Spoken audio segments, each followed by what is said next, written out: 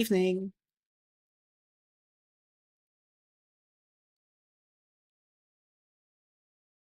All right, today we got two stories to read. It's going to be Guide Ahead and Gavial the Great Chief Return. That's the two stories that we'll be reading.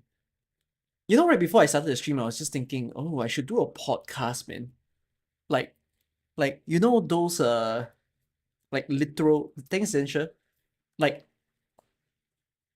I should do some kind of chatting session. You know, it's like AK hangout and have a bit of a chill time and just be able to speak my mind out with whoever that wants to actually do some chatting time.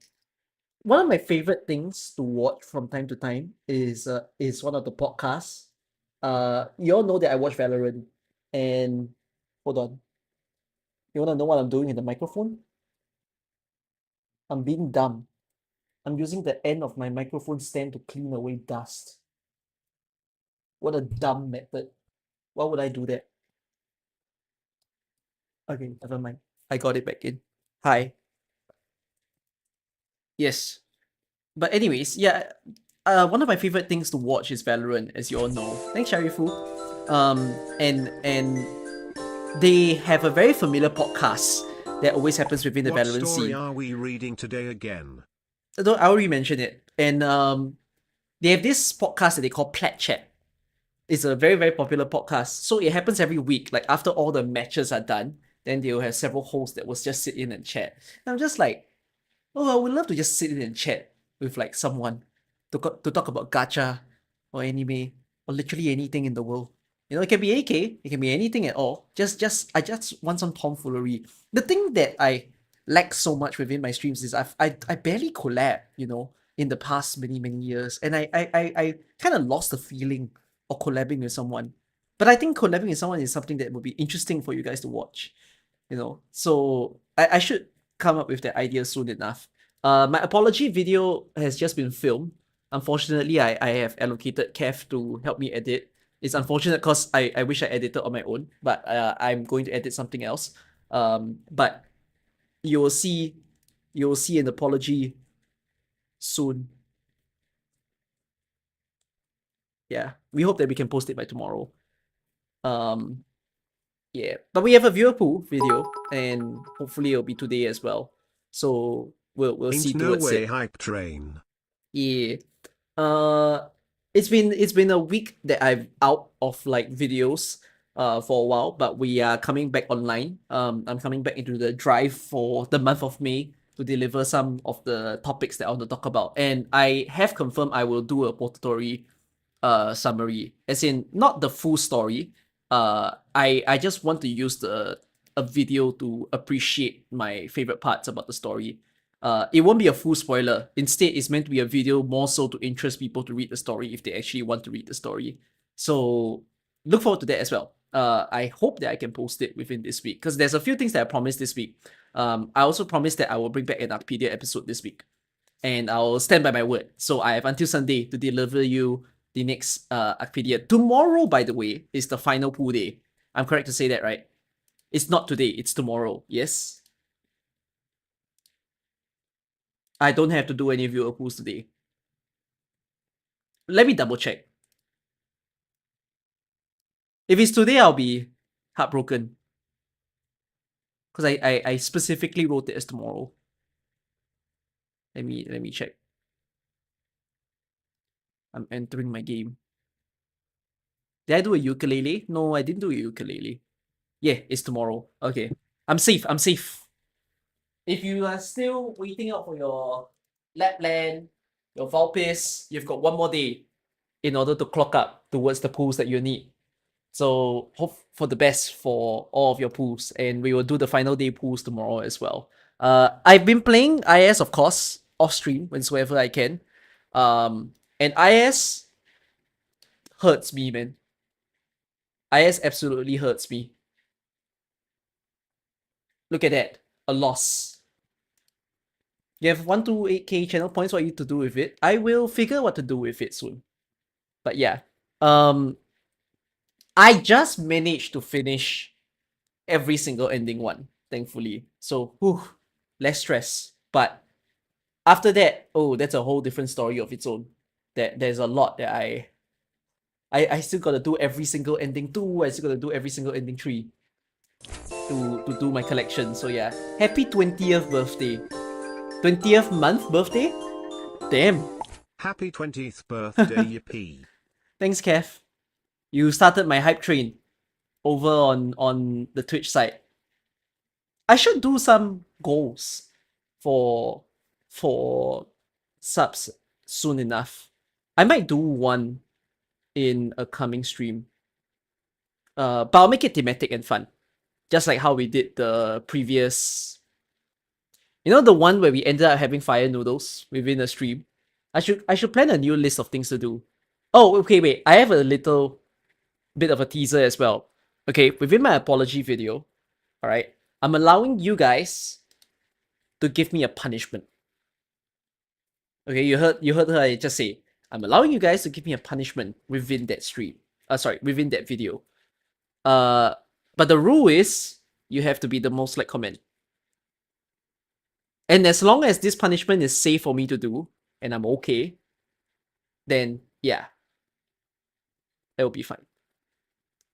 You just have to watch the apology video. It should be posted within either tomorrow or the day after. It's not, by the way, it's not titled as an apology video. Okay, it's more so about the PC client, but there is a apology wedged in between. So yeah, all right. Cookie, I've done 240 pulls. Do I have to proceed to 300 pulls? No, you don't have to. It's up to you. Is there any value in doing 300 pulls? That depends. Because if you've already gotten everyone, then there's no value. But if you have someone that you're missing, then maybe. Why not? Okay, yeah, but today's stream is not for IS. Today's stream is going to be for reading. It's been a while since we did any reading on the stream. The last time we did it was for Pototori. After we read Sirakusano. And I enjoyed Pototori so much. So yeah. Oh, thank you, Zensha.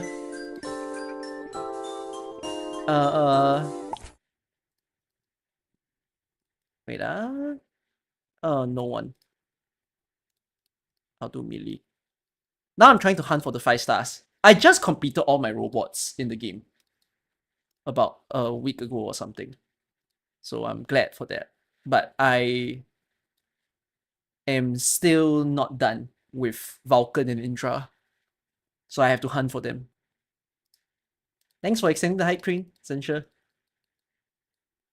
Oh no, I need to fix my bass. Okay, I need to listen to everybody's voices for this story because I don't really know. I'm gonna say that I don't have to accent too much. I mean, accenting is hard anyways. I'm always very scared that I butcher accent when I do it. But I shouldn't need to do it too much this time, which will make my life easier. Do I need to put anyone else? Okay, we can run you. I guess I can swap.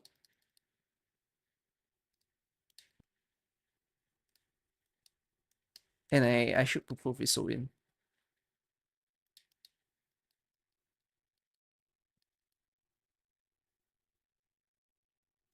Hold on. Okay.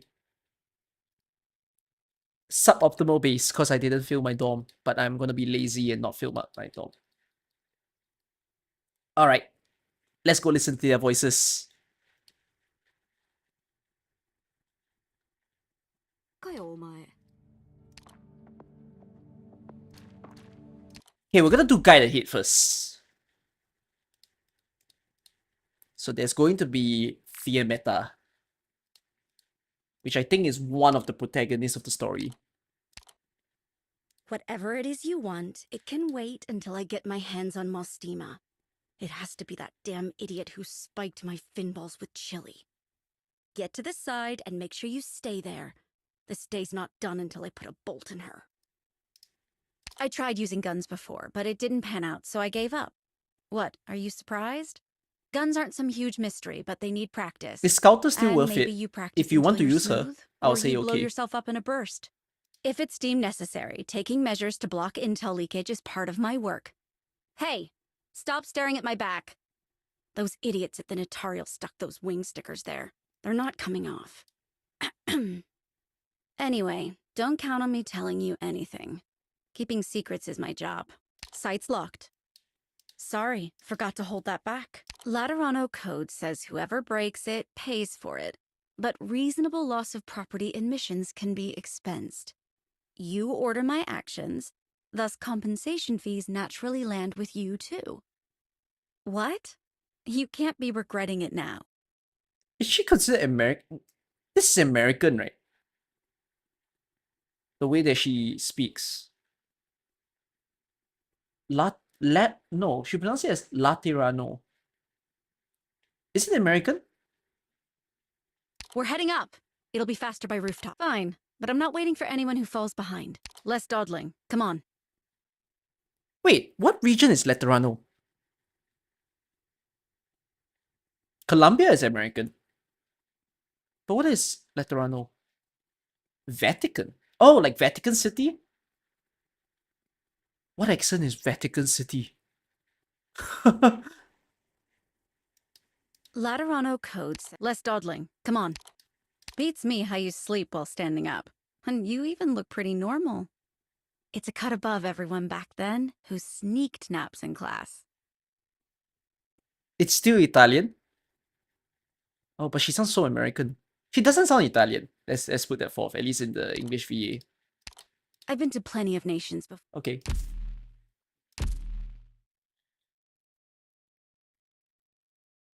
Oh, Exe's not in this story. Is Exe in this story? Executor's in this story, I think. Enforcer as well.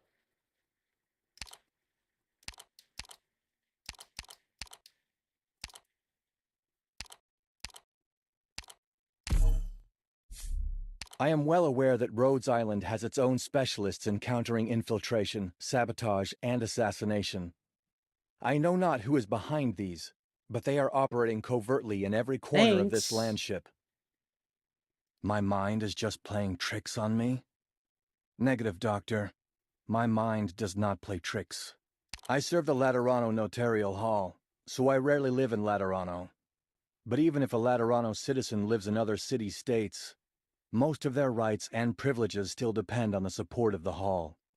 In my case, for example, my work has less to do with the living, but more with those at death's door.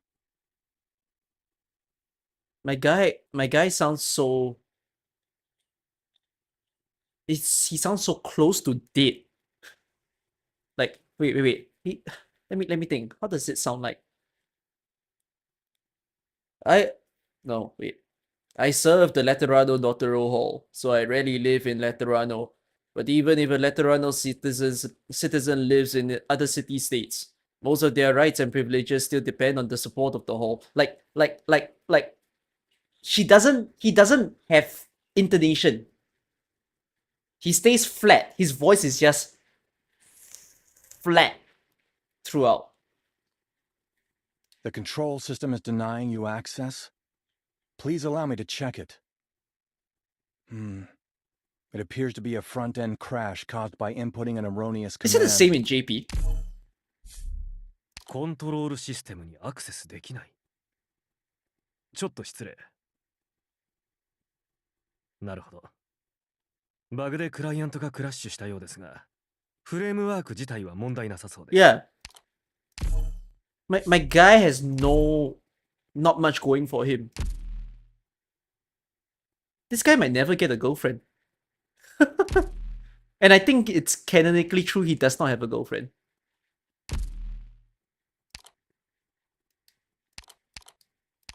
But it's not like he will be minded. He won't be unhappy because he doesn't care.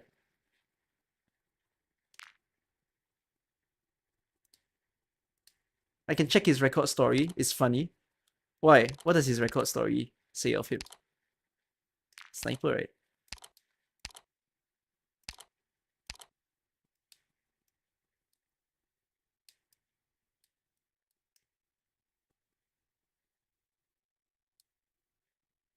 Executor lacks common sense.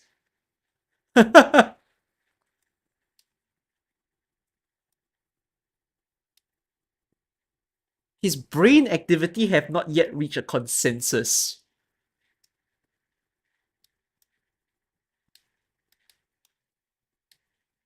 Oh shit, I'm seeing the words about the law. I'm not supposed to read that.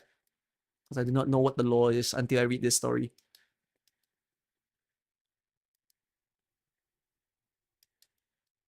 Is there a specific file that I'm supposed to see? Or is it operator record like this? Where am I supposed to read? I'm not gonna read every single one, I think. If you can point me to it. Man slow to speak. Is this something about his dating habits? Or that people get interested in him? Yeah. Where is that?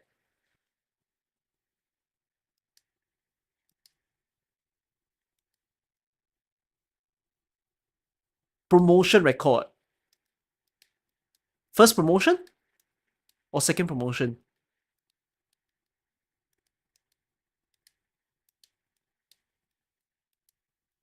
It might be second promotion. I lost it. I need to E to promote him. For the lore! I need to E to everyone. It's okay. We missed out on that. Okay, so we have Fia. We have Executor. Ooh, why do I have hair? And we have Mostima. And then Enforcer. 論面の街中 Oh, no Ian. そろそろ終わりかな。7割くらいの力で十分かな。ドクター、打天使がどういうものか少しは知ってるみたいだけど、残念ながら私から詳しいことは話せないよ。たとえいつの日か君と全てを分かち合える日が来たとしても、これは私の唯一の秘密さ。Okay. I mean, we heard her in Code of Brawl. Enforcer. Pusher.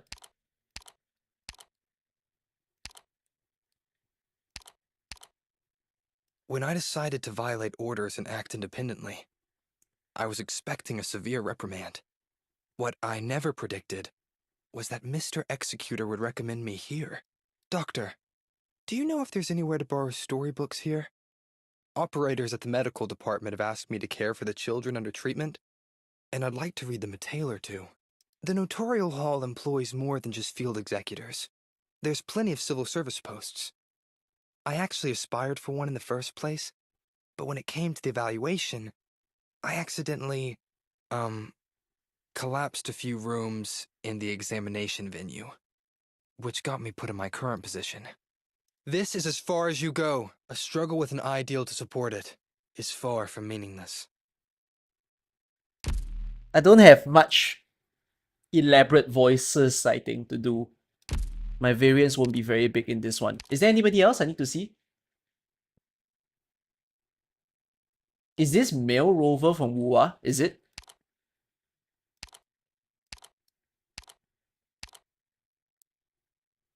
Am I done? Is it just these 4 characters? And then that's all. Like everybody else is an NPC. Oh. Insider is also present. Really? In Guide Ahead? Insider was early? 우리의 법이 모든 분... Our laws are incapable of perfectly solving every dispute. There are many situations where even the saints can't help. I must admit, I have a deep respect for people like the bishop from that monastery, considering the problems he faced. Have I never heard his Too Ian bad voice? I don't have such lofty faith. I'm running Kea. Was that Orin earlier? Now when did that punk learn some manners? You taught him? Well, now that's impressive. I guess even a devious boy like him is still just a boy. Easy enough to trick him onto the right track. Huh? You didn't trick him? Why am I running Kea? 저거 설마 아렌이야? 언제 저렇게 어른스러워졌대? 박사가 가르친 Oh, I probably ran Kea because it felt more like him. It's like, Ian is such a nice deep voice, but like, it feels a bit different from how I think of him. 저거 설마 아렌이야? 언제 저렇게 어른스러워졌대? 박사가 가르친 거야? 야, 정말 대단한데. 하긴 꼼수를 잘 부리긴 해도 아직은 어린애니까 얼렁뚱땅 속여 넘기는 건 어렵지 Yeah, I 않았겠지. also say KR because he looks 어? like a KR 속인 게 character. 아니라고?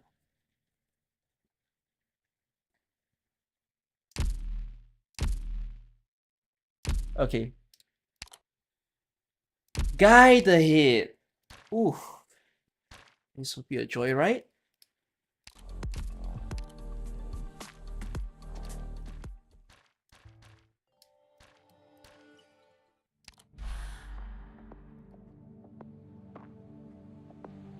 Never in my life, Uncle not playing reverse. Is he quitting the game? What? I've been asked this quite a lot of times on my stream, and I gave my answer already. Alright. 25,000 words, I think. It's around that number of words, so this should take me about 3 hours or less.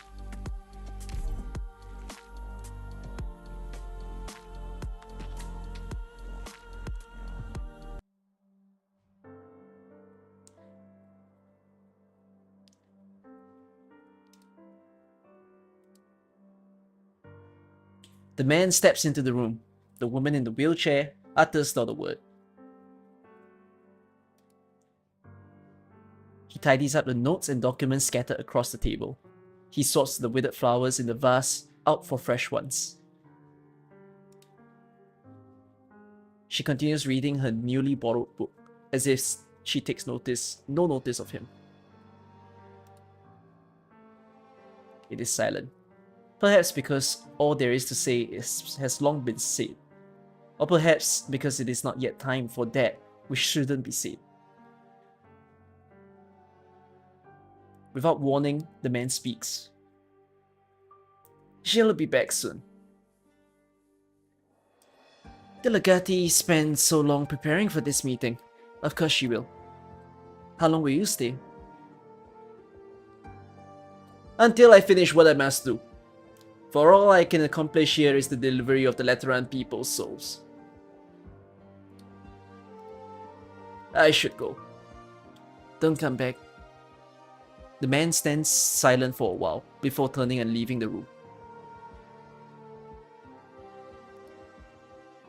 The woman pushes her wheelchair up to the window. She opens it and looks out. She watched the sun rise and set over Letterano countless times through the window frame.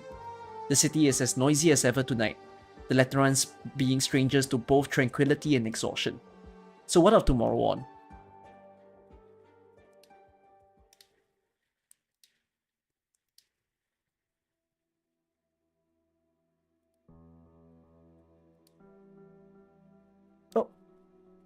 Oh. Mama, drink some hot water. Good girl. Mama's alright. Mama, I'll read you a storybook. Cecilia, my darling Cecilia. Mama really hates to leave you. Are you going to leave me, Mama? No. Mama's never ever wanted to leave you. She's just got no choice. Where are you going, Mama? Can I go with you too? Is that okay? You can't go where I'm about to go, Cecilia. It's very cold, very lonely, and so empty. I'll go with you. I'll be with you so you won't be lonely. I'm sorry, Cecilia. Your childhood should have been so much more blessed. I have been blessed with you, Mama. Cecilia. Cecilia, listen now. Listen. I'm listening, Mama. I won't be able to look after you soon. Someone will come pick you up. Go with him. He'll take you to Papa. Papa will look after you for me. Okay? Can't you come with me? I bet Papa really wants to see you. Mama has something important to do, so I can't go with you. Once you see Papa, Tell him that your mama really misses him too. Also tell him I'm sorry. Okay? Mama, what are you sorry for? Listen to me. Listen to your mama, Cecilia. I will, Mama. Don't cry. Cecilia, my poor Cecilia. Giving birth to you was the greatest blessing in my life. But what if you find a lifelong curse? My child, my beloved daughter. Who will bless you? Who can? Cecilia, my darling Cecilia. Hide yourself. Don't let them find you. Run away. Leave Letterano. The mother holds her daughter's hands. Through her eyes flash myriad emotions until finally all strength fades from them, and they slowly, gently fall shut. Mama? The Sankta girl does not know what's happened. When she notices her mother's hands have turned cold, she clasps them together against her own chest, hoping to provide some warmth to her. There's a knock on the door. Executor Federico of the Lateran Notarial Hall, on official business. Please open the door.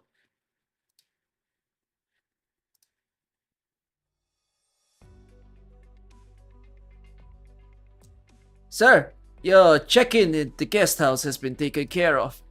The rest of your day is completely free. Might not be the bad idea to have to look around. You seem quite eager the whole way. Lateran City has some very distinct architecture. You see, wasn't it worth the trip? I suppose it was. What's the schedule for tomorrow? Your meeting with His Holiness the Apostle, our Pope, is all set, so I'll be returning to Basilica now. I'll fetch you tomorrow when it's time to meet him. Please enjoy your stay in Letterano.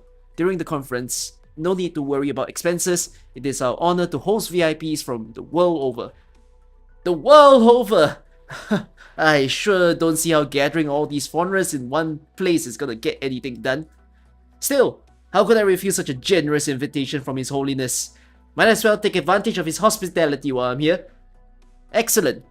Now if you'll excuse me, feel free to take Letterano by storm.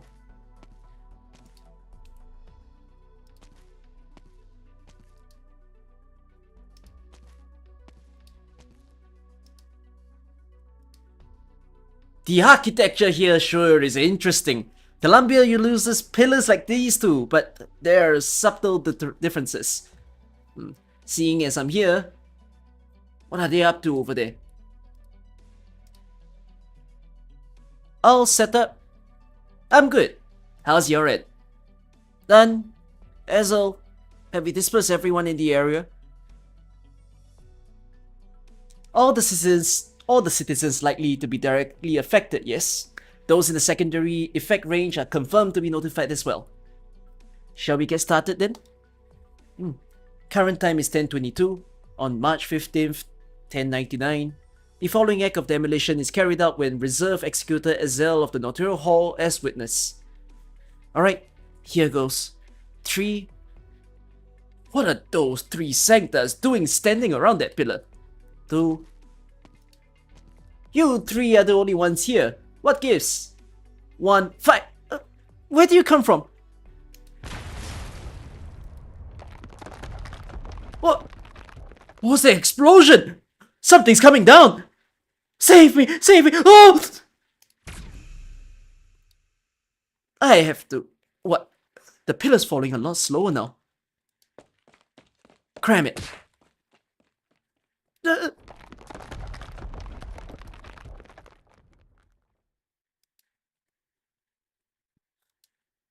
That scared the skin out of me! What kind of crazy place is Letterano? Whoever you are, Liberi, thank you for rescuing me. What's your name? Find me at the Colombian Provisional Association and I'll return the favor. She's called Shimmering Vigil. Shimmering Vigil! Lateran names sure do sound silly sometimes. That's not my name. You're okay, right? Thanks, you two. That could have really been a disaster. Thank you for your aid. You're welcome. Say, what's going on here though? Bombings in the middle of the day? Don't tell me you have extremists sneaking in.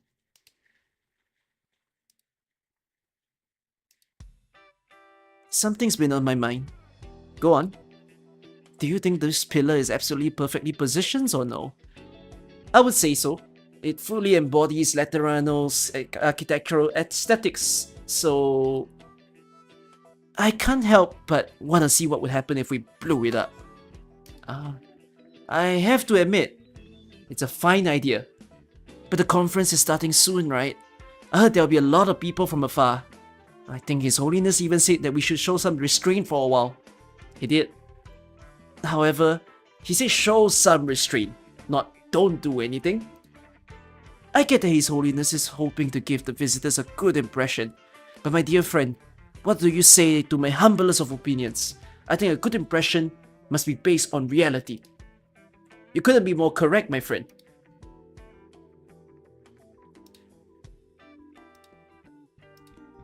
So, we filed with the notarial hall, got our executor here to witness for us, and evacuated everyone nearby, before giving this beautiful pillar just the perfect blast. Except, we never expected you to show up right at that moment. We're so sorry, esteemed sir, for unwittingly doing you harm. You set off an explosion on a nomadic city street and filed with the government for an official witness. Were you Laterans always this uninhibited? Of course, we abide by the commandments and all relevant regulations. But if it's not explicitly forbidden, anything's fair game. And Lateran City values and protects every citizen's rights. Don't worry, sir. Just your average everyday explosion. Perfectly normal. What if someone gets hurt? We know our limits. That said, I'd also like to extend my apologies for this accident. Truly sorry, sir. Maybe it hasn't quite sunk in for you yet, but believe me, stay long enough and you'll learn to love this city. I think I can live without that sinking in. And there you have it. Welcome to Letterano, sir.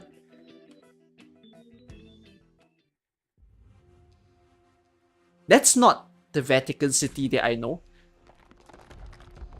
Vatican City is supposed to be holy, no? Tut, if it isn't Mostemia. Just what's her ability? She's slowing down time? Or merely tricking people to perceiving it that way? Blows my mind every time. Orin, what's going on over there? Not much, just a normal day in my lovely hometown. Though I did get a better show than expected. The others are waiting for us. I know, let's go.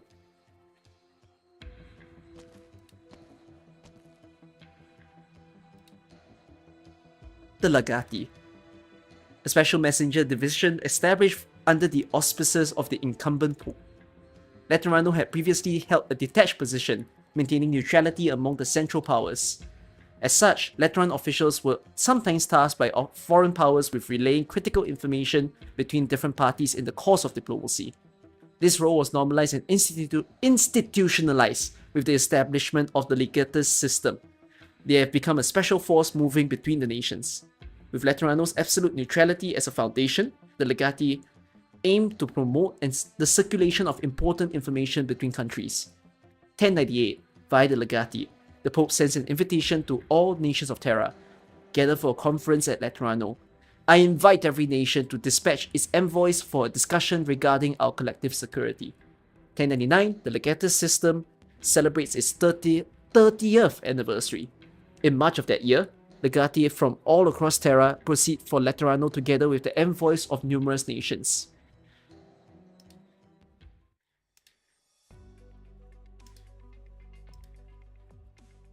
One of those two just now seemed a lot like the Pontifical cohorts, and the other was that of Legatus.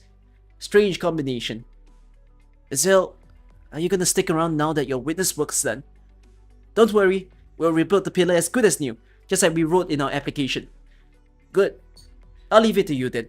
I'll be going now. I still got quite a bit on my plate. Who's Azel? Ah, Azel is Executor's real name. Just to confirm, I'm looking for a will registered by someone who's passed away.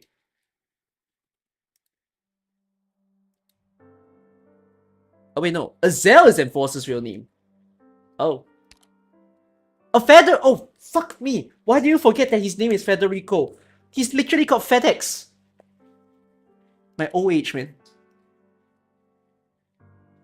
A typical single woman's residence, with no trace of any other occupants. In the bedroom, a body lies serenely. No signs of poisoning, no signs of violence. Federico here. Female citizen's body discovered at 7265 via Hervetius Pegas Stabonis. Preliminary determination of the cause of death, natural. Please notify... Oh, these are hard words, man. Ecclesia Requiem of the Pages to come and enter the remains. Preliminary search found no last will and testament. Please initiate new assignment. Confirm deceased identity. Search for will according to any pre-registered information. Federico out. Mama, don't go out. Don't let anyone else find you. Oh, never ever approach anyone in uniform. That's what Mama said. Oh, this is her perspective. Is the uniformed man gone? Or still here? It's alright. When someone visits, just take a nap on your little sofa. Just like always. Wait. Whose perspective is this? You can always go back to Mama when you wake up. Don't panic, Cecilia. Why are you so... It's the mom's perspective. Wait.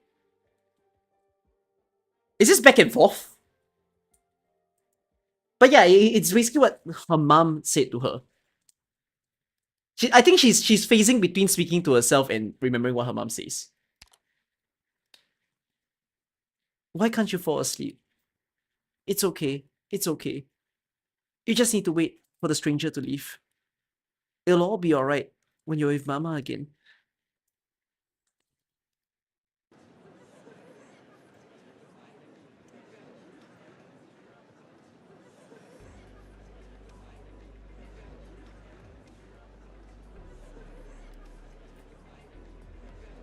Oh, Yerek is here too.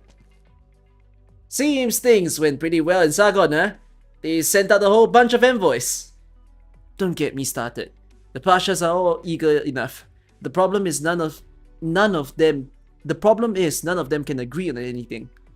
I'm already thanking heaven they haven't started brawling yet. What about Kazimirs? Their military is sizable, no matter how you slice it. They have debtors spravilly turned down our proposal, but the KGCC was actually very interested. One rep even sought me out. We had a long chat. He understood the international situation as well as any legatus. He might even come in person if he's not too busy. But enough about us. How about you, Orin? The situation in Victoria is anything but simple these days. I'm sure you've heard a thing or two.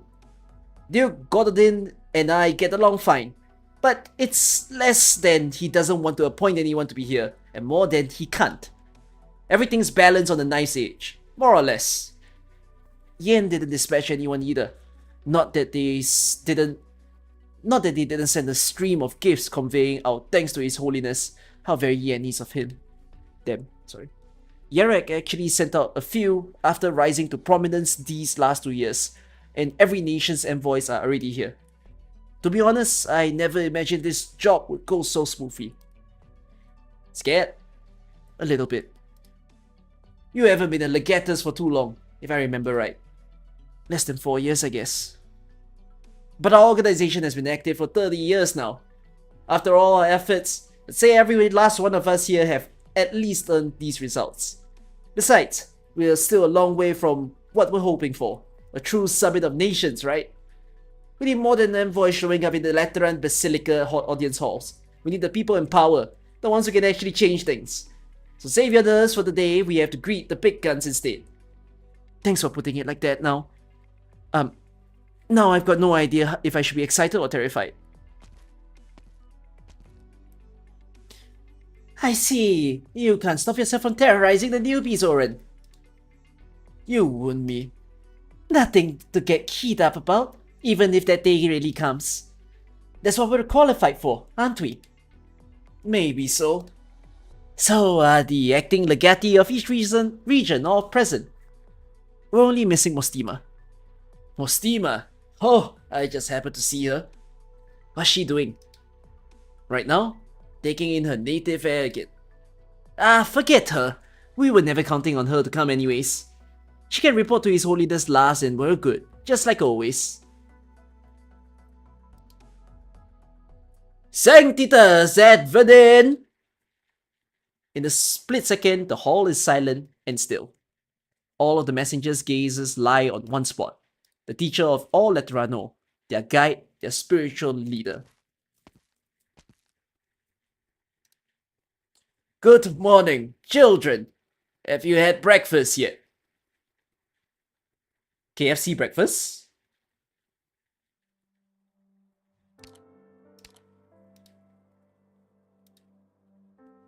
Well, no sign of external force. It was likely due to illness. A pitiable soul. May she not ill so on the other side. Demi Sancta, your remains shall be comfort to the Ecclesia Requiem, where you shall rest. Here, this was hung on the bedroom wall. Hand it to a member of the notarial hall.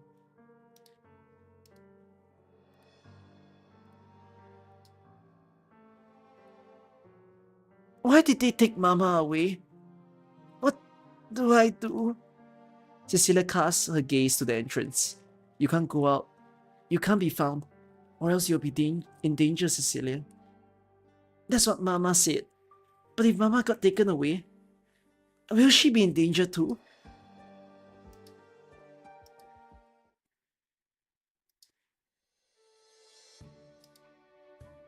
Fiammetta.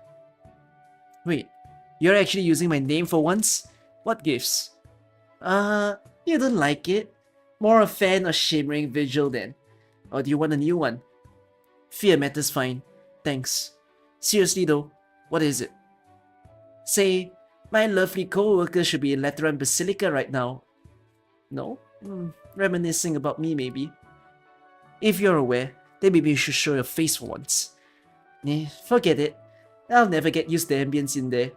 Besides, who wants to see a living warning sign rocket on in there? That'd just be uncomfortable. Since when do you care if other people are uncomfortable? I'm not so bored I'd make myself unwelcome just for fun. Objection. Case in point. I'll admit you're enjoying being back here a lot more than I expected though. Really? Welcome to Letterano and all that. I think I'm just in high spirits. Probably from coming home after so long. Yeah, right. Sure, whatever. Let's go. Where to? To see her, of course. Or maybe she's in a different hospital now? It's been ages since the last time you returned, after all. Follow me.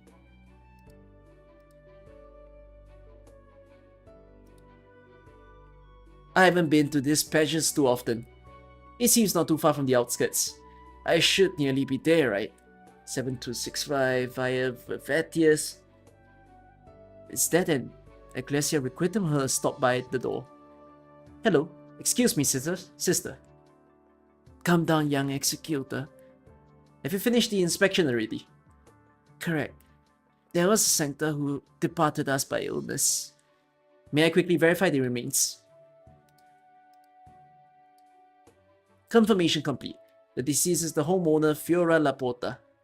My assignment mentioned no will was discovered nearby. May I ask if you noticed anything resembling one during your inspection? We did not. However, this is for you. The notarial hall would wish to reclaim it, correct? Is this a patron firearm? Understood. I'll take it back with me. Thank you both. If you're done with the identity check and arms reclamation, please allow us to convoy her to the Ecclesia Requiem. Very well. Thank you for your time. Identity of the deceased confirmed. If I want to find any pre-registration of a will through the notarial hall system, Right, I can do a long-range search with my terminal, sensors addresses, homeowners. She didn't prepare a will. The diagnosis record states, given the illness, giving up on hospital treatment makes sense. But why wouldn't she leave a will?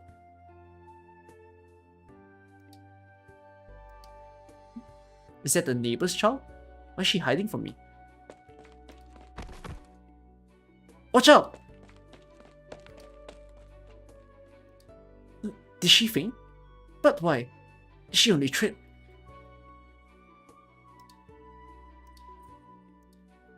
Does anyone know who this child's parents are? Does she live nearby? I've never seen her before. Is she passed out? Or did she bump her head when she fell? I've never seen her either. Maybe she just moved in. I can ask around the neighborhood hall. What for? If she's hit her head, then we need to get her to the hospital. You hurry and take her there, Executor. We live just around here. If her parents come looking, we'll point them straight to the hospital to find you. Perfect. Thank you all.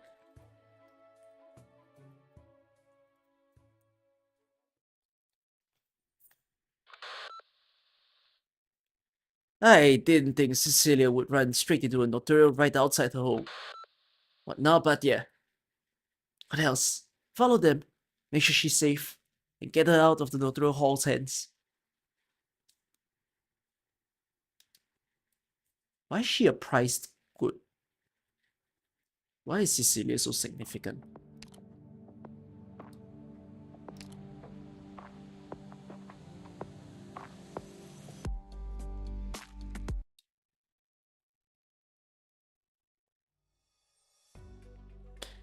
Yucatan, doesn't Lateran food bug you at least? Like a little?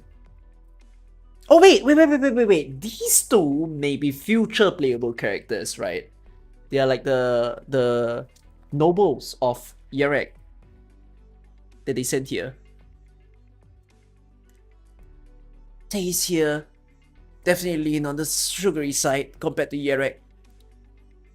Don't you like sweet? Russ?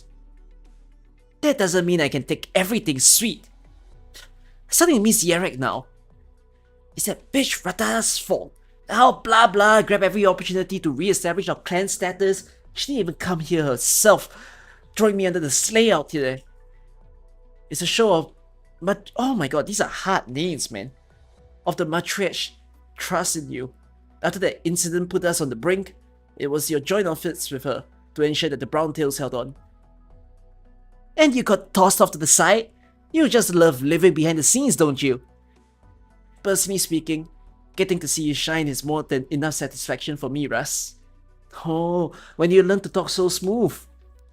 That aside, madam, this conference may turn out more fruitful than we expected. We didn't think so many countries would be here. It seems we might have underestimated Letterano's influence. Yeah, that does sound about right. But don't you change the subject. Oh. Do you not have eyes? You bumped into me, I think. Your Letanian is an embarrassment. What corner of hinterland did you scurry out of? I come from Yerek, and it's certainly not the hinterland. Yerek? What kind of place is Yerek? Lady Sharon, Yerek is the nation of Snow Realm in the buffer zone between Victoria, Columbia, and Kazimierz. There's a country in the mountains. The very definition of hinterland. You think an envoy of a trifling glacier state has the standing to be flippant with me, a duchess? Madam, first I have to stress again. Yerek isn't some hinterland like you keep saying. You probably can thank your own narrow mind that you've never heard of my country. Second, you're the one who bumped into me. You owe me an apology. You dare! Lady Sharon, we're in the Basilica. Lady Sharon, permit I remind you, you currently stand in Letterano and not on your Letanian domain. Who are you? A Lateran legatus. What are you trying to tell me, legatus? This is the Basilica. What? Do you intend to declare that it's the host, Letterano sides with this provincial creature? Letterano sides with order. Therefore, Lady Sharon, you should apologize to Madam... How to pronounce your name? Your name is so hard. Shurus. You know my name? You'd expect me to know the names of all the diplomatic envoys, wouldn't you? Then you must be very well aware of who I am. Of course, Duchess Frances of Letterano. Permit I remind you again, this is Letterano, Duchess. Letterano, you are asked to honor the commandments and orderly abide by the rules of law. No matter what privileges you enjoy in Letterano, they do not exist nor apply in Letterano. This is how the Letterano treats its guests. If you're willing to be a guest of Letterano, Letterano will wholeheartedly treat you in kind. Orin, when do you start standing for Letterano, huh? As a Lateran legatus, do I not have the right? But in the Basilica. Lady Sharon, please quell your anger. Don't you think it's a little late to be pacifying me, Cardinal? Your Grace, I beg your understanding. The legatus who contradicted you will be given an appropriate punishment. And rest assured of the Lateran courier goodwill during a stay in the guest house. Madam Shurius... How do I pronounce your name? Shurius? Shurus? I beg your pardon as well. This fault of this minor misunderstanding lies with our shortcomings. If you would be willing to magnanimously accept my apologies, I hope to invite you in a short while to the side rooms for a talk. Shurus look at Yucatan, and Yucatan gives a subtle nod. Laterans, my. Arelse, Martina, please look after these 3 most important guests in my seat. Orin, come with me. Here comes the punishment. Alright.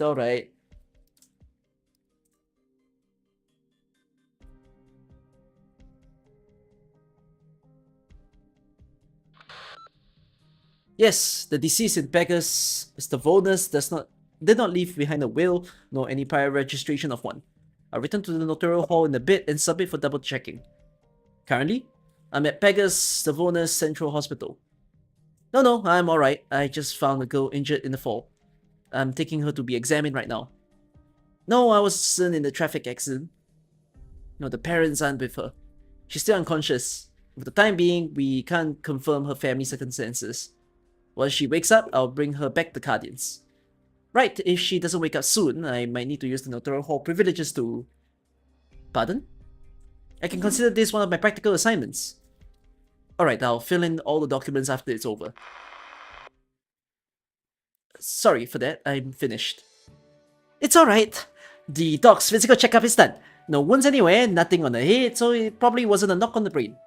But the girl does have a small fever. Odds she was ill, she'll still need a few more tests before we're sure what caused her to pass out, but it won't be anything too bad.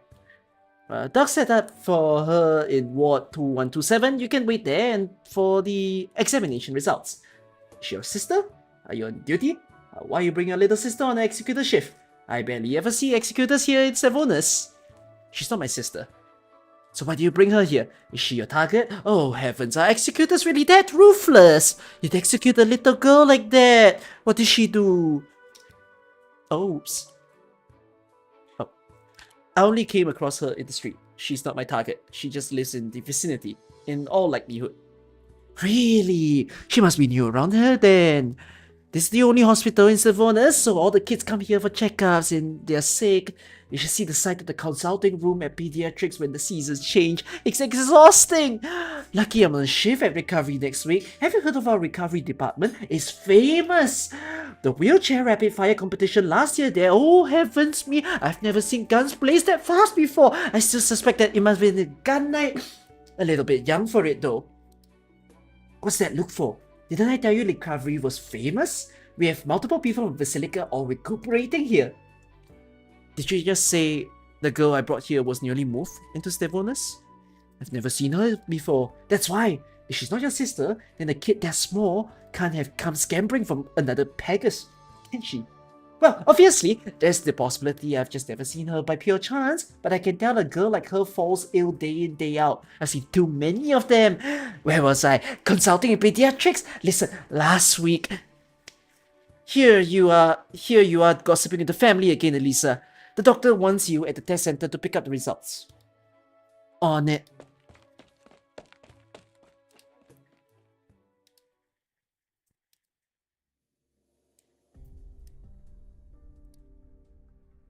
You sure you fetched the right report?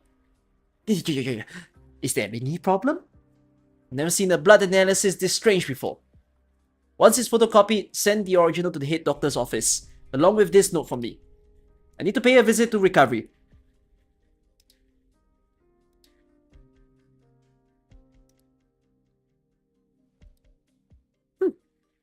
That assistant headed for the head doctor's office. So what now, Petya? Oh my god, who are you? It's a little girl. Maybe a little girl. Allocate to hold the report deliverer back. Don't go big, just hold things off. Wait a little time, and we're fine. What about that doctor? It looks like he's gone for recovery, but not the end Cecilia's in. That works. This way, the executor will still be in the dark for now. Everyone else with me will draw the executor away and get Cecilia out before the hospital peoples reach her. Remember, move quick, but don't be rough with Cecilia. She's our companion. Don't make her hate us.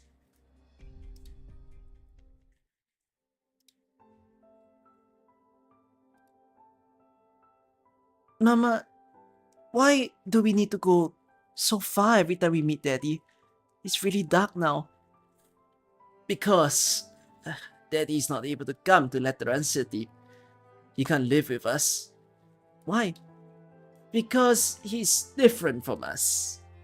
Then can't we stay with Daddy? Daddy wouldn't want you to stay with him, Cecilia. You'll understand when you're older. Why? Does Daddy not like me? Is it because I'm not good enough? If I'm a good girl, can Daddy be with us all the time? Cecilia, you have to trust Daddy. He loves you, even if he can't be by our side.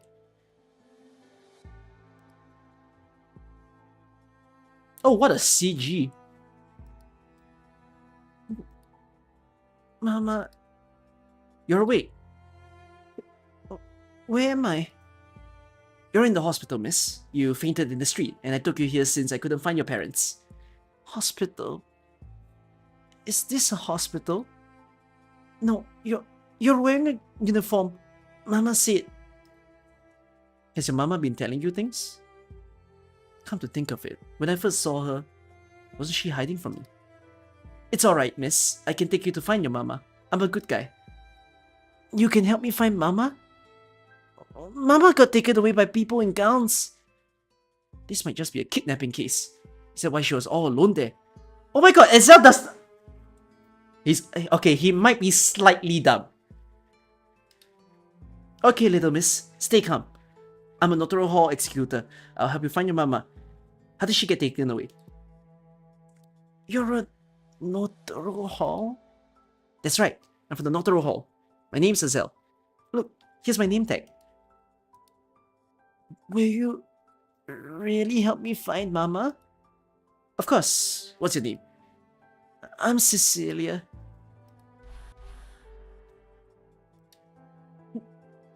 What's wrong with your halo? What is this about? Even in the most downcast moods, Sankta halos don't dim like this. Unless... But a child this small wouldn't have a patron firearm yet. What could explain this? No, beyond that. Cecilia, how do you feel? Is your halo... Sometimes it goes like this. Mama says I'm ill. It'll be fine soon. Ezell realized something. Amidst her current pain, Cecilia is anxious about her missing mother too. But he cannot sense any of her pain, nor anxiety, relate from her. Cecilia is without a doubt a Sankta. How could this be possible?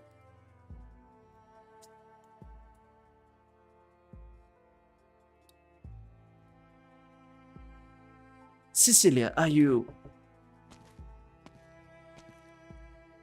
this girl's relative? Functionally. Come with me. She got somewhat special circumstances, and the doctor said he needs to talk with you in private. There was a strong gust of wind just now. I'll close this window, in case she'd catch a cold. Of course. Alright, Cecilia. Just get some rest. I'll be right back. Don't worry, Cecilia. We'll keep you company.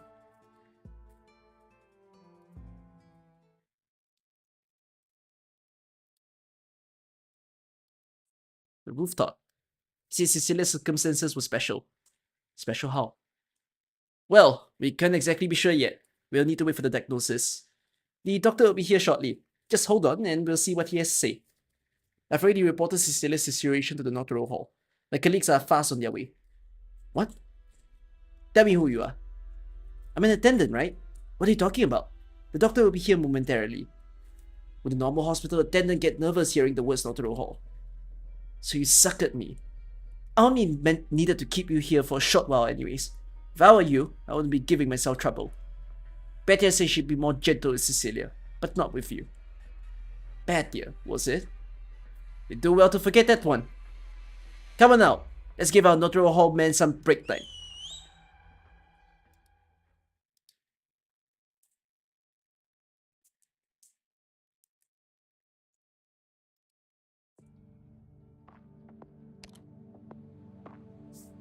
I think this must be something to do with Cecilia being mixed, since the story implied that her dad is not from here.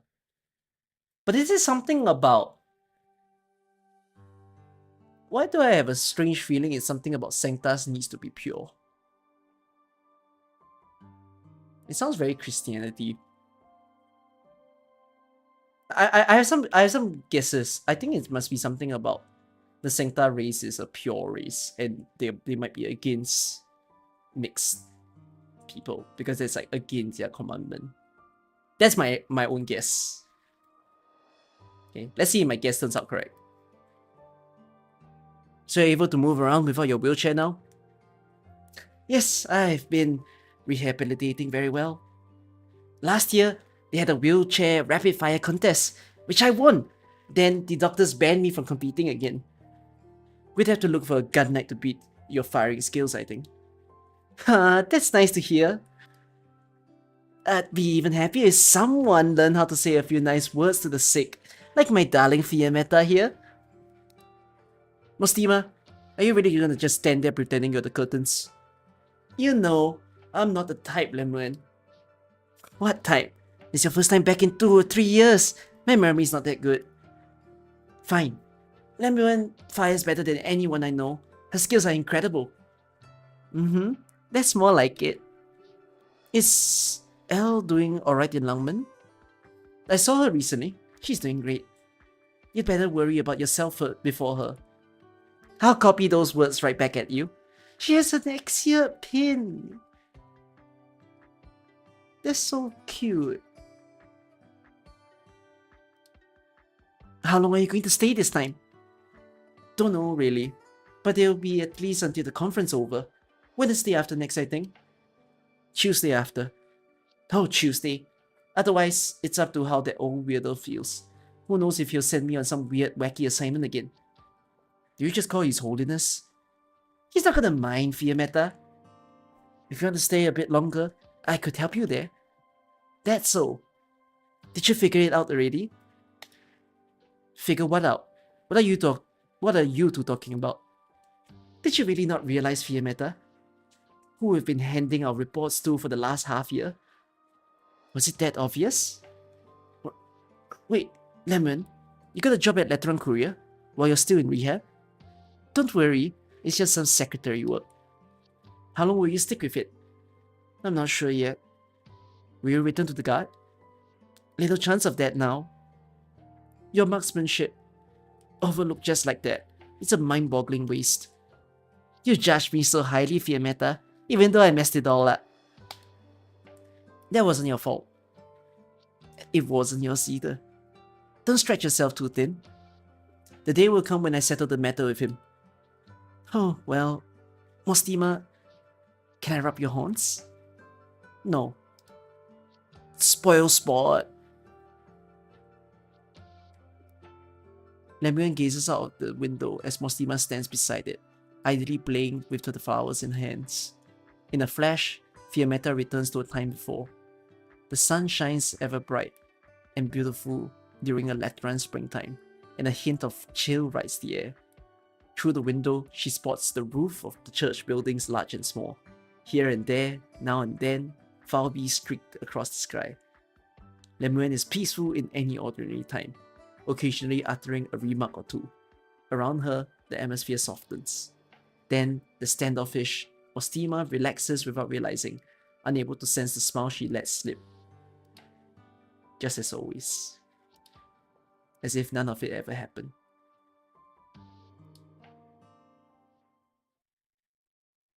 But it's only an illusion.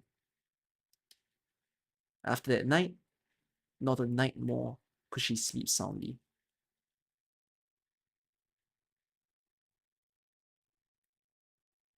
Lemon? Something's on my mind, Lemon. Does this hospital have all that many volunteers? I suppose. Come in. Senora Lemon, I want you to look at this. Oh, you have visitors. It's alright. They're all war buddies of mine. War buddies? You don't mean? That's right. In that case, may all three of you could take a look at these test results.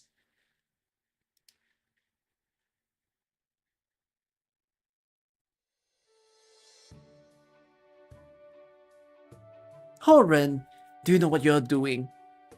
Maybe you'll be kind enough to tell me. She's not going to think of your matters just as personal conduct. She'll be thinking we're going out of our way to exhibit the Lateran stance. Sip up for a moment, and this become a diplomatic incident. Isn't that exactly what you want? Conflict leads to issues. Issues require resolution. Resolution needs a channel. Letterano's providing a whole new way to resolve issues. And we provide this method under two prerequisites. What we say has to carry enough weight, and what we say has to be appropriate. Right, Letterano needs to have appropriate stance. If all we brought to the table was an ordinary roll of the dice, who'd need Letterano? Wouldn't you say, Your Holiness? Do you agree with him, Vel? He's pretending to be smart. The reason Letterano stands upon this land and the reason the legati can cross all borders is that Letterano possesses faith. No, it's because Letterano itself that the legati are given passage, Your Eminence. We all know clear as day that the true Lateran faith can't be reached beyond the Sancta. I'm sorry, but it might let you down if you count on it to get things done. Orin, if you seek death, you can apply through the proper channels. Truthfully, I've never understood how you two managed to fight so much. When I set out on my way back to Victoria to Letterano, Duke Gododin asked me a question, and I believe it's not one I'm equipped to answer. He asked, does anywhere in Letterano suffice to draw me there? Your Holiness, when we're set at the playing table, with the cards in our hands, be enough. Your Holiness, Ostima wished to speak with you. She states that what she must report cannot be heard by any other. Then we'll stand out of your hair. You may go. With the truth. Understood. Time sure does fly, Your Holiness. A good while, my child. Is Lemuel well? No hiding anything from you. I've seen something interesting here at this hospital. Go on. I saw the results of a physical checkup, and some of the signs look very familiar. Say no more before you return to the Basilica, Ostima.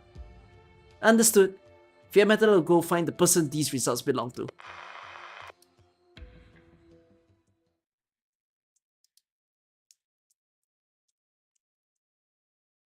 I know the hospital's Lemuel is recovering at is in Pegasus Stavonus. Stavonus. Something that big Mostima use a dedicated line. Oh, quit messing with me.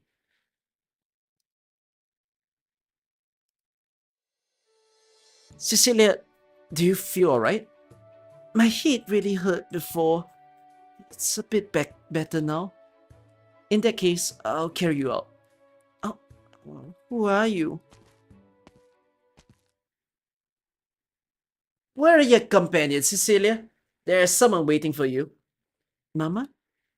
I'm afraid it's not her. Your mother won't come back, Cecilia. Why? I'm sorry, I can't explain it to you. But someone can. I'll take you to see him. I'm sorry, miss, but I want to find Mama first. I'm really not good with kids. Sorry, Cecilia. Whether you want to or not, I'll have to bring you away. You aren't safe here. Cecilia! Too quick. Who are you? What are you doing here with Cecilia? Not for you to know, Sankta. Cecilia was a companion of ours from the start. You're the one stealing her away. In that case, please tell me her parents' family name, her home address, identity number, and your blood or legal relationship to her. Notoro Hall brain rot.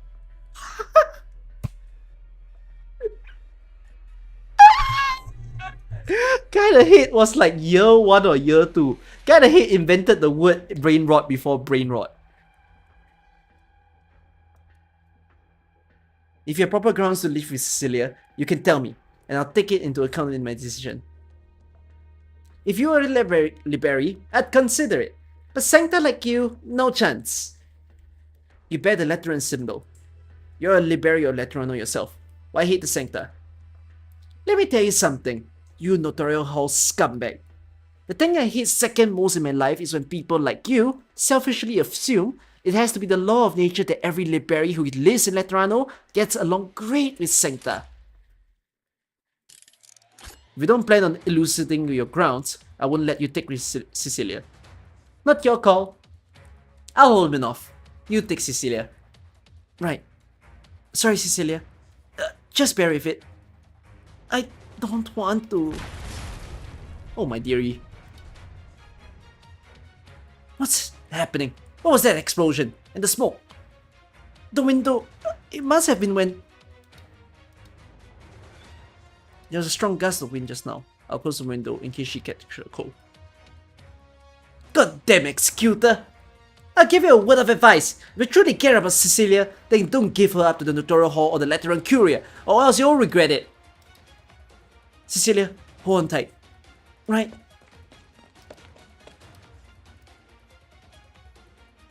Are you alright?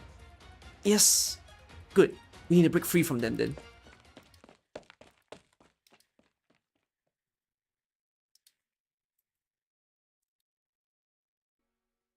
Is he going to listen? Of course he won't. Sankta are a bunch of happy-go-lucky idiots, but the ones at Notre Hall don't even get the happy-go-lucky part. Whether he listens or not, we need to ensure Cecilia is in our hands before we can proceed. Then we need to notify the others ASAP. Already done. While I was talking to him just now... Oh, you wanted to hold him up so that you could send word out. He can't outrun us. Why was the door to this ward open? Is that you, Patia? Was there an 8-year-old Sankta girl staying in this ward? No. I heard an explosion on the way here. Do you have something to do with that? What's so weird about explosions in Letterano? Are you really the Patia I know? Fiammetta, the girl you're looking for is already out of the hospital. She's definitely not here. Why are you here? What? You gotta show up in Stefanos Central Hospital and I don't. The guard looking for this girl too? Where'd you get this information? I left the Pontifical cohorts long ago. Weren't you off being Legatus bodyguard? What? You're now back in Letterano again looking for some Sankta girl? Don't you just love being surrounded by Sankta? Liberi like you all are. Patia, what's happened to you since I left? Don't ask that like you actually care. Enough. You don't get to talk to me like that. The girl's not here. I don't need to waste any more time with you either. Forget what happened to me. You should be wondering what you're doing, Fiammetta. Miss Veteran. Patia. Here I thought you loved your precious Fiammetta. Who is this? Here you are with her again of all the things. And this is how cruel you treat her. What's it to you? And what about the Notarial Hall kid? What's your plan? Don't get so gruff, Patia. I might have an even better solution. But I'll need a small favor from you. Who is this?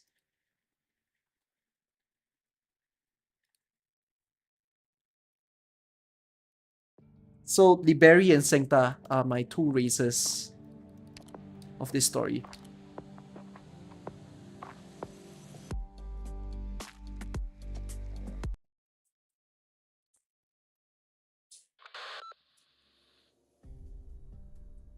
Do I have sarcasm in this story as well?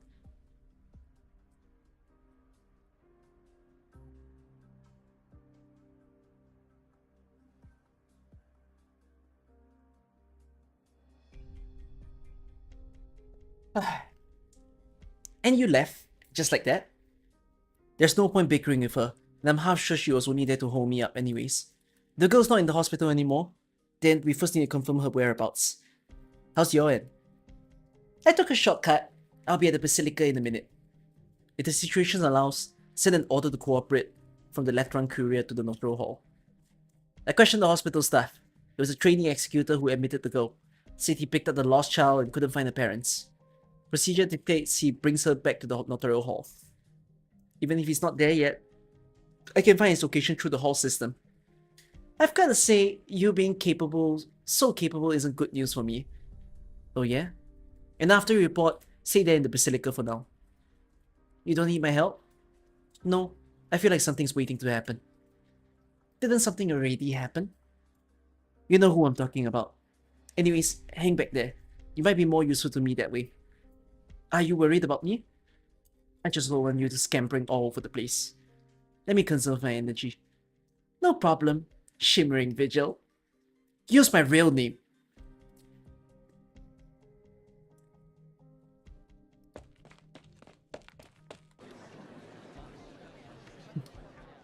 There's so many people here, which makes it harder to find us.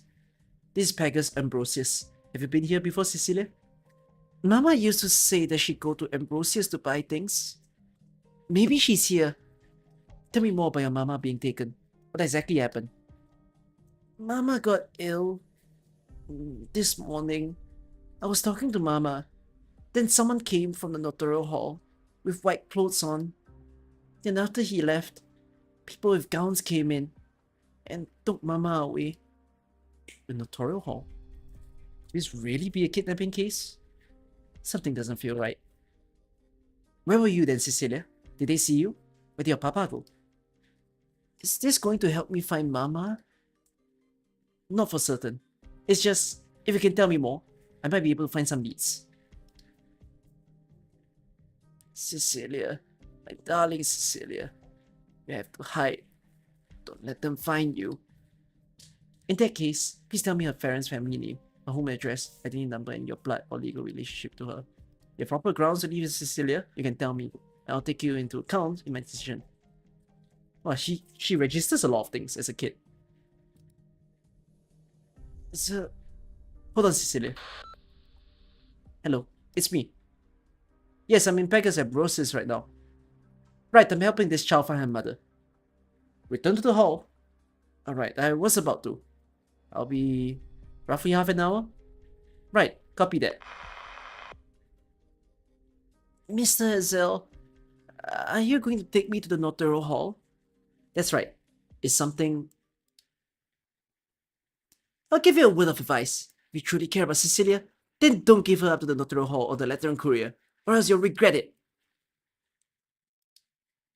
Cecilia, I'm guessing you don't want to go to the hall? Mama said I can't go there. But if they can tell me where Mama is, then I will. I can go. Mama's got an illness. I'm really worried. Cecilia, let me ask you one more thing. Have you seen that library from just now? No, I don't like her. Just give me a moment to think and I'll be with you, okay? Cecilia's mother forbade her from going to the notarial hall, from approaching executors. An executor showed up before Cecilia's mother went missing. Cecilia's mother went missing. Cecilia was almost abducted by a suspicious librarian whose name is likely Patia. Patia says Cecilia cannot be given over to the notarial hall, the Lateran courier. And finally, something's wrong with Cecilia's halo. Would it even be possible for me to extricate myself from this at this point? Don't run away, Hazel. Think. What should you do? Mr. Hazel, in the hospital, you said you would help me find Mama. Is that true? Is that still true now? This can't be the only solution. It's true, Cecilia. I promised you. We're not going to the notarial hall. Do you still remember where your home is? I need to find someone else who knows your mother. I'll help you find her. That's my promise. Thank you, Mr. Hazel. I don't know how to get back home from here. I've never been here before. But if we go back to where I saw you, mister, I know where my house is from there. Not a problem. We'll take a different route back to Stavonis.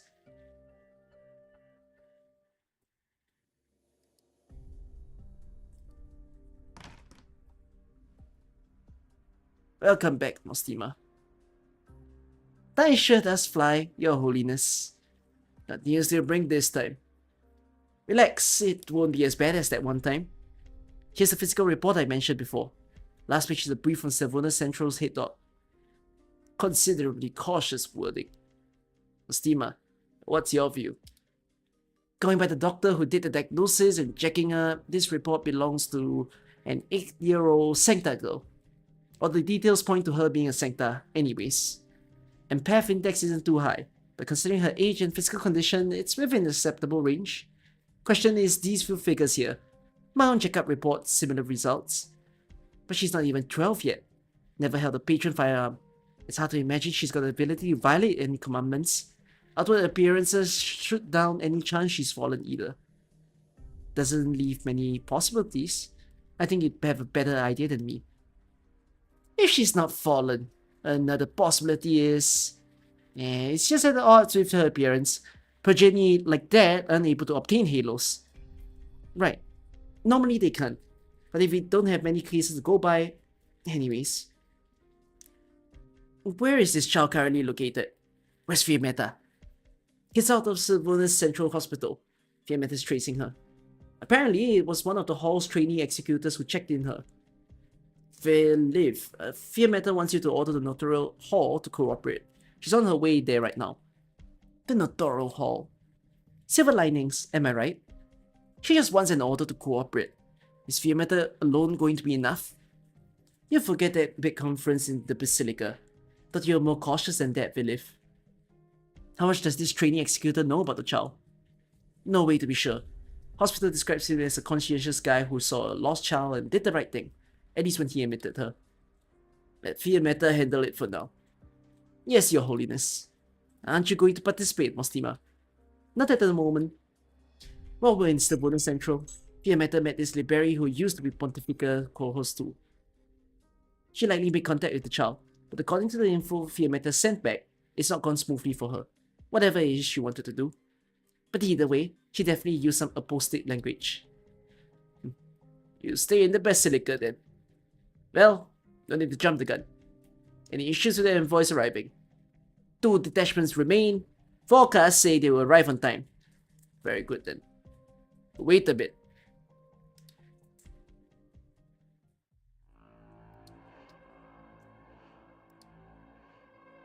Bad dear.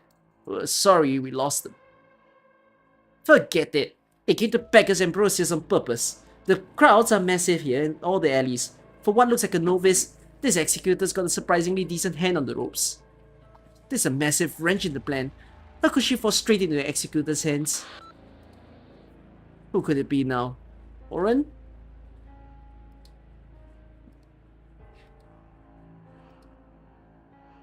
Things are getting tricky, bad dear. What? Are you calling to mock me for it? Not at all. Jokes are reserved for when things go without a hitch. I've got a good news and bad news. What do you want to hear first? And you said you wouldn't joke. The bad news. Bad news is Lateran Courier caught wind lately, and they're officially sending someone to intervene. Guess who got tasked? Fiammetta. Bingo! I'm eager to hear what the good news could be. Good news is, it's just Fiammetta. Nostima is being kept at the Basilica.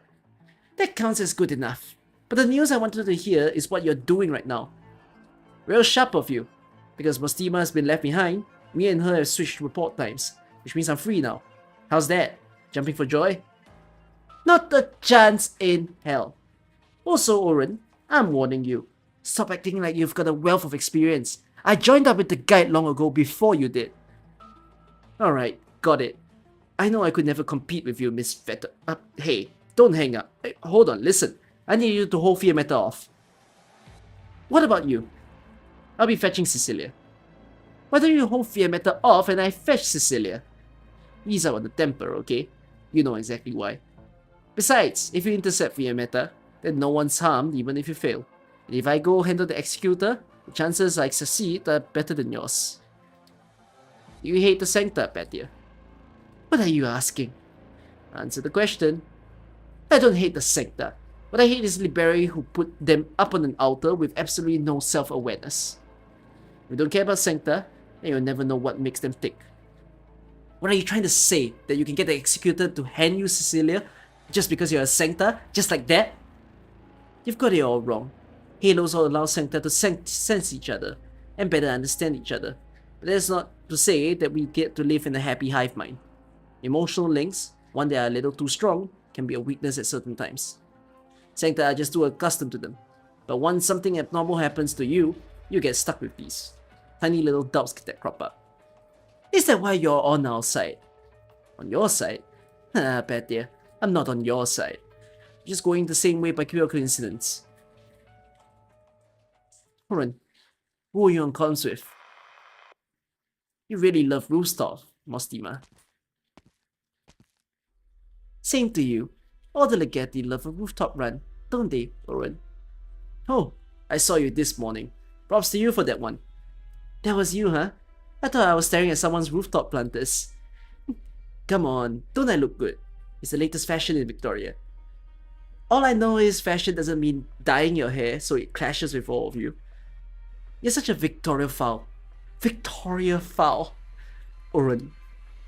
It comes with the job. The glorious Legati demand a certain bearing. Well, I guess at my job then. Aren't you curious why I went to see the old weirdo out of nowhere? It's so secret. It might just sing Letterano. Stop. I don't wanna know. You don't? I was really hoping I'd get another helping hand.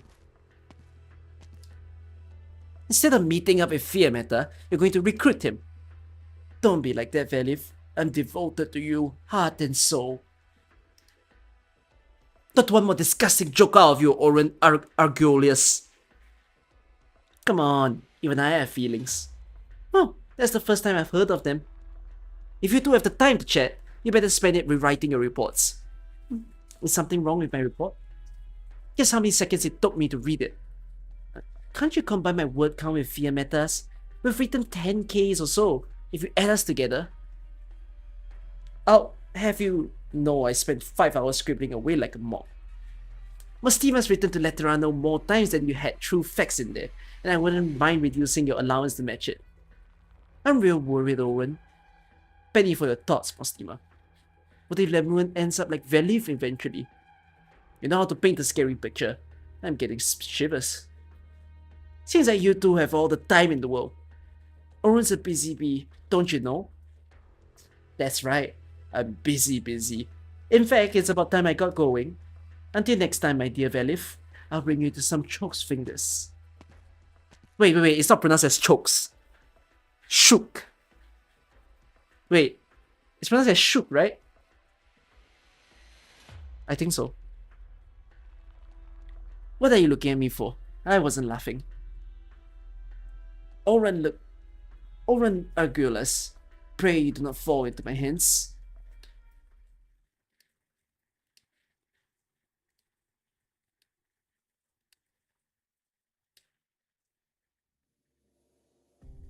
Signora Fiammetta, Azel's already on his way back to the hall. If we could just ask you to wait a little longer. I'll bring you some tea. I'm fine. Do you personally know Azel? I do. He's a trainee under me. Oh right, you can call me Michelle. How's his work? Anything dubious ordinarily? Dubious? Does refusing to work overtime count? He's always gone like a ghost the moment we clock out. But he's fairly good at his work. His practical training period's almost over too. He should be picking up a good score. I don't really mind him skipping overtime though. He's a kid. Let him have his own easy days. Once he gets onto field work, there's no line between on and off duty. Bring up his position. Are you really so suspicious of Azel? I trust him well enough at this. What? Oh no! He really isn't moving on the Motorial Hall at all, huh? What's he doing? Let me see. With this orientation, he's heading back to stillbornness. Signora Fiammetta, wait! If he was really up to something, he wouldn't leave his locator on. Just give this some thought, please. There's also the possibility this marker's a decoy. If he was faking the marker, then his decoy would be walking on back to the notarial hall like it should. Signora Fiammetta, please, put your trust in the notarial hall executors. I'm not saying I don't trust him. I work here too. Call it clearing him of suspicion. Oh, we lost his signal. You only just remembered, Isel. Still so young. But if it was off to begin with, I would have defended him. Fine luck, you little brat. I don't know what your plans are, but this is his to bear. Getting some education from you can't do him so bad, Signora Fiammetta. Ah, welcome back, Federico. Thank you. Real frantic day in Sylvanus today, wouldn't you say? Was there a complication? Was there a complication with the body? I guess the whole show breezed right by you. The body's fine, and the Ecclesia Requitem has it now. Oh. Don't you want to ask what show? What show? Never mind. Forget I said anything. But now the Fiora lady's dead, your trail's run dry, hasn't it? There are other options. Like what? Michelle Colombo, I request that you access Fiora Laporta's travel logs. I'm never gonna get used to the way you speak. I can give them a lookup, but I just want you to know I'm not writing your report. I will submit an application and report in accordance with follow-up investigation procedure. Sure, okay. Let's see. Did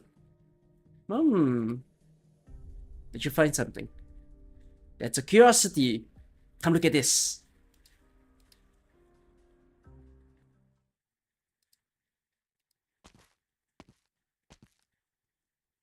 How long do you plan on following me? Drop the act. I've had more and more eyes on me since the moment I stepped out of the hall. You people should learn how to spy a little more subtly. What can you do? They're not service backgrounds, and they haven't been trained for long. They're doing great for what they're at. Done pretending, Patia? As long as you don't get in my way, I don't intend on bothering you. Look, we have our past. Let me give you a word of advice. No matter who you've seen, who's directing you, what you plan to do, it's not too late to pull back. Who's directing me? And who's directing you, Fiammetta? Don't make an enemy of the Lateran Courier, Patia. And if I said my goal was to be an enemy of the Lateran Courier, I can still act as though I never heard that. You're the same as before, aren't you? You'll protect anything and everything, just for a tiny bit of friendship. Shame I'm not who I used to be. You can act like you didn't hear, but I can't act like I didn't say it. But she's a feisty girl.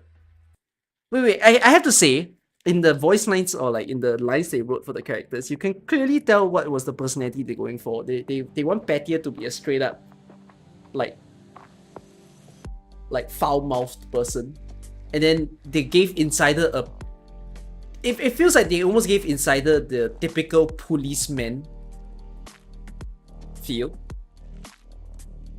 Like the classic guy that just chill in the office and eats donuts.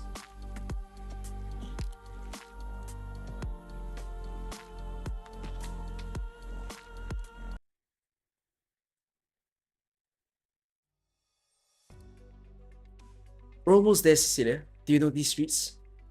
I've seen these houses before, but there's a lot of the same houses. Did you just move here recently? I don't remember moving. Sorry, Mr. Ezel. Mama always took me outside at night. The roads look different in the dark. But I like sneak peeks out of the window to see what it's like outside. So I think I can do it. I'll try. It's okay, Cecilia. We'll find it. We haven't reached the place I met you. Sorry, I was looking at the houses. I didn't see you. Aren't you the girl who fainted and went to the hospital this morning? Are you alright now? Oh, it's you. She's fine. Say, did anyone came looking for her? I stayed on watch till noon, but nobody showed up. It's strange. What are her parents up to? Cecilia says she lives right around here. You sure you've never seen her? I'll definitely remember seeing such an adorable little girl.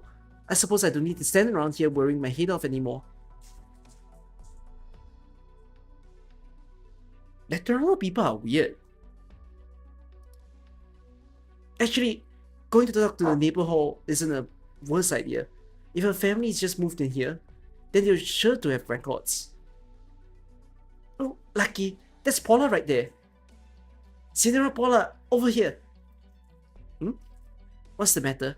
I'm running back to the hall right now, so let's walk and talk.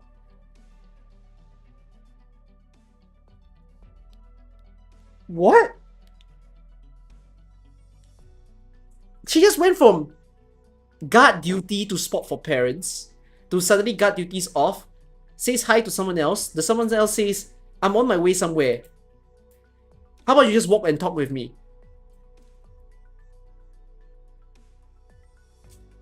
Wow, they say a lot of things that just do not make sense. It's so not common sense. Have you had any new households move in recently? Of course we have, but how recently are you talking? Do you remember roughly when you moved in, little miss? They didn't just move. Been living here a really long time. Little lady, can I have your name? I'm Cecilia. That doesn't make sense. I've been working here for over a decade. If you moved in a long time ago. Cecilia, do you know your mama's and papa's names? Mama's name is Fiora. Fiora? The one on Via Tevetius? Doesn't Fiora live alone? Where did she get a child as big as you? But looking at you, you do bear a strong resemblance. That's odd. Illegitimate. Really. Cecilia, when you say you've been living here for long, you mean your mama? Yes. Are you looking for your mama? Yeah, I want to find mama. Well then, senior. You must be Fiora's relative or the like. Have you been fostering this girl out of the country? You brought to see her mother? Never saw this coming. No wonder she's always avoid any introductions. Such a grown child all this time. Excuse me, senior. Are you alright? We just about made it while we're talking. Fiora's house is right here. Should I knock on the door for you? 7265 Via Tervetius. Oh, you know the address then? Yes, I do. Mr. Azell, what's wrong? That look on your face. I'm fine, Cecilia. Let's get you home for now. Come on, let's go. The name. Ever since finding Cecilia, the surprises have come so fast. It slipped my mind to even ask her what's your mama name. The name. An ill mother. White cloth executor. People in gowns. How do I tell Cecilia?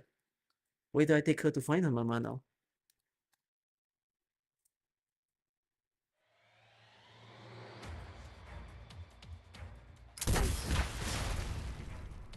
You're a Liberi. Why are you out to abduct a Sankta girl? You're a Liberi. Why are you protecting a Sankta girl? I'm protecting the commandments of Letterano. Commandments? When have the Sankta's commandments ever applied to the Liberi? Fiammetta, do you seriously believe Lateran Liberi are part of Letterano? What makes us not? I was born here. I grew up here. Listen, do you know what you're even saying, Patia? Of course I know. You're the one who hasn't got it straight. The Liberi living in the Letterano all take the Lateran commands as guiding principles. We believe in Lateran teachings. We see Sankta as living miracles. Firearms, commandments, halos, empathy. Suppose they're all Sankta miracles, sure, but do they have a single thing with Lateran Liberi? Why do the Liberi have to believe in a miracle that would never ever come to us? All of Letterano, all of the Lateran Church belongs to nobody except the Sankta. Do you still not understand, Fiammetta? Do you seriously believe that you've become a part of them? Too easy! Looks like you're not so staunch after all. Fiammetta, think it over carefully, I'm begging you. I told you before I came from Iberia. Do you know what it's like there? I can tell you a lot of Iberians are more devout than the Letterans. But what did they get for it? The people of Iberia have their fantasies on Letterano, thousands of miles away. That I can understand. But why are the Lateran Liberi right there within reach and still so delighted to give their lives for this bunch of Sankta partying about in their own closed-off golden age forever? Why, Fiammetta? Tell me! Get out of the way. I'm wasting my breath, Dante. You have your own views, Patia. And I have mine. Then tell me! Explain it! Why would you rather choose something than chase something that you know you'll never reach? Why aren't you willing to give even one look behind? I don't know what you're talking about. Besides, is a smattering of words from me really gonna change your mind? If someone's views are so easy to change, then they can't be worth that much to begin with.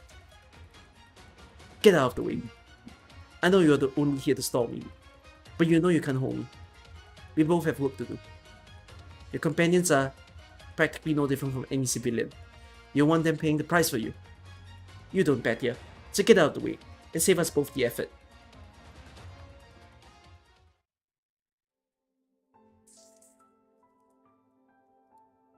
We're home, Cecilia. I don't have the key. I can't get in. Mr. Azel, can you... Are you really okay? Do you feel bad? You've been looking down for a while. I'm fine. Let me get the door open.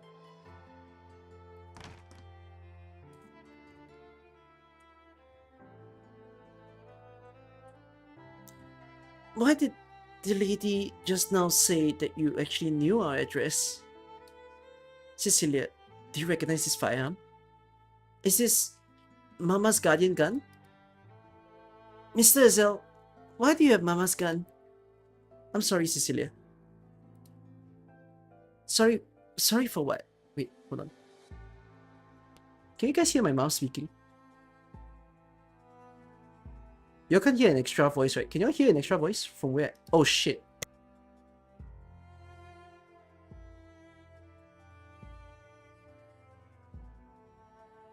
Okay, you can't hear an extra voice. Okay, one of you say yes, god damn it. No, my mom's on the phone. Just didn't want you all to hear anything. Anyways. You know where Mama is, don't you? Yes, I do. I'm sorry, Cecilia. I'm sorry. I don't know why I'm apologizing either. I'm sorry. Cecilia, your mother passed away. She's not here anymore. If she's not here, where is she then? What does passed away mean? I remember this morning, Mama said she was going somewhere and she couldn't take me with her. Did you go there with her, Mr. Azel? Can you take me there too? Just once? Just for a little bit? I won't be selfish. I'll listen to Mama. And I won't stay there. And say I won't leave. So, can you let me see Mama one more time? I haven't said goodbye to her yet. Oh, fuck. What's happening? Why is she crying, Azel? Just what do you do to the poor little girl? Who are you? Hold on. That uniform. You're Legatus. Very sharp eyes, Senior Azel. By order of His Holiness the Pope, I'm here to take Cecilia to the Basilica. Whew, forgot to introduce myself. My name is Orin Argulas. If you want to check my identity, no harm in using a regulation terminal from the hall there. Oh no, forget that too. You turned it off, didn't you? How did you find this place then? Senior Azel, you underestimate a Legatus. You thought your movements would be so hard to track. Or did you think you were so thorough you left zero trace along the way? Your Excellency, if you're going to take Cecilia away, can I at least ask you a few questions first? You're funny, Senior. You think I have to answer what you ask? You're not such a cruel man. So, shoot. Yes, who is Cecilia? Was she born a fallen angel? Colorful imagination, Azel. But it's not as mysterious as you think. Cecilia's mixed blood, that's all. What? That's not possible. A Sancta's mixed blood child can't be a Sancta. There are very few cases of Sancta mixing blood with other races, but it's not rare enough to alarm the Lateran Courier. You know the reason perfectly well then. Offspring of Sancta and other races don't become Sancta. A Sancta and Feline's child turn out feline. A Sancta's and Forte's child turn out Forte. Mixed Sancta offspring don't get their halo and wings of light when they say their first word, and they can't empathetically sense other Sancta. To put this simply, they won't have any of Sancta's distinguishing features, without exception. That's generally accepted wisdom anyways. Cecilia is an exception. She's a Sankta who should not have turned out as one. My second question is, should Cecilia be taken to the Basilica? How would the Lateran Curia treat her? I don't know. Don't give me that look, Ezel. If I was going to lie to you, I'd treat you a much kinder one. No problem. The reality of what you see, Cecilia is an exception. I couldn't tell you how the Pope is going to handle this. But this holy father of ours, I don't know what impression you have of him.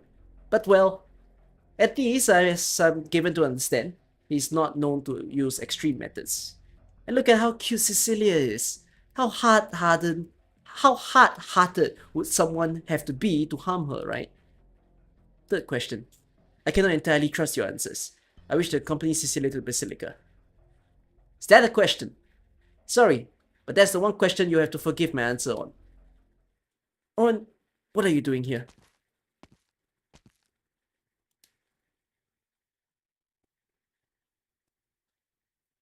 What a mess.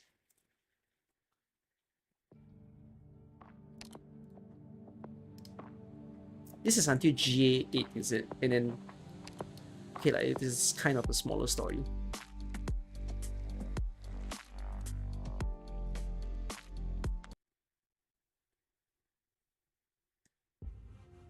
Fiammetta, seems like you're in a bit of a mess. None of your business. When did you get worked up? Care to sit down for a cup of tea? Enough of your jokes. Why are you here? Mostima never mentioned you were our support. Well, Valif didn't give me an official order either. Personally, I'm more than willing to help, yeah? Mostima says there's another group after the little girl. You've already run it. Is that right? More or less. After I heard from the Notarial Hall that Ezel cut his signal, I figured you might get intercepted. If you were to be caught out by the enemy, we'd end up losing the girl, no? I don't know why Mostima isn't here to help you. But if she's pinned down, I figure I'll be doing her a favor. After all, it's not every day I get the opportunity to have two of you in my debt. A few hopeless stragglers can't stop me. A cautious crew sails for 10,000 years, Fiammetta. Billy's going to have a hold over you at this rate. Oh, that's a Yenni's proverb. In other words, safety is born out of caution. Stop trying to show off, Orin. You're so annoying when you talk like that. I'm not kidding. I at least get to express my goodwill. The rest is up to you. Or do you perhaps need me to escort you, my sweet Fiammetta? No need. Goodbye, Orin. Executor Ezel, hand over the girl. It is in your best interest to comply. Your name is Fiammetta, right? Signora Fiammetta, I have a request. Let's hear it then. No sudden movements. There's no telling how I might react. I know you're suspicious of me to go against Richel's order to turn off my terminal, but believe me, I haven't betrayed Letterano. The reason I didn't follow the Hall's exact orders was because I didn't want anything to happen to Cecilia, and I made a promise to her. And how is that my problem? Please, just let me accompany you to the Basilica with Cecilia. If the Lateran Courier wants an explanation for this situation, wouldn't it be more convenient to have me around? You're getting ahead of yourself. If you think you'll be able to influence how the Courier will handle this situation, you'll want to disabuse yourself of that. Going one step further, if you're thinking you could take the girl away if you don't like what the Lateran Courier plans to do with her, not gonna happen. Not in your wildest dreams. I wouldn't dare. I'm well aware of the Basilica's Arknights. I'm a Lateran executor after all. I was concerned before because I didn't know what was happening in Cecilia, or exactly who was after her. Now that I understand, I'll comply with your arrangements. Alright. Your name is Cecilia? Can you walk? Ezel... Cecilia, I can carry you, if you're too tired. I'll carry her. You're too slow. Mr. Ezel, Don't worry. Everything will be okay.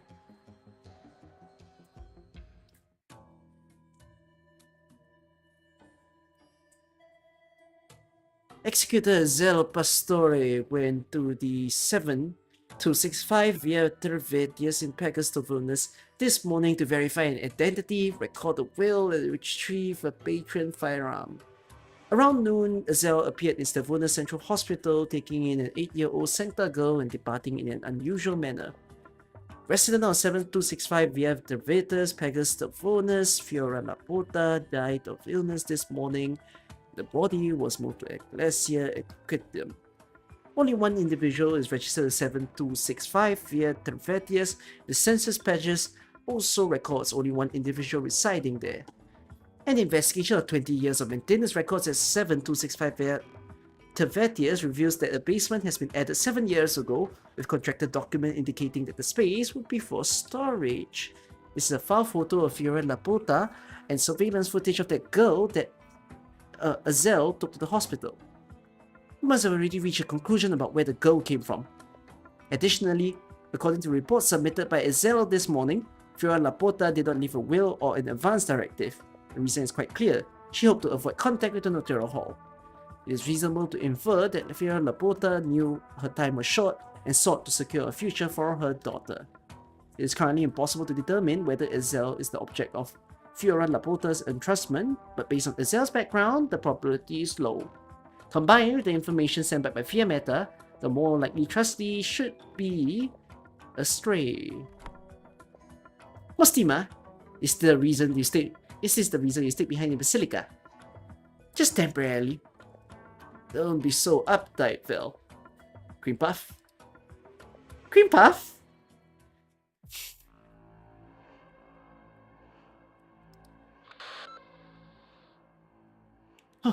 Luckily, we went for the more conservative option. It would have been awkward if Fiammetta walked in on me getting rid of the nocturnal hallsman.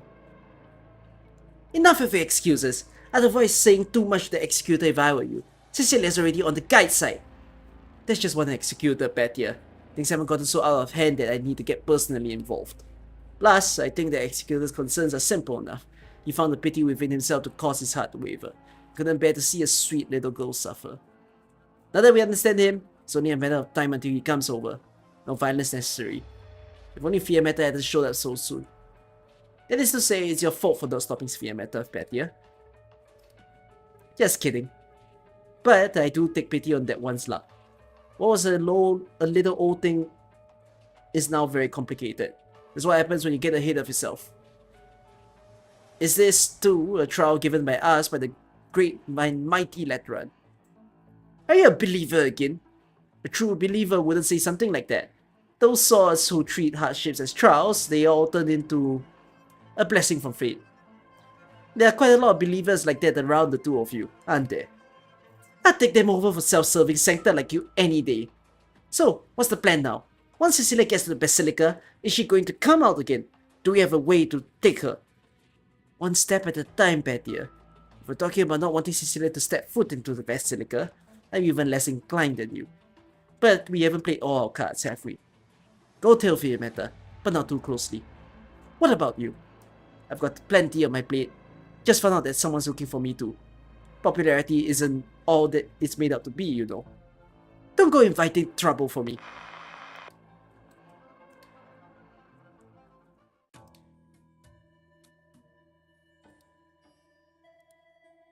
Alright, looks like the next clue of this chain is clear.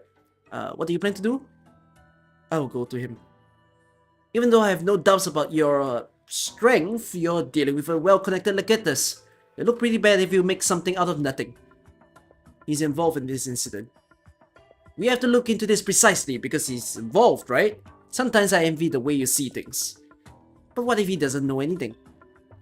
I need to investigate to be clear. That's true. In any case, the fact that the legatus is involved at all warrants looking into. What I didn't expect is that Fiora, an ordinary and reclusive Sankta, will provide us with so many leads. An undocumented girl, a legatus, and a sarcas. You're leaving. Not even saying goodbye? Well, alright then. Now that you're gone, don't blame me, Orin. I can't stop Federico. I'll put in a report for you. That's about all I can do.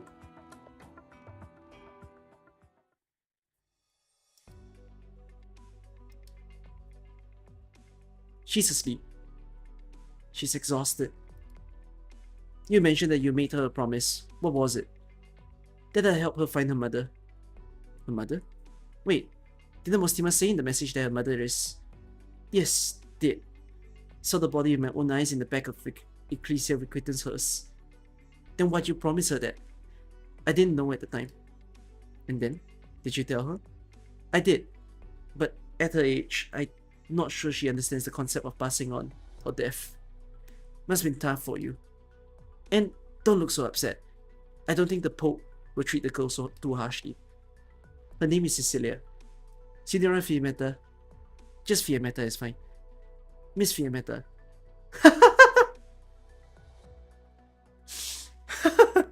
Okay, that's quite funny.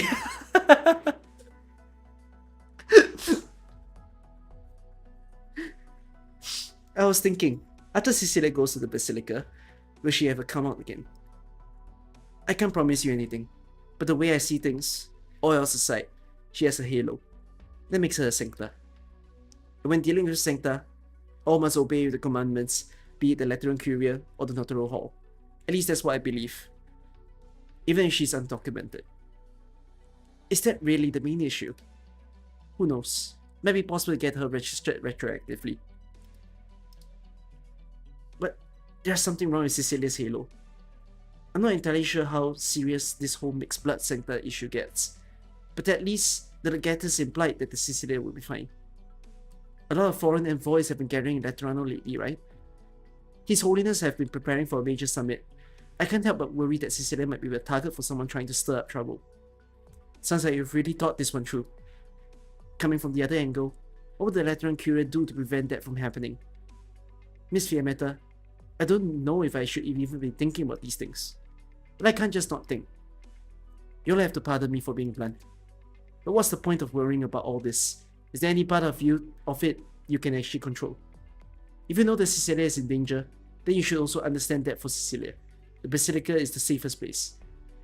You're right. Sorry, I fell asleep. Did we wake you? No, I just... Azel, is that your stomach growling? Want me to buy a donut, Cecilia? Donut? Okay. Thank you, Mr. Azel. Don't worry, I'll go for it. I need a break. My arms are sore from carrying her around. There's no way I can handle her long term, right? But don't do anything stupid, Azel. I've got my eye on you. Is she heavy? You still don't trust me? Oh. And turn on your terminal. You're not allowed to have it off. Yeah, I know. Mr. Azel, that lady was so mean to you before. I'm scared. Don't worry, Cecilia. She's not a bad person. Mr. Azel, can I go see Mama? Can I even say goodbye to her? Well, we need to take you somewhere else first, so you can be safe. As for your Mama, I'll tell you about her later. Let me think about it first. Is that okay, Cecilia?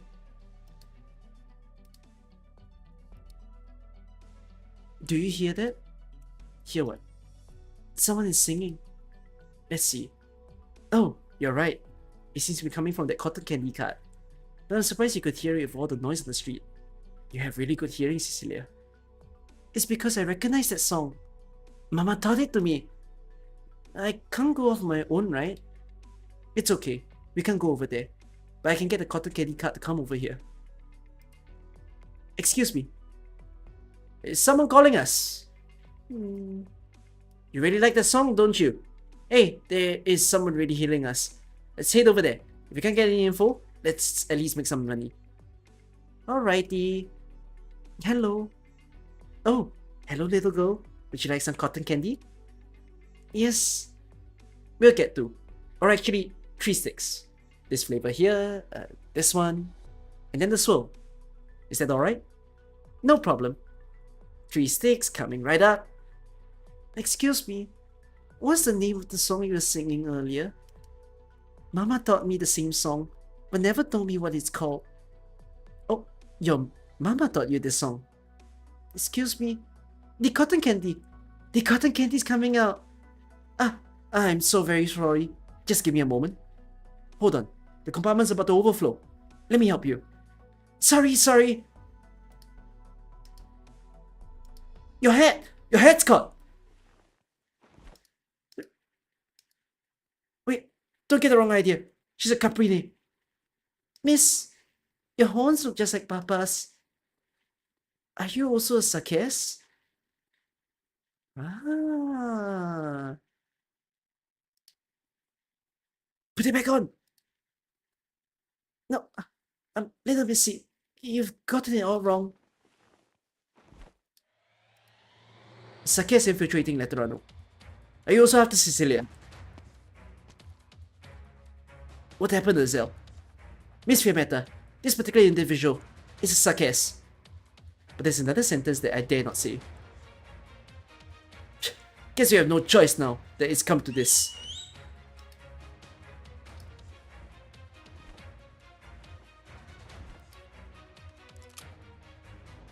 You've got guts, I'll give you that.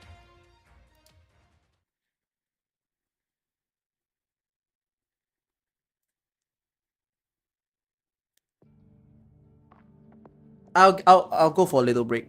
Here's a stage. Why? Just because. But data is synchronizing.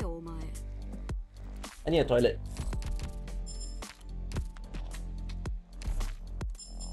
Sign in supplies?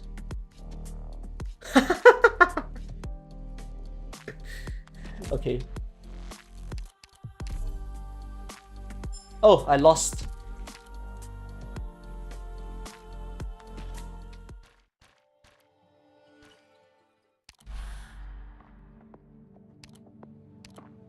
Okay, be right back.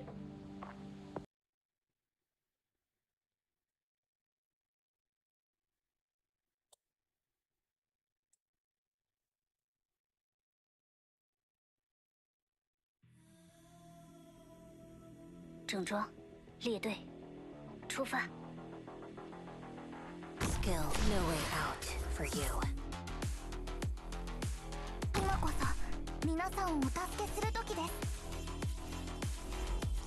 Speed.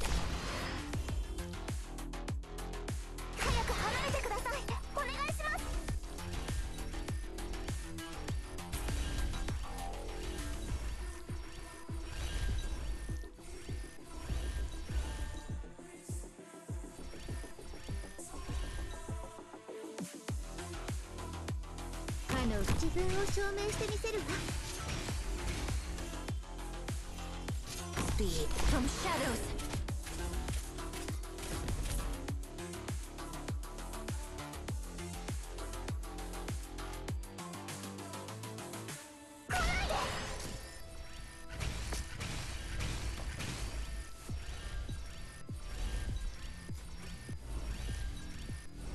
Mission accomplished.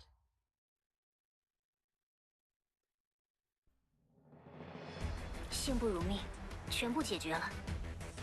太严肃了，是吗？ I'm in trouble. I haven't started.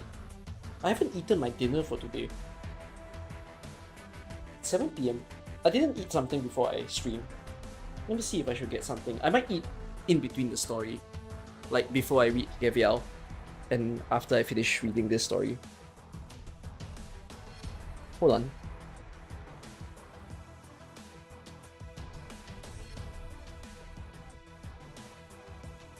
Eh?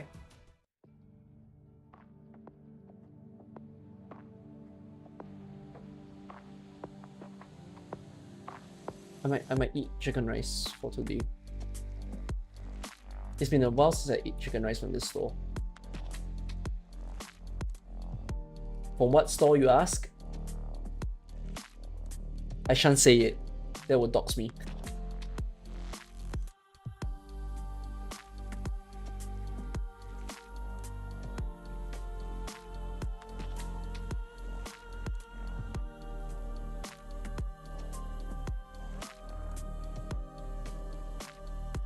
Okay.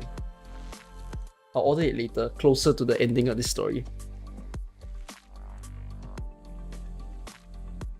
Wow, okay, hold on. This story is chaotic. So many races involved. So cultural, this game. Ugh.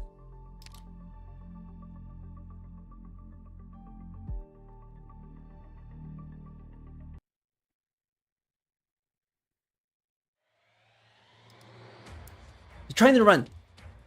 Not on my watch. Oh. Wait, sorry. I'll cover you. Run! Interesting. A peril blocking an attack for a Sakes. Neither of you are getting away. Azel, you stay put. Don't even think about. No funny business, I know. The terminal's on, Miss Fiammetta. Trust me, all I care about is ensuring Cecilia's safety. Change your plans. You can't stay here. Take Cecilia to Basilica right now. It's more dangerous for us to stay in the open like this. Let's go, Cecilia. Weren't we going to the big statue? This is the wrong way. We're taking a little detour. What's a detour? It means we're going somewhere else right now. The Ecclesia will quit them. Oh, he's gonna take her directly to the mother? Okay. A Sakes. I plan to ask Miss Fiammetta for a favor after we reach Basilica. To have a high-ranking executor look after her, or the pontifical cohorts to protect her, and confirm that Cecilia poses no threat to Letterano. To let Cecilia see her mother Fiora one more time before she's interred. But a Sakes. If Cecilia's father is a Sakes, then she should also be a Sakes. And yet she still has a halo. I might be dreaming. If Cecilia was nothing more than an exception, but she is a Sakes. How could a Sakes without a halo be allowed to leave the Basilica? Even if the worst doesn't befall her, how will she ever be allowed to leave? Even if this gets me expelled from the Notaro Hall, I have to try. I must bring Cecilia to the Ecclesia to quit them. And at least let her say her goodbye.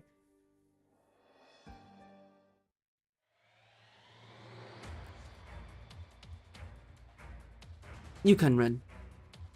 She's gaining on us. What do we do now? What do we do? We can't shake her.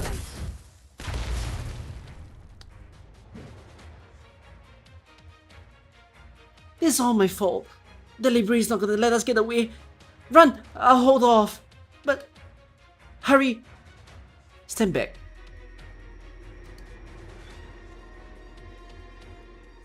Anduin. You're not getting away again. Show yourself right now!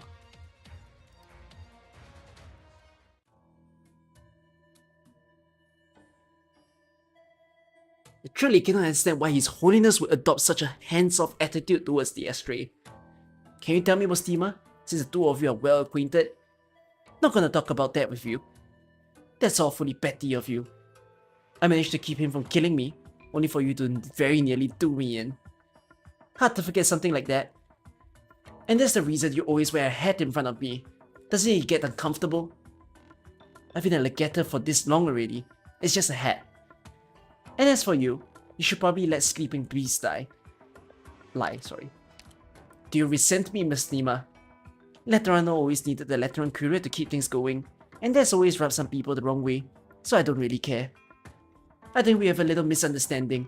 That few fallen angels remain in the church has nothing to do with the church itself, but rather the sancta nature of those fallen angels. My attitude may be a bit peculiar, but do you not deem yourself an aberration? Considering the way you're talking to me, aren't you afraid I'll become one of those regular fallen angels? If there was a possibility, I would be talking to you that way in the first place. Fine, let's talk business first. When's Fiammetta getting transferred? Nothing's good gonna come out of her sticking to me. Shouldn't you be asking her instead? Brought it up before. No good. And you think I had a better shot? Looks to me like the convenient part of power is you get to ignore what other people want. There's a price to be paid for that, so let's hear it. Why do you want Fiammetta transferred? She said she was my escort. Are you guys not curious as to what needs escorting? Of course, there are some who think she's a warden or jailer to a fallen angel like me. And they don't know the first thing about Fiammetta. I'm just the bait she's using to get to Anduin. I'm sure she'd be terribly hurt if she heard you say that. Alright, I'll try saying it another way. The bait is the lock and key I'm carrying on my back. And? What's wrong with letting Fiammetta do as she pleases? If she can get rid of Anduin, or even capture him and bring him back to Basilica, I'd be very pleased. Or are you saying that even the two of you together can't catch Anduin? Not necessarily, as long as Anduin is still fixated on the lock and key. he can't escape. But let me think. What if Anduin has already found another path? What really sucks is I've moved on. Lemuel has moved on. Maybe even Anduin has moved on. But Fiammetta is still trapped in that rainy night 8 years ago. There's no way I could bring that up with Fiammetta. Thanks for the raid. You haven't showered since last year. I hope you smell good. I'm sensitive to people who don't smell good. And it's times like these where I start to miss that good old empathy. Oh wait, Fiammetta is a librarian anyway. Don't do me any good. But thanks for the read, South Hut. We're reading in a moment. This conversation sure brings me back. What? Are you here to share the wisdom of the one who has walked that path? If you allow me to exercise my authority as an elder, by all means. Do you remember what you said to me 8 years ago?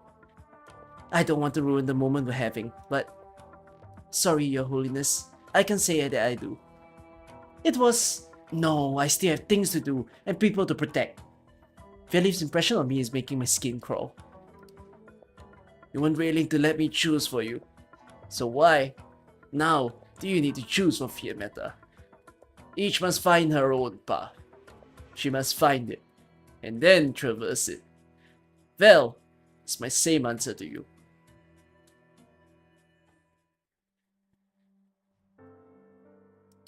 I'm going to sniff her. No, I do not want to. We're almost there, Cecilia. I'm sorry I'm so slow, Mr. Azel. The sun is about to go behind the mountain. You're doing a great job. Even though we can't use the public transit, we're almost off the plate. If I was as strong as Miss Fiammetta, you wouldn't have to work so hard. Aww.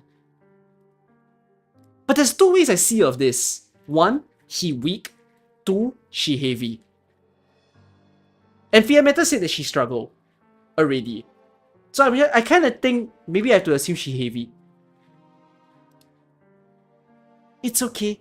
Actually, Mama took me out here once, and we went somewhere far, far away from home. Just like here. But won't Miss Fiammetta find out that we sneaked out here? If she's only looking for my terminal signal, then hopefully that will buy me a little bit of time. The important thing is that we're here. Is this where Mama went? Cecilia, I've been thinking about how to explain this to you for a long time. Fiora, your Mama is here, but she's also not. I have no way of letting you see your Mama again, but at least you'll be able to say goodbye to her here. Mr. Azel, I don't think I get what you're saying. If she's here, but she's also not, does that mean she went somewhere else? Where did she go? Let's hit it first.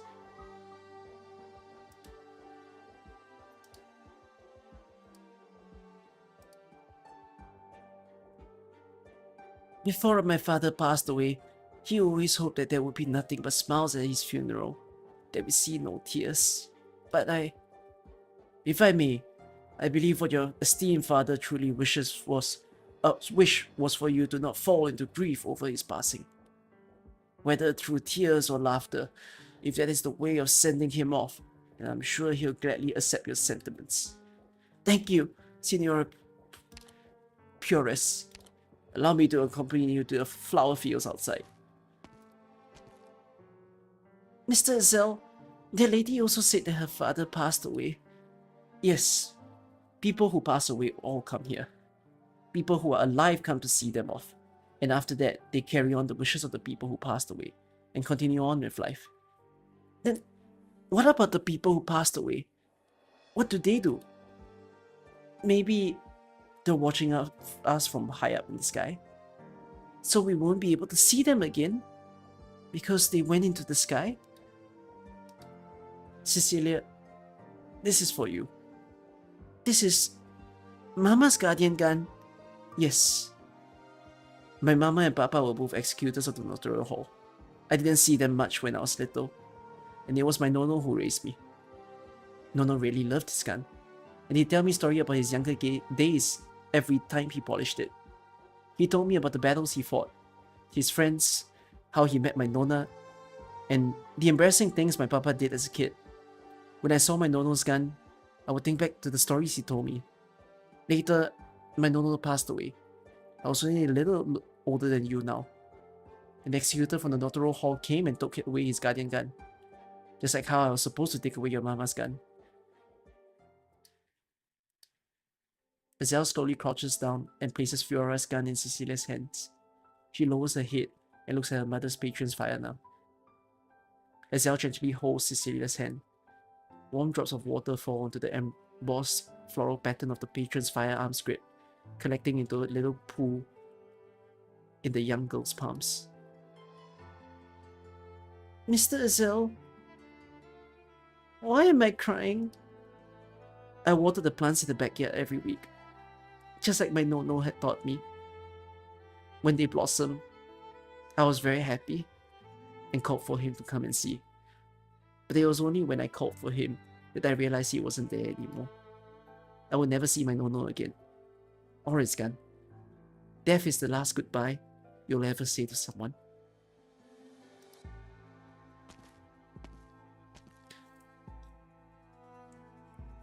But to say goodbye is to overcome death. For there to be a goodbye, the living must move forward while the dead stay behind. A goodbye is the longing that the living have for the dead. It is proof that the dead lived. And that is why we must say goodbye.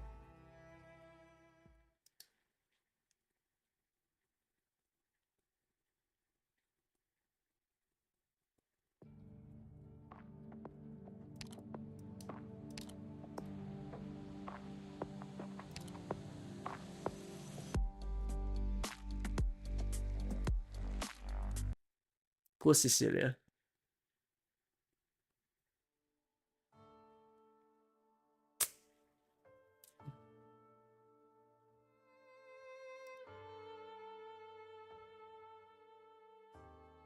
This story gives me a bit of a afterthought of like, I've once mentioned to you guys before that for myself personally, some of you here probably have a religion. For me, I don't subscribe to any. But I've stated before that there is something that I believe in, that is peace. Like, I just believe in the fact that we're all here to live our life. We don't really know why we're here, in truth. You know, some of us find purpose in the fact that there is a deity that looks up to us. Oh, sorry, that we get to look up to, rather. But for me, I see of it as everyone's here just to live a life, you know. And in truth, we shouldn't live our life sad. We shouldn't live our life angry or like frustrated, stressed all the time. Like, in fact, we should be enjoying every single day. So when I think about how people are okay with violence and war, I just think, how is it that people can't be that empathetic? You know, it's a very strange thing. By the way, this almost feels like how I think America views to the other problems in the world right now. That as if problems aren't that big, or like how America thinks, say, the war of Russia and Ukraine isn't that big of a deal. At least the government there thinks so. And to me, it's just like, but people are fucking dying. The people I feel for the most is always the children. That's for sure. It's the same way that this story portrays it. That is like, when you see pictures of children who are in very torn up places or war zones, and you always see pictures of faces where the children faces just draw a blank, you know, and then you have to read stories where things like this particular child's picture, well, the mom's not there anymore, and in truth, right, then you'll be thinking to yourself, well, the picture isn't a picture of the child crying. But you won't quite get that because children don't understand. Children are just so young that, like, they are really the toughest people, that they have to understand all these things. And it's still the whole same idea of why should we be bringing pain to these people's lives or to anyone's life for that matter of fact. You know, when all of us are just here, like, we're trying to not feel so fucked up all the time. I think I appreciate this story's perspective of Enforcer or Azel, because I echo the same sentiments as him. That, like, I'm a very empathetic person myself. I think that's something that I feel quite sweet about the Letterano people, that they are supposedly naturally empathetic. And, like, I'm not certain what they're gonna do with Cecilia still, but based on the way that Fiammetta and Azel portrays it, and calling Basilica the same in first place, it's more so to see that at least they have some kindness that goes into them. So, yeah. But even Enforcer was racist to Sarkaz. That would be an interesting thing to see towards. But I mean, yeah, I stand for why hate anyone? You know? Like, I think I do have the perspective that there are some people in the world out there that are definitely bad. And there's no way of overcoming it. But I feel like most of the time, people who we perceive as bad, maybe because of first impressions and whatnot, are more often than not just a regular person trying to go by their day. So, yeah. But no, I just like that this story made me think and feel that way towards stuff. Like, AK does echo a lot of... this is like my 8th day of reading AK story. Some of the stories have been fun. I think Gavial later will be more silly than serious, but I like the topics that this story is covering right now.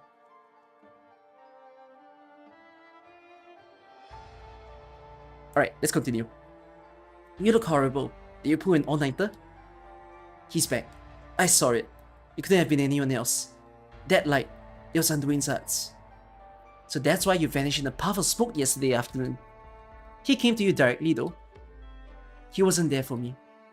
When I was bringing the mixed blood girl back to the Basilica, I bumped into a Sarkaz. A Sarkaz? Now? Of all times? And in broad daylight on the streets of Letterano too? That's right. I went after the Sarkaz and told Azel to take the girl back to the Basilica.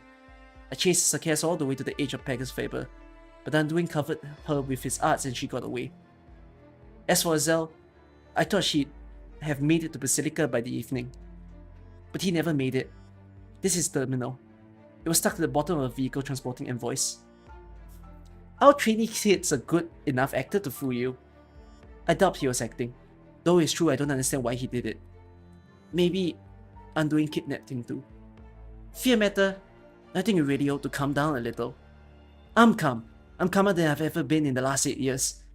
But none of you ever told me what happened the day after I left. It was a simple mop-up mission. It wasn't so much better than we expected. All I did was answer a call for backup. I left the rest of you for 4 hours. By the time I got back to the ruins, it's all too late. I've already told you everything I could. What exactly did he get from the lock and key that gave him the nerve to do that to Lerman? I would tell you if I could, but I don't know myself. Fiammetta, this is Letterano, the Lateran Basilica. We aren't running around ruins in the wilds of Castel anymore. You need to get some rest, Fiammetta. How about I apply you for some leave? If you don't use your annual leave, it just expires. Are you serious?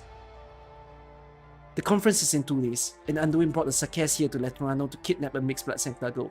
He might have even acted as an executor. I really let my guard down this time. The Sarkaz clearly know their way around Pegasus Faber. They must have infiltrated Letterano a long time ago. What is that maniac planning this time? I'm serious. Calm down. The old man's already heard about the history, and so has Velif. I was working in the Basilica yesterday too. Not that I like to think of meetings as work. In any case, Letterano is really not in as much danger as you think. Anduin just a Sankta. He's not a monster with 6 eyes and 4 arms. If you really want to take him on, go lie down for 2 hours. We'll talk to Lemuel after that. Looks like you're not completely out of it just yet.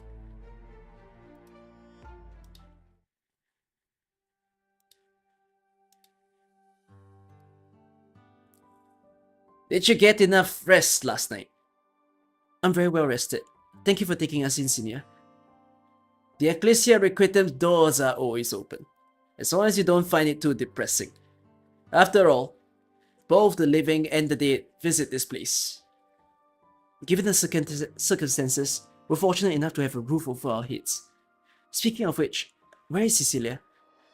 The girl you brought with you. The sisters told me that she slept very well last night. She must have been exhausted. She's had a long day. Mr. Ezel, Mr. Freya, good morning. Good morning, Cecilia. You're full of energy today. Yeah, we have stuff to do. I asked Mr. Freya to help me with something. He told me that there is a ceremony for the family of the dead to say their goodbyes. I want to say my goodbye to Mama. We'll hold a funeral for Miss Fiora. I see. A funeral. It's both a way to pay the dead our respects and for us to find closure.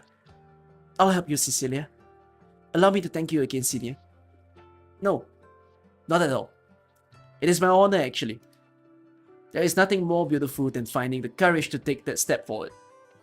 She is still young, and already she is saying farewell to a loved one. Not many grown men can handle this journey she is about to take. May I come in? Oh, it's you. At last. Please come in. She's here. It's the singing cotton candy lady. You. Put your gun down. This is a heartfelt reunion. It's no different from the countless emotional meetings that have taken place across the land. Knew it. It's you. Cotton candy lady. I didn't get to talk to you yesterday. I actually really wanted to. But I don't know why everyone started to fight. Your horns look just like Papa's. So pretty. I wish I had horns like Papa too. I'm jealous. Really? But your halo is very pretty. It's so bright that I sometimes can't sleep at night. It helps me read storybooks though. Cotton candy lady, are you from the same place as Papa? Why can't Papa live in the city? Why aren't there other Sakias in Letterano? Oh, my name is Cecilia. Oh, hello Cecilia. Call me Rosella. Why is there a Sakias here? Sakias? No Sakias have been ever allowed to set foot in the holy Lateran city. But then, what is Cecilia? Let's go. Give them some space. What are you people trying to accomplish? We're only seeking our path forward.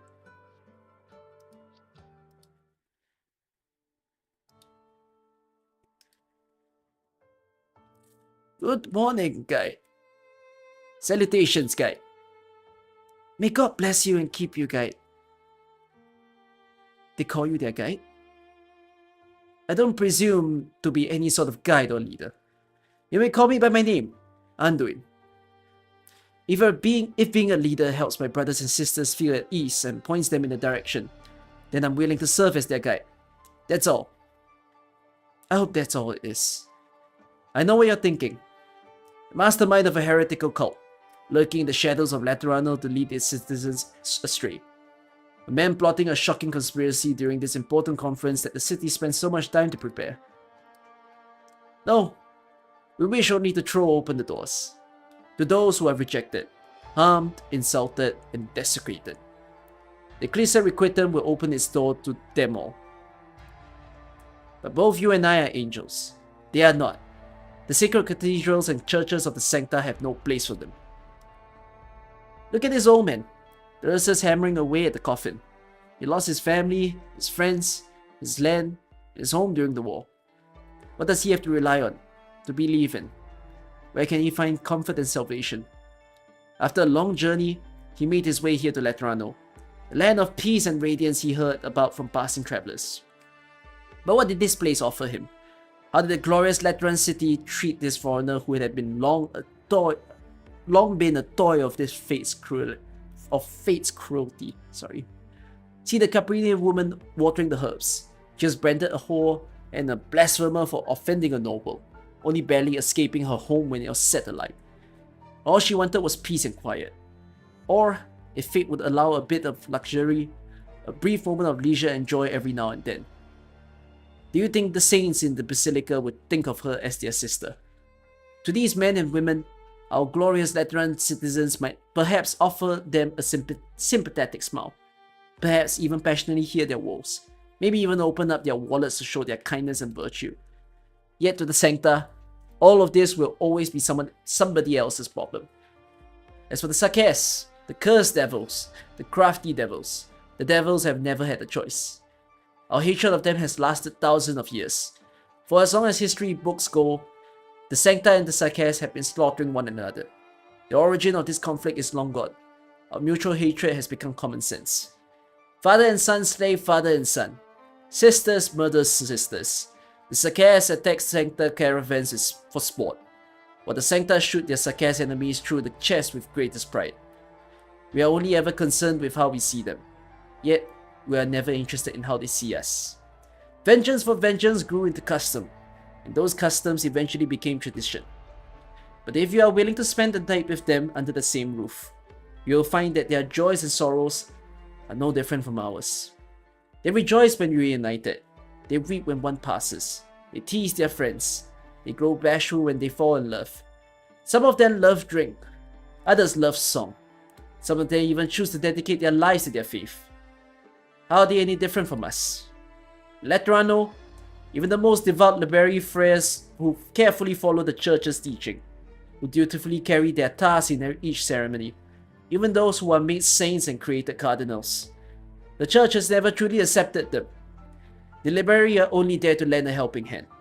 They are tools to be used in the church day-to-day affairs. They don't have halos, which means they are unchosen. They are unsancta. Letterano is a place of peace and beauty, a place full of joy and laughter, but only we are deserving of this grace. What you're saying is apostasy. Young Executor, let me ask you, why are the Sancta the only ones that are not happiness? You know who Cecilia is. We've known for years. She's the child of a Sancta and a Saras. If grace actually existed, she would be it. So you're trying to kidnap Cecilia now because of the conference. We are not concerned with the conference at all. We came to take Cecilia now because, as a child, she should be by her mother's side. As soon as we are done with what we came for, we will leave Letterano. What are you trying to accomplish? You seem very tense. First things first, we must hold a funeral for Cecilia's mother. You see the place up ahead with all the flowers? That's where the gravesite is. Tomorrow is where Fiora will be buried. If all are equal when they pass, then so should they be when they live.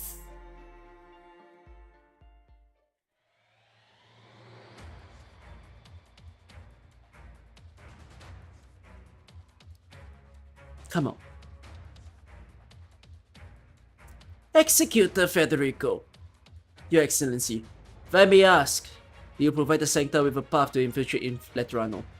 If indeed you did, I would be required to take you into the relevant tribunal of the Lateran Curia for questioning. It's very hard to stay flat, but okay, I'll try. Must we make things so difficult between us? I suggest you cooperate with the Notaro Hall. She resists arrest regulations, stipulate that I can and will temporarily suspend your rights as a Lateran citizen. How exactly do you explain this encounter of ours with canon laws and teachings? Should we interpret it as a test? Or does it mean that we have lost our way? Or perhaps losing our way is part of the test?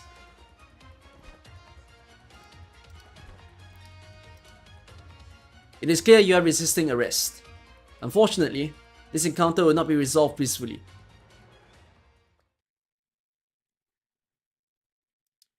Anduin feels very likable. But he was the villain. I mean, he was the boss, not the villain. How's that possible? A nice man is the boss?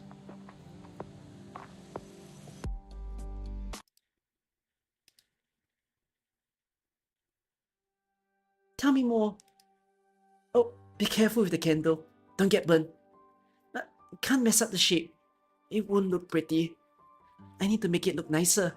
For Mama Alright, I've told you a lot already. It's all boring adventures and the same old day-to-day life. As for Castle in the legends, it's kind of embarrassing to say, but none of us has ever been. Castle is to the Sarkaz, like what Letterano is to the Sankta, right? It's a Sarkaz homeland.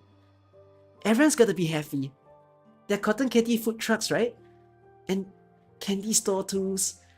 There are lots of happy Sarkaz on the streets. All of them saying hi to each other. Maybe.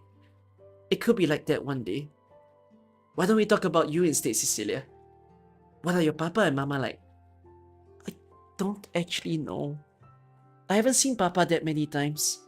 Every time we went to see him, mama did a lot of work to prepare, and we always left at night. We walked very far to the forest. We met him in the forest, and he wore a big cape, like he hurried us from somewhere far away. I don't actually remember what he looks like very well, but I remember his horns. They're black and straight, and they twinkle bright under the moonlight. He took me by hand and walked around the forest. He told me the names of the trees and how old they were. It gets very quiet at night outside the city. You don't even hear fowl bees, but I was never scared. He grabbed my hand so tight. It kinda hurt, but I didn't say anything. Every time we saw each other, he looked like he was even happier than I was. And he also looked a little nervous. When I got tired, Mama would carry me on her back and take me home. When I looked back, Papa would be there under the big tree. He kept looking at us. Even after we got very far away, he would still stand there. Your Mama and Papa are both wonderful people. Mama's amazing. She knows how to do everything. Look, this is Mama's guardian gun. Ezel gave it to me. Mama said that Papa couldn't beat her in a fight if he tried. She always let Papa win, but I know Papa's really amazing too. Cecilia, when I say wonderful, it probably doesn't mean the same thing as what you mean by amazing. Really? I'm sure Papa and Mama are both wonderful and amazing. Mama never told me how she met Papa though. Every time I asked her, she would start talking about something else. Why didn't she want to tell me? When you're still a kid, there are a lot more other important things. Do you like watching tea brew? When I was your age, I loved looking at brewing tea. The water would get darker and darker by the second. Rosella, the way you're talking about something else just now, it's just like Mama. I may look like I don't know a lot, but actually, I know a little. I ran all around the city yesterday, but I didn't see any Sarkaz besides you. Sarkaz aren't supposed to come to Letterano, are they? That's why Papa and Mama shouldn't be together. No, I mean, there is somebody who doesn't want him to be with Mama, right? No, there's no such thing as two people who shouldn't be together. All this will change, and it won't be too long from now. It will happen. Love isn't a crime. I understand. That's why we are here. And when that day comes, can I walk around Letterano all I want? Of course. I won't have to hide in my room anymore. I can visit all the candy stores in Letterano one at a time. Just once. You can go as many times as you want. I want that day to come soon. I want to grow up soon. Right. Maybe if you grow up soon, it'll just... No, Cecilia. There's no hurry. When I was your age, I also thought about growing up would solve everything. But when I finally grew up, growing up is very, very, very tough, Cecilia. And it will be even harder for you. The burden that you'll carry on your shoulders. Never mind. You're still a kid. Let's not think about that. Even though everyone grows up, right, we don't have a choice but to grow up.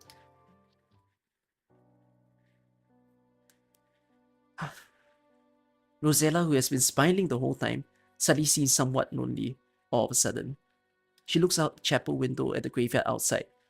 It's full of blooming flowers, and in the distance, the tall statue in the center of the Lateran city makes a faint impression. She starts humming a song, sorrowful, but with a hint of hope. Oh, that song! You hummed it yesterday too. When Mama taught me that song, she said she didn't know the words anymore, so she always just sang it with la la las. But I really like it how it sounds. What is the song actually about? This is a sarcasm song. It's about a hero who wants to go on a journey to do something really amazing. And that's why everyone sang this song to say their goodbyes and send him on his way, hoping he'll come back safely.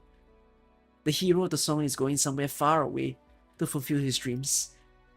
It may be a long, long journey, but he will certainly, surely.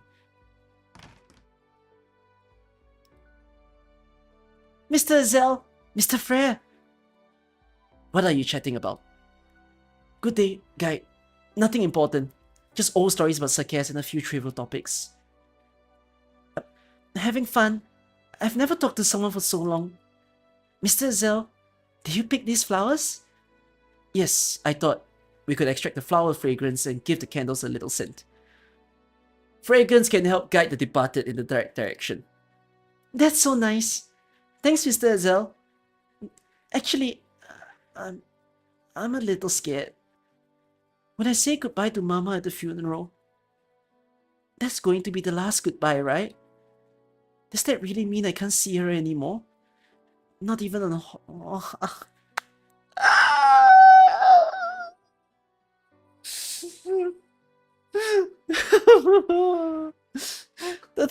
Not even on holidays is a very painful line.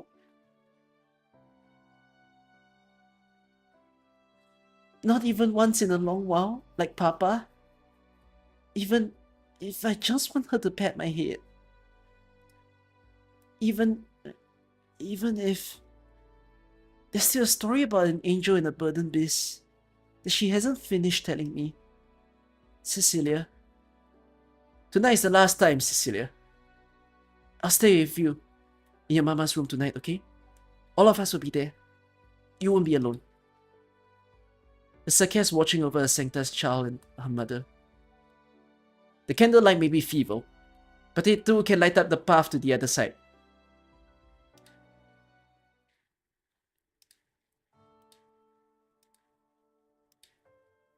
Levian, we're here to see you. We brought you some dessert. A fruit tart I swiped from the basilica. Welcome! By the way, the cactus looks disgusting. That's our girl, Lemuel. You've got fine eyes. Do you two really miss me so much that you have to visit me every day? We could come to see you every hour, if that's what you want. Trying to curry favor, are you, Mastima? And you, Fiammetta? That's a terrible smile if I've ever seen one. Did something happen? It's Anduin. You ran into him. We encountered a Sarkaz who had infiltrated Letterano when I was chasing her. I saw his original arts firsthand.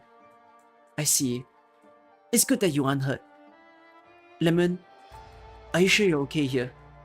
This is a normal hospital. If he's made me a visit already. What did you just... A silence descends upon the room. Lemuel looks at the flowers on the table. The way you two talk about him is like you're talking about a picnic you had over the weekend. Lemuel, I'm not mad about you. But whenever we talk about him, you and Mustima too, each and every time, whenever I bring it up, you two always have the same look. Whenever I see the expression on your faces, it makes me think, maybe it wasn't him who went crazy on that day, that I lost my mind. We felt it, is all. Your Sankta hive mine again. Fine, you felt what he felt. Why do you point the gun at him then? That has nothing to do with this. It doesn't matter how out of it he was. I couldn't let him take the lock and key. What about after that? You fell because of him. Does it not bother you? Lemon, it was his arts that put you in the hospital. You fell in the coma for 5 whole years. Does that not bother you? Fiammetta, trust me, I'm on your side. It's just, I could really feel. I don't want to hear that word anymore. Do you think I'm mad about all this for no good reason? Of course not. I understand. Right, of course. All of you understand. I'm the only one who doesn't. Hey, Fiammetta!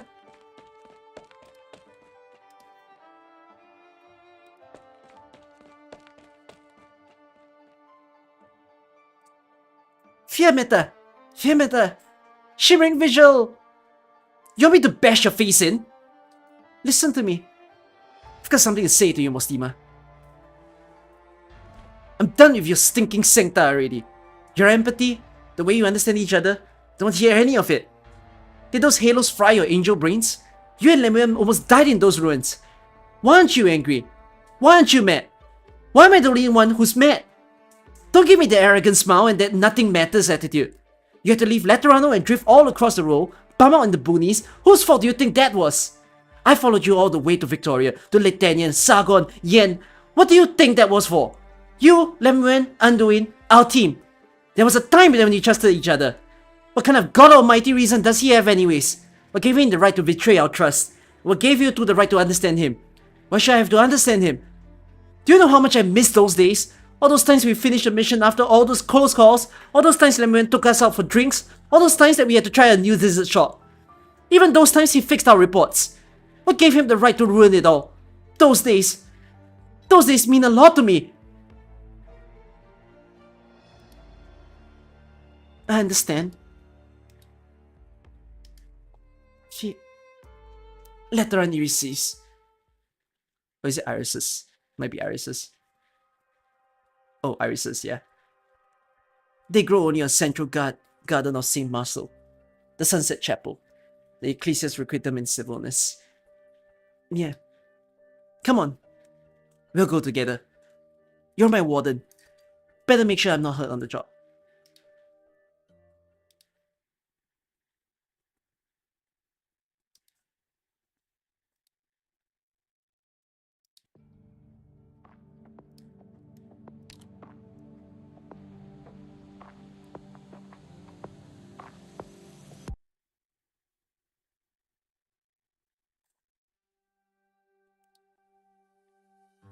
No, sorry.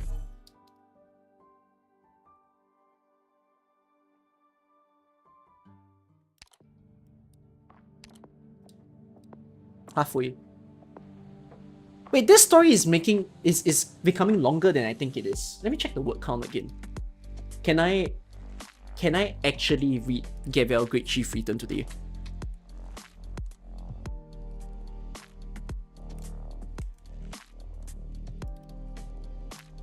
I put the two together simply because I thought that the word count wouldn't hurt me too badly.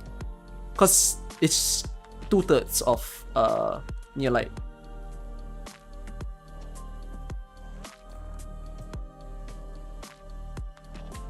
33,000. And what's Gabriel?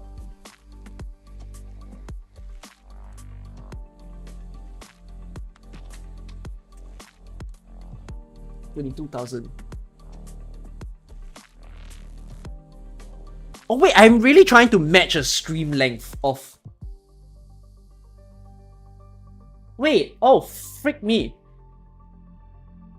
I mean, I merged the two together because I kinda don't mind if this stream went very long.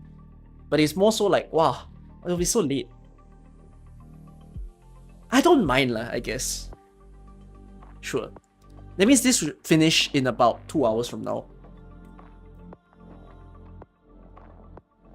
Yeah. That would be a typical 8-hour stream. 33,000 plus 22,000. Yeah, that's about an 8-hour stream. Okay. But I might want to eat food in between, as I say. I haven't had dinner.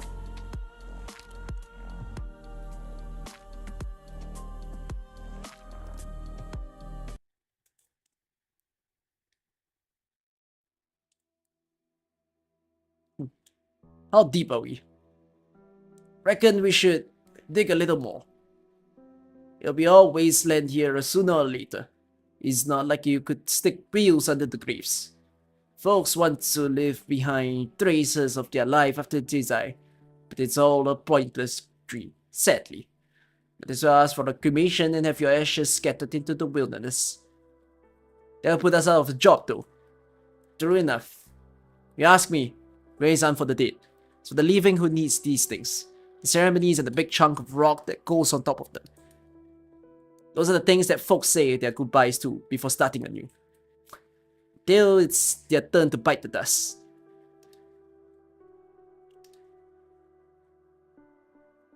I can eat dinner and do the new narration on the side. That's a good idea. Maybe. The preparations for the ritual are almost complete. I'm not sure. I don't feel so good today. Mama. Mr. Freya, I was really happy yesterday. Rosella told me lots of fun stuff. We prepared for the funeral together. And it felt like I was doing something for Mama. But we're done with everything now. What comes next? I think I worked really hard for Mama. But can Mama see all that? Does all of this really mean something? Mr. Freya, have you gone through this a lot? When it happens during the funeral, what should I do? What do I do once it's over? Right, the funeral. You're still young, but I don't want to hide anything from you. We do a lot of things for others, but in the end, we do it for ourselves. Cecilia, this isn't selfishness. Rather, it just means, ultimately, everything that the living do is to mold and shape themselves. We hold funerals and say our goodbyes when our loved ones leave us, but it's also a respite for ourselves. It's a way to mark the road that we've trodden.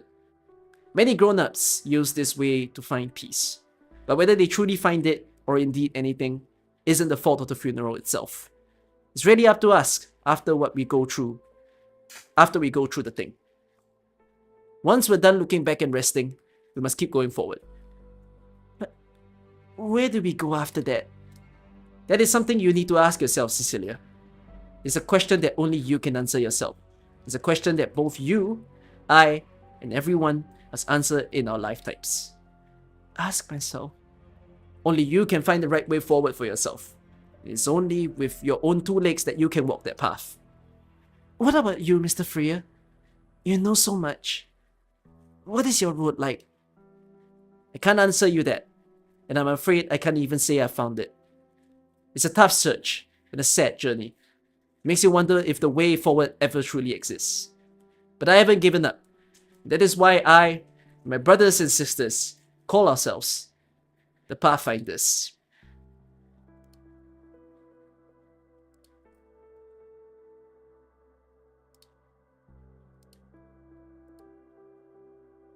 Candelabra.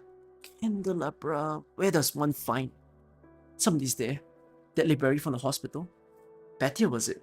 The legatus called Orin too.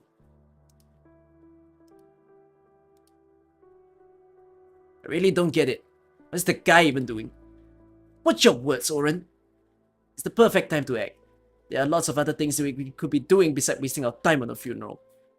And I thought you were close to the girl's mother. How cold-blooded of you. I'd already made my own decision when I told Anduin about Cecilia. She's capable of knocking this city off its godly throne. That also means she can shake that saint who's always been hiding behind the red and gold curtain, and plenty of others besides. What is he talking about? A sancta that wants to bring down his holy city with the help of a mixed-blood girl? Scandalous. You make it sound like I just want to burn it all down for no good reason. I said capable. That doesn't mean we have to do it. In fact, if we don't do it, then her worth as a bargaining chip is that much more. I just have to make sure Cecilia doesn't end up in the Pope's hands. On that point at least, Anduin and I are aligned. A word of advice. I don't know what kind of tricks you're trying to play with Cecilia, but do not forget the promise you made to the guide. Thanks to the tip. I don't mind walking this path with you folks a little longer. Now, you'll have to excuse me. I have better places to be than a funeral. Looks like they aren't all the same wavelength. But what worries me more is that there's a legatus involved. I'll take Cecilia and leave once the funeral's over.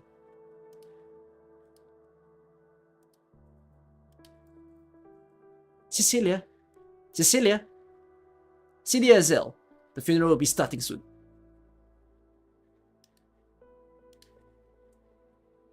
Anduin, I don't care about your grand ideals. I'm not interested in discussing faith with you. So once the funeral is over, I'm leaving with Cecilia. Where will you go? None of your concern. It's time to light the candles, Senior Azel. Go. Be with Cecilia.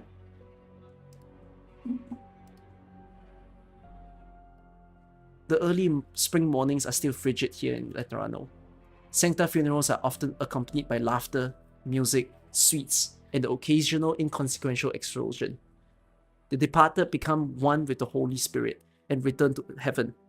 This is worthy of celebration. But there is another kind of Sankta funeral unknown to the other races. On a certain hour of a certain day, a great sorrow will seize all Sankta by the throat. They will not be able to move, breathe, or avert their eyes. Each and every fragile soul will be swept away, as if by the flood waters of a broken dam. Yet neither the joy of the former nor the awesome power of the latter can be found today in the ecclesial requitem of Pagus Sylvanus. We find only a frail girl trying her hardest to swing the absurdly unwieldy shovel in her hands. A girl trying to shovel the last bit of dirt onto her mother's resting place. Go, Cecilia. It's time to say goodbye. Mama, what should I do? When I think to myself that I'm doing this for Mama, I don't feel scared or anything. I feel like I can do anything. It feels like I've gotten a little stronger since you've been gone. Is it because I got a little older? And Mr. Azel says, I won't get to see you anymore. Even if I grow up and grow even stronger. I won't see you again, right? When I do a good job, you won't be there to reward me.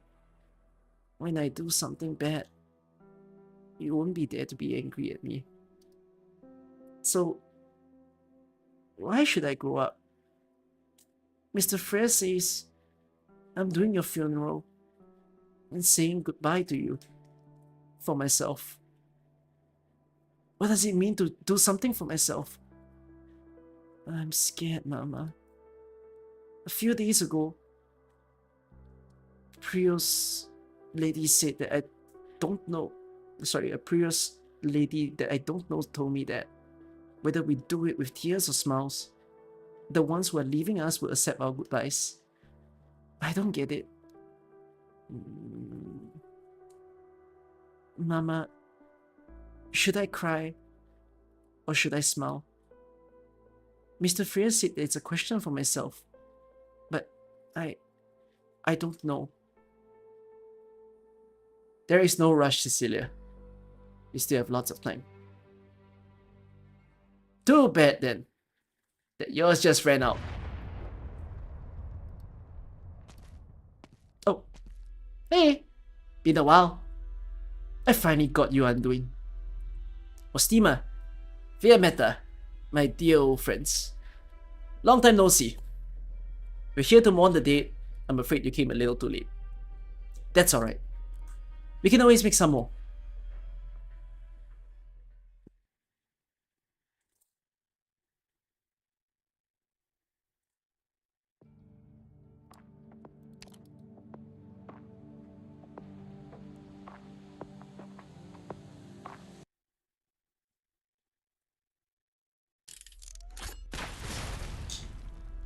Cecilia, watch out!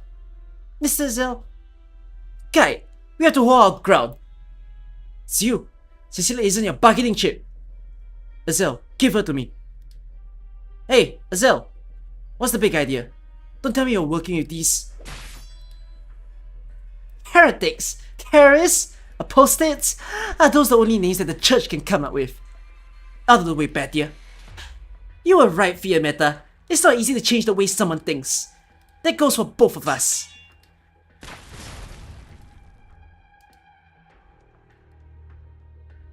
You look like you're doing well. Much thanks to you. You look like you have aged a lot though, guy. I have to thank you for that too. The gunshot wound took forever to heal. Not bad. Definitely better than having her shoot you. That is true. Lemuel almost died. I know. What was the better option over her bullet? Looks like that mental illness of yours hasn't gotten any better. Hey kid, you must be Azel. Another Legata. What should I? A fallen angel? Miss Fiammetta, what's going on? You fell. Of course, you shot at me. Can't feel anymore.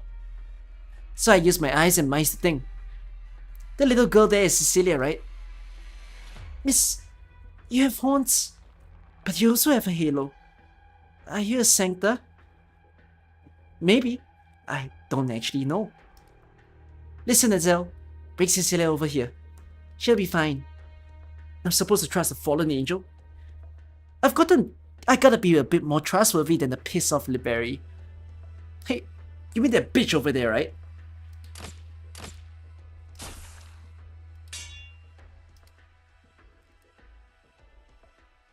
Mostima, we haven't finished her mother's funeral yet. Huh, I almost bought into that. Are you really such a dutiful curate for this Ecclesia Requitem, Anduin? Mostima, do you follow me here just to catch up on old times? Ezel, have you made up your mind yet? Cecilia, Miss... Cecilia, you aren't done yet. Right. Anduin, you got a decent crowd here. You brought so many with you just to get Cecilia? Oh, almost forgot. I have a message from you. It's from the guy in the lock and key. Your bravery is commendable, but you won't like the final answer. Thank you for that. I may be fortunate enough to walk my path with it, but I benefited greatly from its opening my eyes all those years ago. Look at you. Are you sure you benefited? Only the wearer knows where the shoe pinches. Not good. Azel, stand back!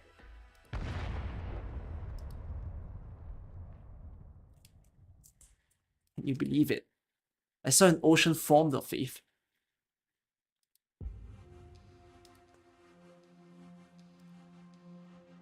That concludes the report for this operation. Some of my colleagues present were involved in the incident.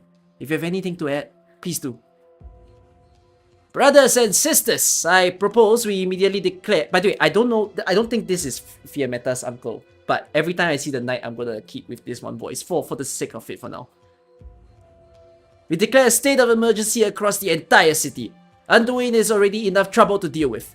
But now we have a mixed blood Sankta on our hands too. Good night, Giovanni. The conference is set to open soon.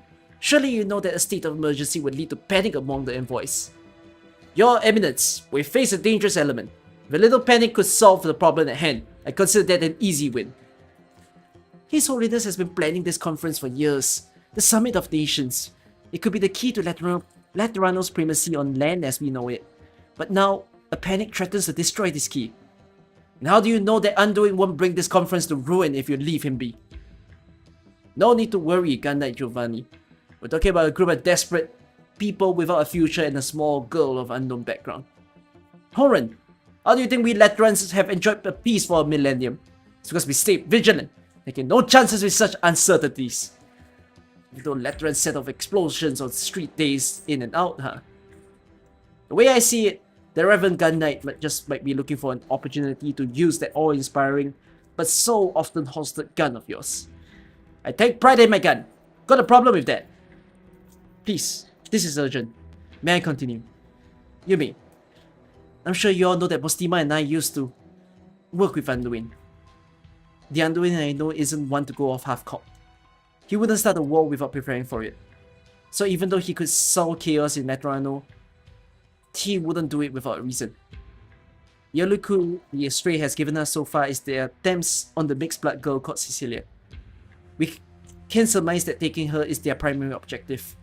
And since they already have her in their possession, I think Anduin's next step is very likely to be exfiltrating at Letterano.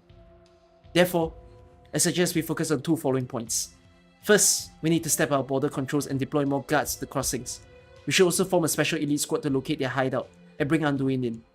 Secondly, to be on the safe side, I would like the 7th Tribunal to lead the investigation into whether the Astray have made contact with the visiting envoys to determine whether or not they are targeting the conference. As for the conference itself, proceed according to plan, right? That's what you have in mind, isn't it? We're just testing the waters anyways. Oh, I've got to say though, the cold buffet's desserts are disgusting. The cactus tarts are an atrocity. I would like to see some improvement there.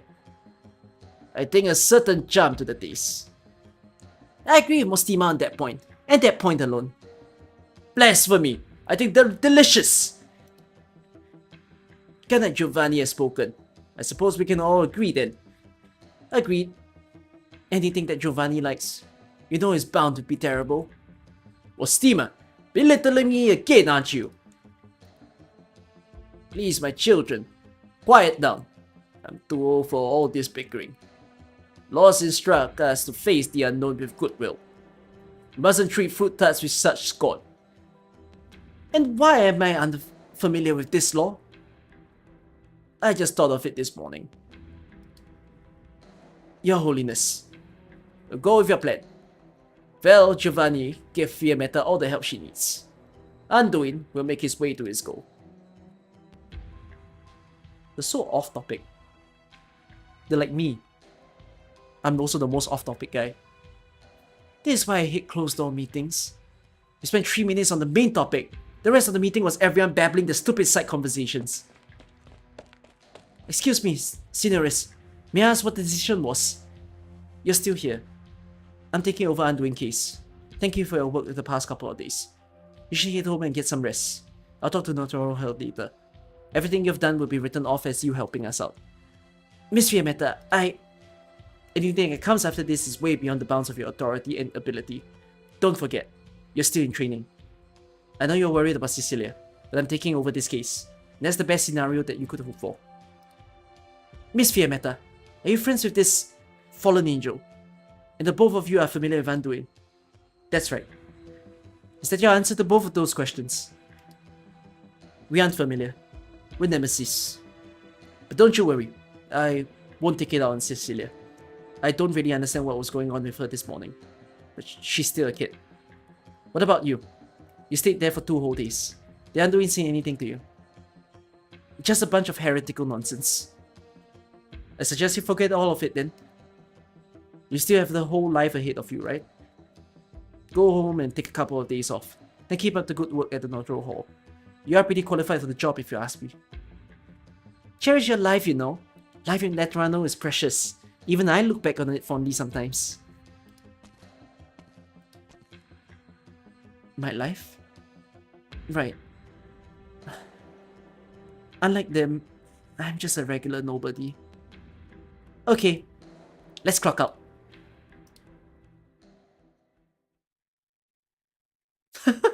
It's so straightforward.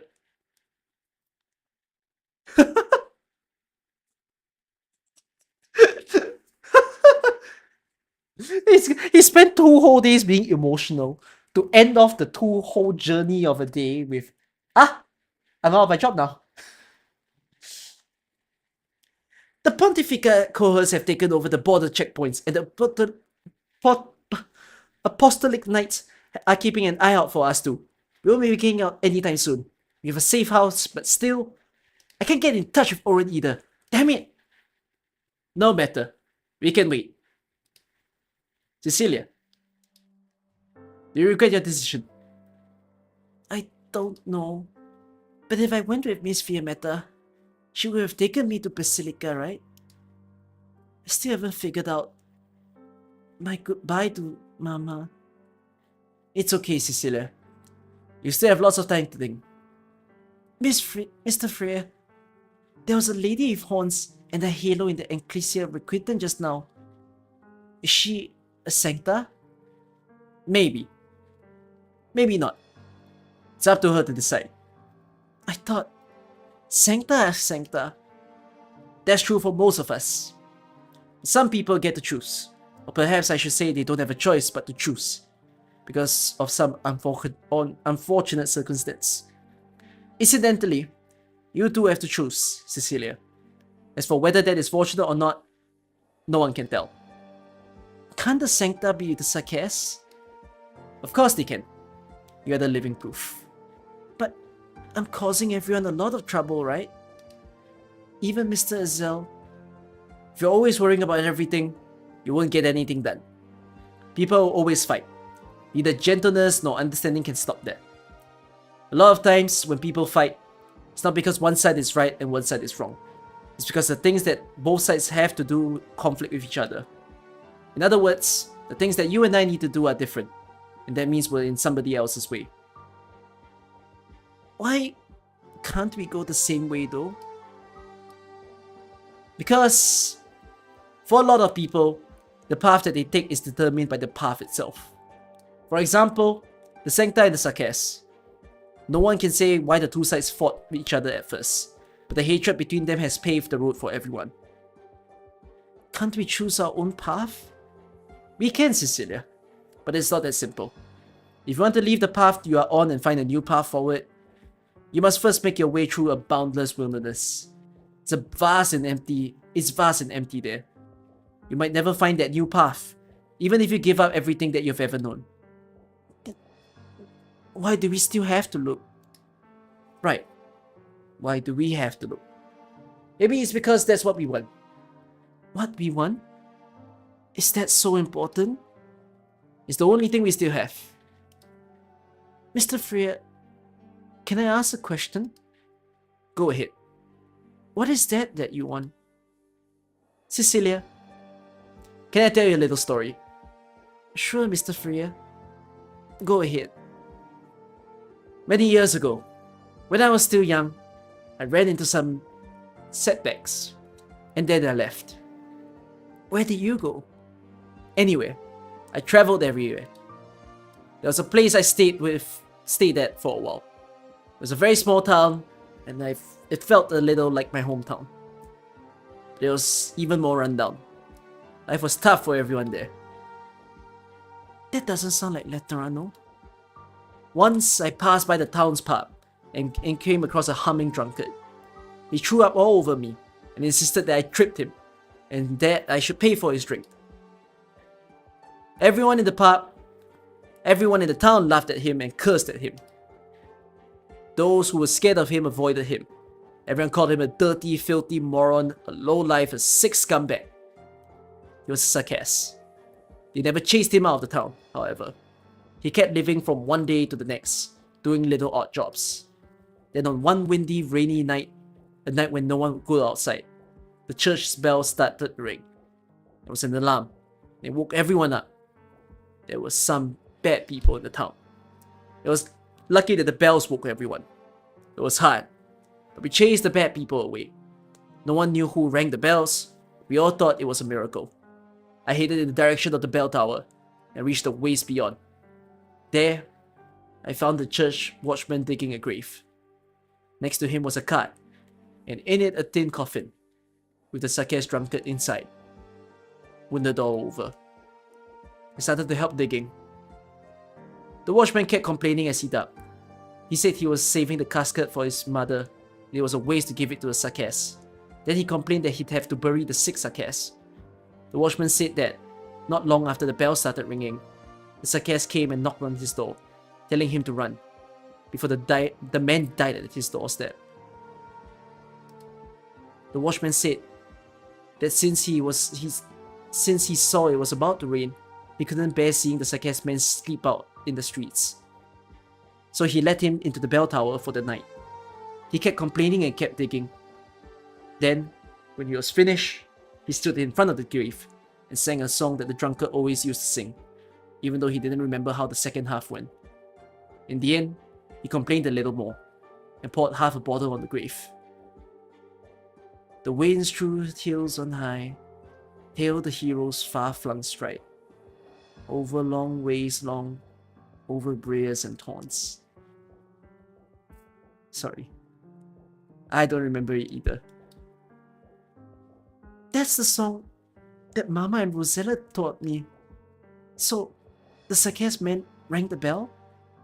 I think he did. So he was the hero that saved everyone. Maybe. I don't know if someone like him can be called a hero. But I think most people probably wouldn't want to call him one. Maybe he was just trying to help the watchman who helped him.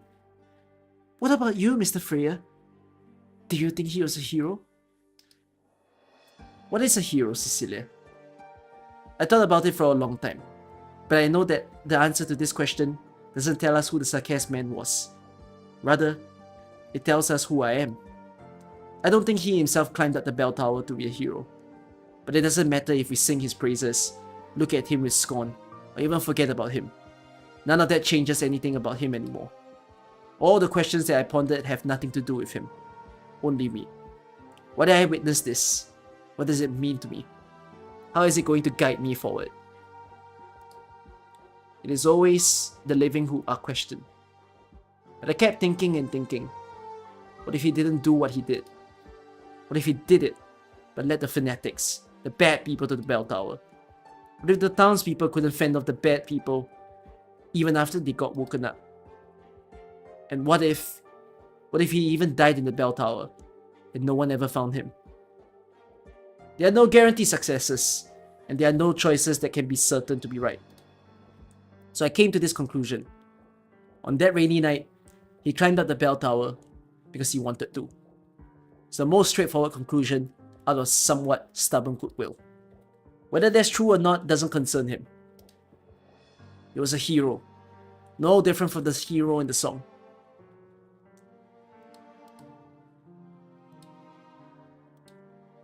Everyone starts humming the song. Their quiet singing drifts throughout the room. I feel peace. In this Lateran evening. A peace that I have not known for a long time. Are you thinking of something, Mr. Freya? No. Nothing at all. Thank you, Cecilia. You're looking at something. Is that a bell tower? It's Letterano's bell tower. A very, very old tower made of stone. I often went there when I still lived in Letterano. It was so close to heaven. Heaven? Is that where Mama is? If that's where you wish for her to be, that's where she is. Mr. Freya, could you help me with something?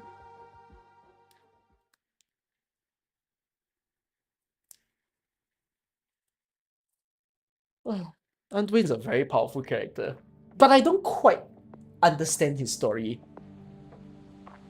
I don't think I fully digested his story. What is it supposed to mean when he says lived in the city, the Saras, and then the watchman complaining about burying the Saras?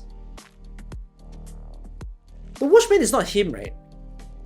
For a moment I thought the watchman referred to him. Does the watchman refer to him?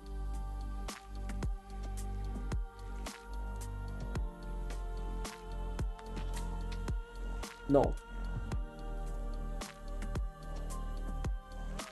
The story will talk about his backstory more. Wait, so if I don't understand, I'll understand soon. You're saying there's more explanations after this.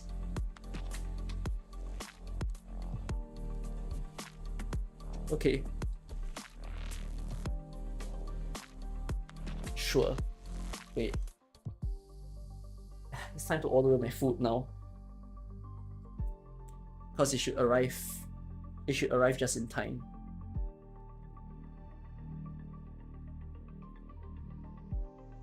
I haven't eaten this in a while. I'm looking forward to eating this. Just because I haven't had it in a long time.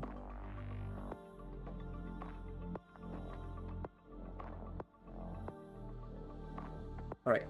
I've ordered my food. No, I ordered chicken rice. Which is still chicken. It's KFC but not Kentucky.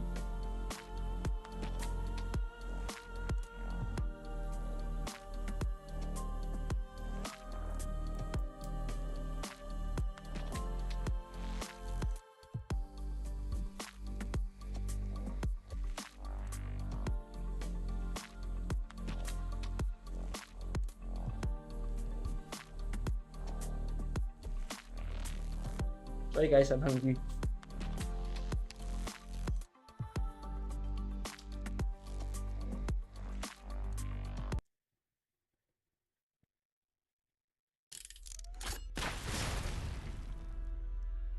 Wrong one.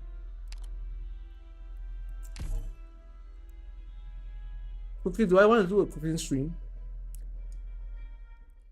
I'm not bothered if I had to.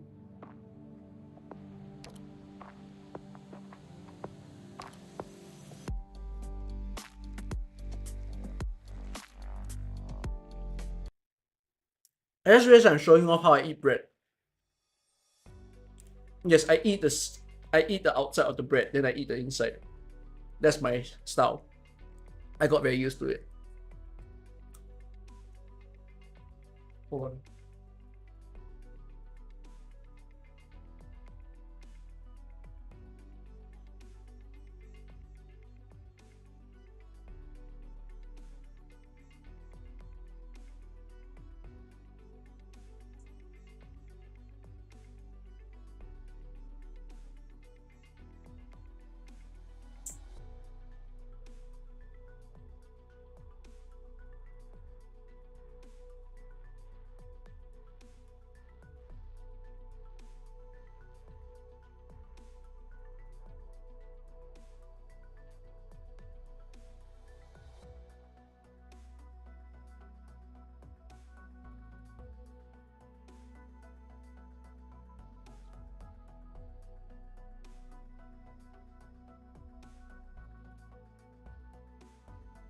Sorry, I just poured myself a drink.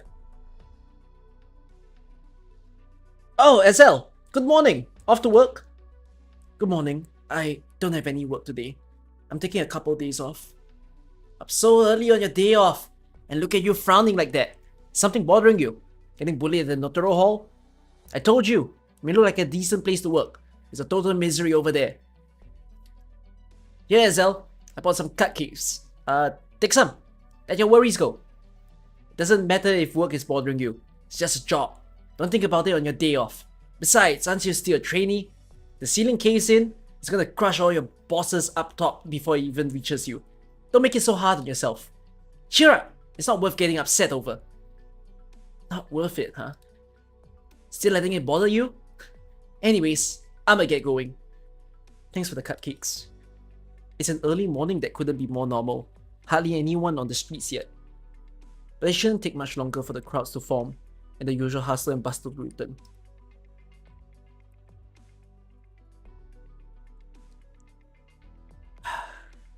This is exactly what Lateran life is. How about a crate? No thanks, I've got these cupcakes. It's you. The crepe shop in the corner there only sells 200 of their signature crepes each day. You need to get up early to have a chance at buying one. Thankfully, the hours haven't changed. What are you doing here? I'm out for a walk. In the city there's an arrest warrant out for you. Sure. What happened to the people at the Ecclesia with them? They're all in the same place, safe place. Once everything is over, they'll leave Letterano with me. Where to? Who knows? Are you going to take Cecilia with you? No. She left. How did you... She has something else she must do. It may seem trivial right now, but she's found her path, and she'll continue down to it. Overcoming obstacles we could never overcome. Treading into predicaments that we wouldn't dare to face, and making it to faraway places that we could never imagine. What are you talking about? Relax, Brother Ezel. She's far more brilliant than you, and I could ever dream of. She might need you. Why me? I'm nothing special. This is pretty embarrassing to say, but I was playing a hero in front of her the whole time. I told her my word is my bond. I wouldn't mind losing my job. But after I got home last night, I spent the whole night freaking out about everything that happened. A mixed blood Sankta, a fallen angel, a legatus, conference at the Basilica, Saras and the strange heretical group. How did I get mixed up in all this? I thought I just wanted a decent job. A desk job would be all the better. I would go to work and leave on time. Live a quiet, peaceful life. I figured that'd be a pretty good job for me. Everything that happened that last couple of days could just be like an interlude. I should count myself lucky for being able to get away from it all before it's too late. In a couple decades, I can tell stories about it to my friends. That'd be a pretty solid life, wouldn't it? Maybe I shouldn't even be talking to you right now. I should just turn and run. Aren't you going to run then? There's no need to fool yourself. How am I supposed to know what it is that I really want? You and Cecilia both asked me the same question. She asked you that too? Phrased it a little differently. And how did you answer? I told her a story. Suddenly feels like I shouldn't listen to you. Why? I just get the sense that you know how to influence people. What if you're about to sucker me into something here? As long as you don't want to, you won't be. That sounds awfully sketchy. Here only to give you a message. What comes next is for you to decide. Cecilia is going to the old bell tower. What is she doing there? Saying her goodbyes.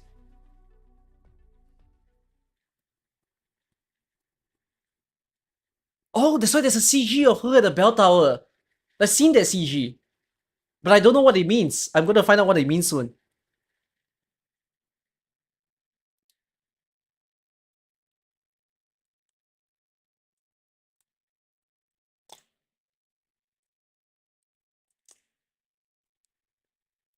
I don't think the bell tower is supposed to be ranked though. I think chaos might ensue. Is something wrong? Oh, Cecilia. Aren't you scared? Walking the streets all by yourself this early in the morning. Where are those friends of yours? Guy, it's Orin. No matter. We'll see what he's planning first. There's something I need to do here. So little. You've got lots of big ideas going around in your head, huh? I really don't get what that guy is thinking. But sorry, little girl. I can't let you go. Are you taking me to the Basilica? The Basilica? No, Cecilia. I can't let you go to the Basilica. As long as you don't go to the Basilica and the old man, you can go anywhere. First, I thought it wouldn't be so bad if Anduin took you away. He had a change of heart. But it's no biggie. I'll do it myself. It'll be bad if I go to the Basilica. It's hard to say, Cecilia. Hard to say. You're actually really important to me, you know? Fiora and I were friends. Long time ago. But still. Anyways, your very existence is much more useful than whatever it is you're thinking up in your little brain. If it puts you to good use, you could be the greatest danger to Lateran City in a long time. After all, you're a Sarkaz, but you also became a Sankta. I don't really want to put Letterano in danger, but I need some leverage that can influence things. A bargaining chip that I can use in a deal. And you could be such a precious bargaining chip. I won't want to see you lose your effectiveness over a tiny little threat. I don't understand what you're saying. You don't need to understand, Cecilia. I'm just trying to show you I'm sincere. I won't do anything to get you hurt. I'm never one to resort to violence if peace was an option. It doesn't matter what you want to do. Not now. Could you move out of the way? I'm going to that bell tower. Didn't you hear? She wants you to get out of her way. Oh wait, sorry. Mr. Azel! You came. Yes, Cecilia. I promised to help you find your mama and be there when you said goodbye to her, right? This is so touching. A mixed-blood girl between a rock and hard place with an executor who's true to his words. Am I watching the Lateran soap opera of the year? Makes me want to clap for the two of you. But if I could, I would rather not be the villain here. This is no fun. Mr. Azel, Sankta can point out guns at our own kind, but violence comes in other forms. So that's no hill to die on, right? Now, Cecilia, go! The bell tower is straight ahead. But I promise you one more thing. I'll be fine. Alright. I'll wait for you at the top, Mr. Azel. Very nice. You came prepared, huh? I didn't expect you to be able to hold me here. Still, even if I don't like screwing around with empathy, I can feel the fear in you. Save it. Have you ever considered that we might be walking the same road here? We're definitely not right now, at least. Show me what you've got then. If you even realize the weight of the burden you're trying to shoulder.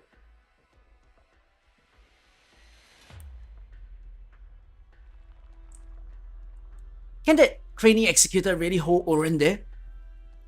Orin's not taking this seriously. And Azel isn't a Notaro Hall executor right now. He's not actually an obstacle to Orin. Actually, guy, why would I would never go against your decisions, I can't say I really agree with this. Cecilia should stay with the Pathfinders. It's not only for us, but for her sake too. That isn't my decision. I can't decide her fate. It's a decision that only Cecilia can make for herself. Petia, perhaps we should call it an honor to show her the choices before her. Don't worry. What I must do remains the same.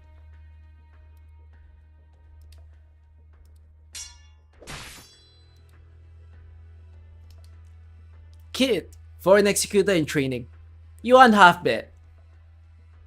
Still standing. Looking to spend some time in the hospital, huh? I'm not out here to break bones, though. You don't have to do this. You're just like a normal guy living in Lateran City. Go home, lead a happy life, munch on some cake, or take a sip of tea, whatever. I've made up my mind already. You folks really like talking about choices and decisions, huh? Has it ever crossed your mind that there's a price to pay when you make decisions? This was only going to be an insurance policy. But well, sorry fella, I'll need your help. We aren't here to help you, Orin. We're doing this because we think it's the right thing to do. So, what do you say? Wise man adapts himself to circumstances. Oh, that's a Yenny's idiom, you see. It means, too bad, Azelle.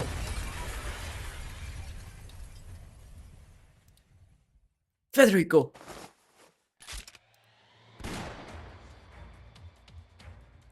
Training Executor Azelle Pastore. You're being temporarily recalled. Your leave has been cancelled. Please assist me with this arrest. Orin Argulus, your identity has been confirmed. The 7th Tribunal has revoked your credentials as a legatus. Please stop resisting and proceed with me to the 1st Tribunal. Must I still have lots of work to take care of. Yes, you must.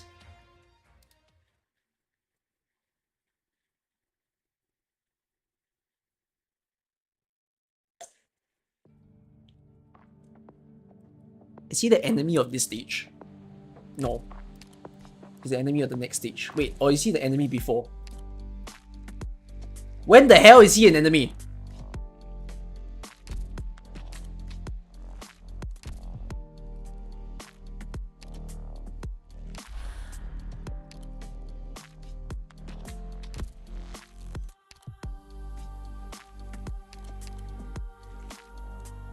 Is it only EX?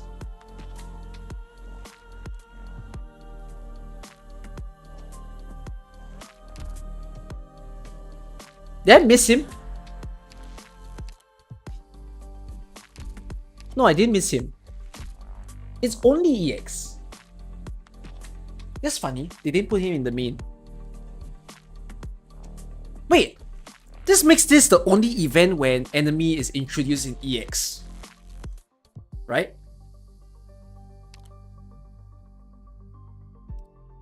Is he not in it? Is he? No.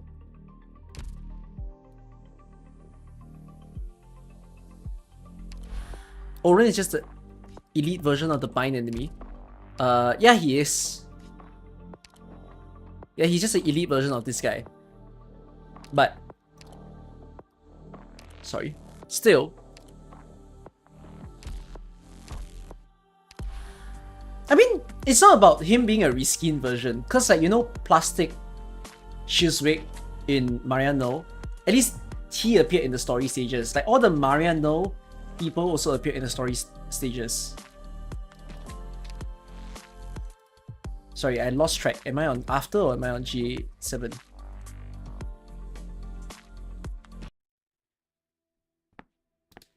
Okay. The bell tower's corridors are narrow. The stone steps below my feet are slippery and wet. The stone walls are rough and feel so cold to the touch. Okay, I should speak in Cecilia, but yeah. Just like that, the trees in that forest. My footsteps echo in the hallway. What is there up ahead? I'm the child of a Sankta and a Sakes. They all said that they have on me their... I don't know. It was a word I've never heard. But I remember how Rosella looked. She looked down at me with a smile on her face. Her hands were clasped together like she was holding on to a treasure. What did everyone want me to do? I still don't get it. But now, I understand what it is that I should do the most and what it is that I want to do. It doesn't matter if I'm a Sankta or a Sarkis. I'm Cecilia. Just Cecilia. Goodbye, Mama. Will you keep watching over me?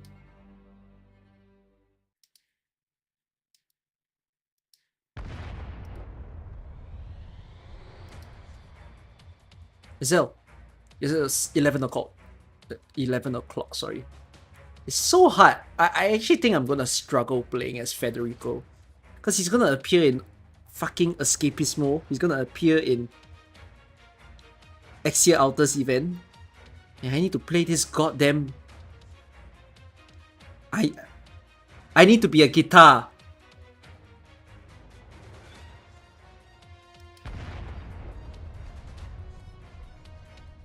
That was close. Come on. It's not like fighting is going to get us anywhere. Why don't we call it quits? Really don't know how to listen, huh? Zell, I thought you were really worried about Cecilia. She might just be safer with me, you know. Did you think I'll believe that? I never want to lie. Even if you're telling the truth. If that isn't what Cecilia wants, then there's no way. Sometimes I really think Anduin's giving me way more than I bargained for. Stay focused, Enzel. No, Federico. Can you feel it? Well, look at that. The air is trembling, as though something is manifesting from nothingness. A surge of power, pure power, nothing like any original arts known to men. An ancient construction is being awakened. A forgotten sound is about to ring out far and wide. Ezel, new directive. Investigate the bell tower. Leave the traitorous executors to me.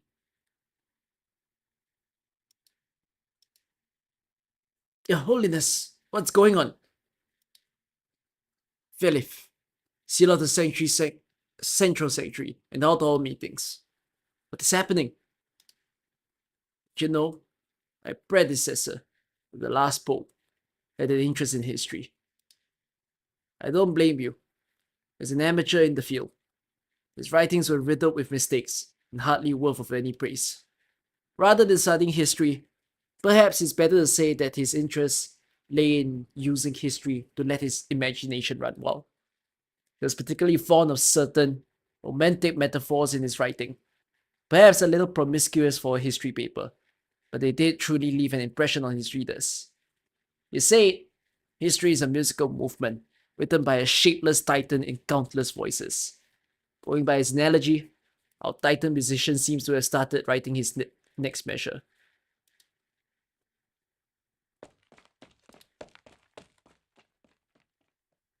Okay. I breathe all the air out of my lungs before drawing a fresh breath.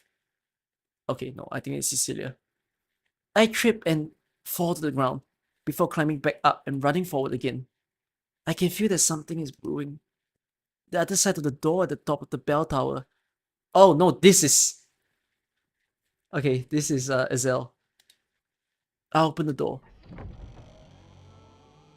The frail girl is singing an ancient Sarkis folk song. She's singing from the bottom of her heart, so tenderly, with all her feelings. I can only stand there, doing my best to hold my breath, to avoid disrupting the flow of her singing. At a certain point, I realize I cannot hear anything anymore. There is only the sound of bells, seemingly ringing across time.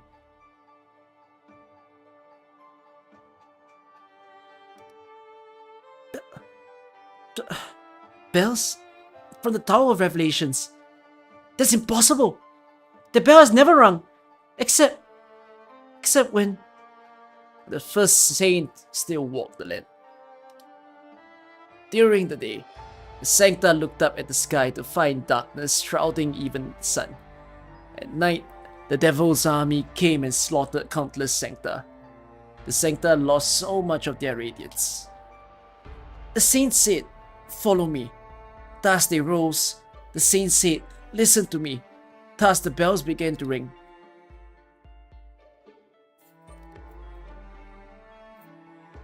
The bells echoed throughout the wilderness, uniting all the Sancta.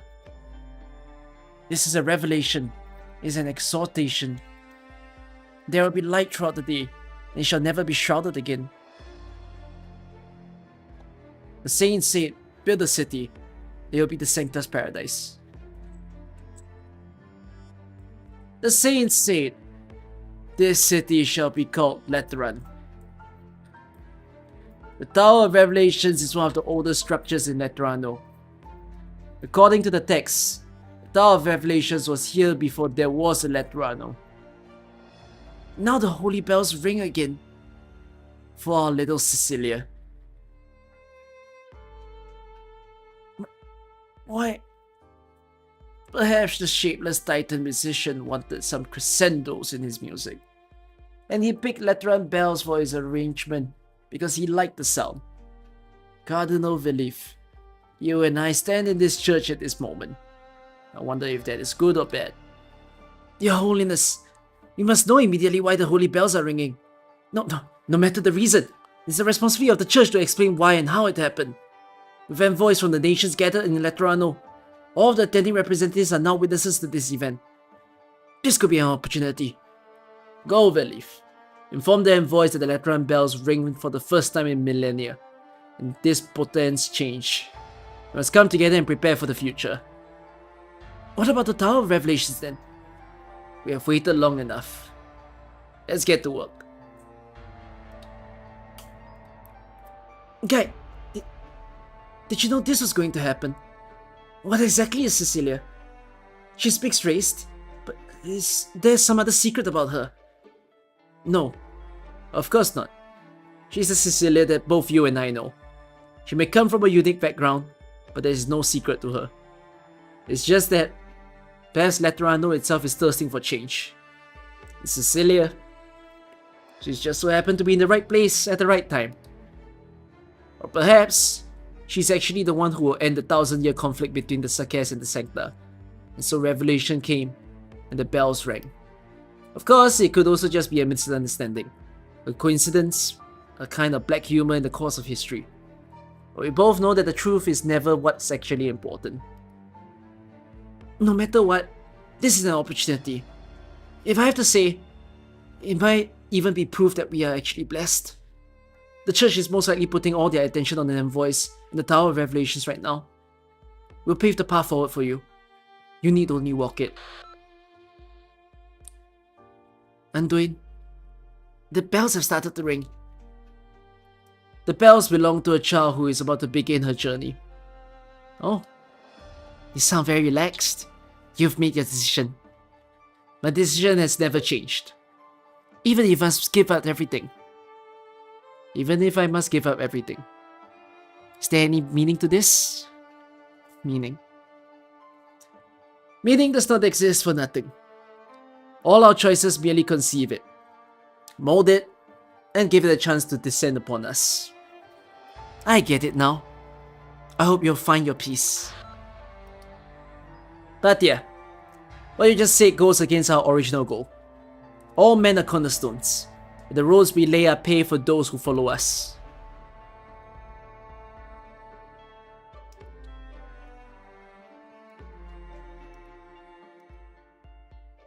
I must see His Holiness right now!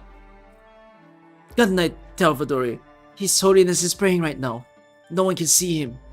But, please understand. An explosion! Probably another one of those people's pranks. No, the explosion came from the envoys village. We stopped handing out approvals for explosive activities there. Good night, Salvatore. The envoys village is under attack, and there have been multiple fires and explosions all across the city. Is there a stray? They can't sit still now that the holy bells have sounded, can they? There are gun stations in the envoy village, but after the ambush and explosion started, the envoys started demanding more gun knights to protect them. Understood. Why now of all times? Cardinal Vilif, the bells of the Tower of Revelations are ringing. It's the holiest moment in Lateran history. We even get to share this with the first summit of nations and the envoys of all the lands. How joyous. Yet the heretics' remnants are taking the opportunity to sow chaos. They plot to disrupt the conference and overshadow Letterano's radiance. Gun Knight Salvatore, by order of the Apostle himself, the Pope, you are to go. Oh, sorry. By order of the Apostle himself, the Pope, you are to go to the envoys' village and defend them along with the Gun Knights there, thus ensuring the summit of nations will commence as planned. I'll accompany you. Very well, Your Eminence. If I may, I'm sure you have noticed as much, but the energy they're surging from the Tower of Revelations. Watch your words, Reverend Gun Knight. That is glory itself.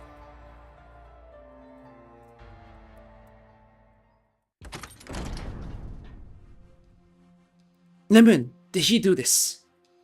Maybe. You're still going to cover for him.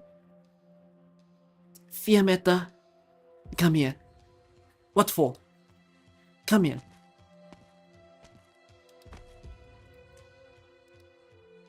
I'm sorry. I shouldn't have said what I said the other day. Let go of me. Not until you forgive me. I am mad at you. But there's something else I'm even angry about. It might just be me. I want you to trust me on one thing, Fiammetta. If he really wanted to do harm to Letterano, I'd never forgive him. Then what is it he's trying to do? Maybe he's just asking a question. Of who? His Holiness. And what is he asking him? A question that the Sancta must never ask. You can't be more specific. I'm not entirely sure myself. You see, the question has probably been bothering him deep in his mind for a long time. He hasn't ever told me about it. I've just got a hunch. But it's true. What happened 8 years ago has something to do with the question. Wait, so, Mostima, you knew about this? Of course not. I'm not Lemuel. She might understand him. Me though? I don't think he was worthy. That's all. If you ask me, he's a poor little guy. And there's something more important to take care of. So let's leave it at that. How come it feels like you're ticking me off more than Lemuel? You and I are different. I did everything I could. And you? I'm guessing you would probably rather it was me, right? Lemuel, what else do you know? Tell me. I thought you didn't want to hear any of it. I have to hear to find out.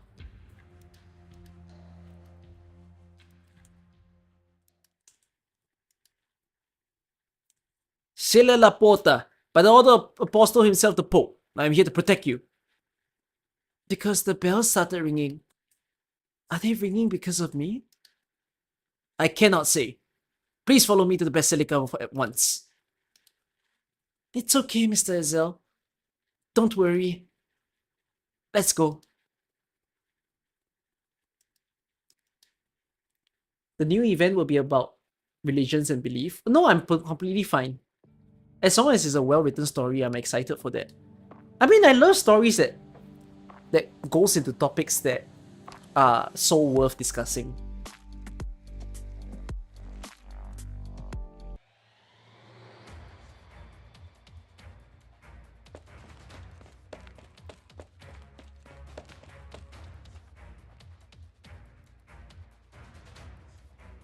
Town feels so lively today. Is it because the conference is about to start? Maybe. There are explosions everywhere. Everyone's so excited. Hey, what the hell? Is that an executor? And the legatus? What's going on? A parkour competition! That sounds like fun. Why don't you join in? Let's go! See if we can catch up with them! Oh my god, they're all stupid people! This should be far enough.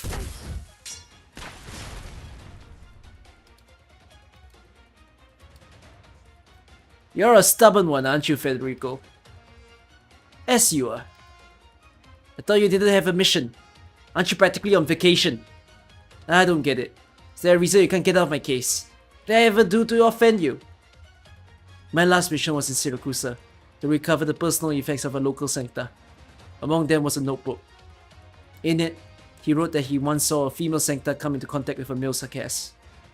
Alright, I can see why you looked into that. But what does it have to do with me? I'm decidedly male, in case you can't tell. I followed all the leads I had and found the Sankta woman's address. And when you made it there, you found that she's already passed away. That's correct. So you had no choice but to keep following her tracks. Then you found she had been taking suspicious trips, and that she's always contacted a specific legatus before she left on her journeys. This is good. This is very good. Yeah, I thought I gave myself away in Victoria or left some evidence after I talked to Anduin. Never would I have thought that it's because I helped the Fiora out of the goodness of my heart. This might just be some kind of fate. Federico, my hunch is correct. You probably can't feel what I'm feeling right now, yes? No. Yes. I don't care. The emotions of those I arrest are not my concern. Does that mean you care about the feelings of anyone you're not arresting? No. You and I are the same. Neither of us cares for empathy. The way I see it, we could be great friends. Actually, I think Letterano could use more people like you. Someone who doesn't let empathy get to them. Always doing things by the book. I don't disagree.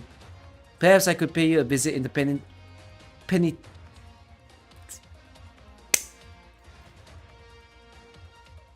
penitentiary.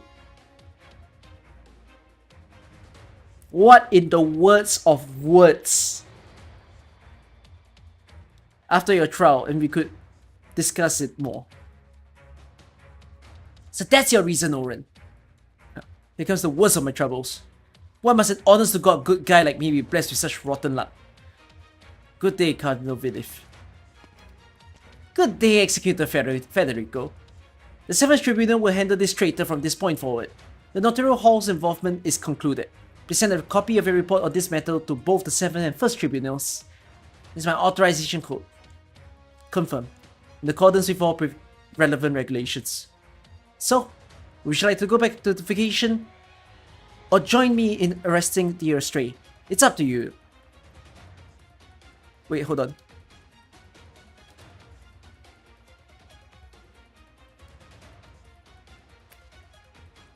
Let me answer the message. Give me a short while.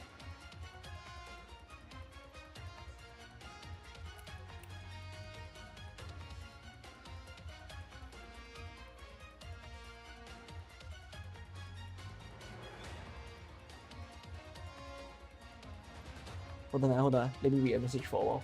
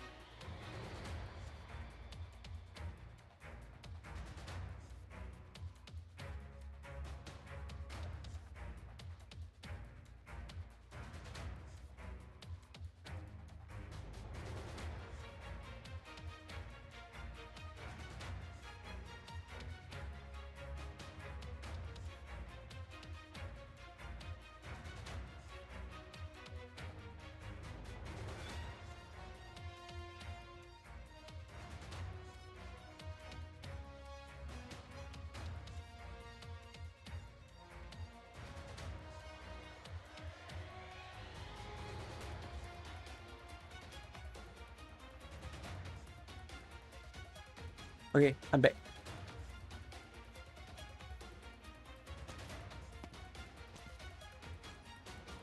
Well, has anyone ever heard Federico say goodbye to anyone? You can stop trying to cozy up to me. I thought you were here to help me. If you were here to arrest me, you could have waited until Federico was done, right?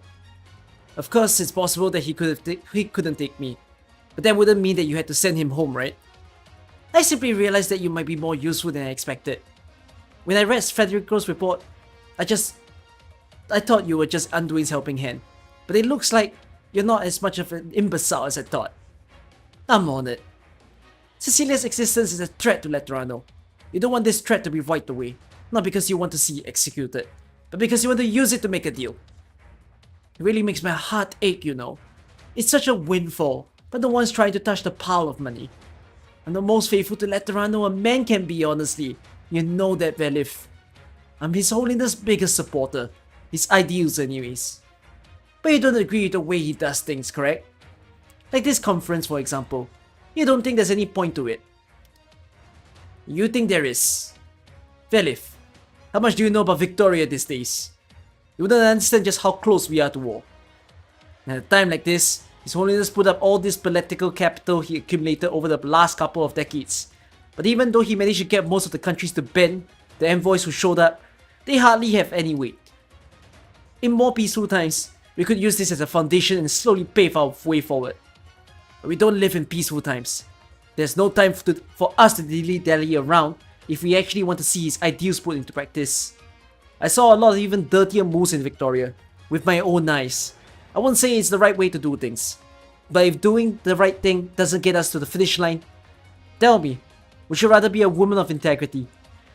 You know, you usually aren't this talkative in situations like this. What are you waiting for? Actually, I just changed my mind. After traveling out there for so long, I'm buying less and less into the idea that Sankta are special.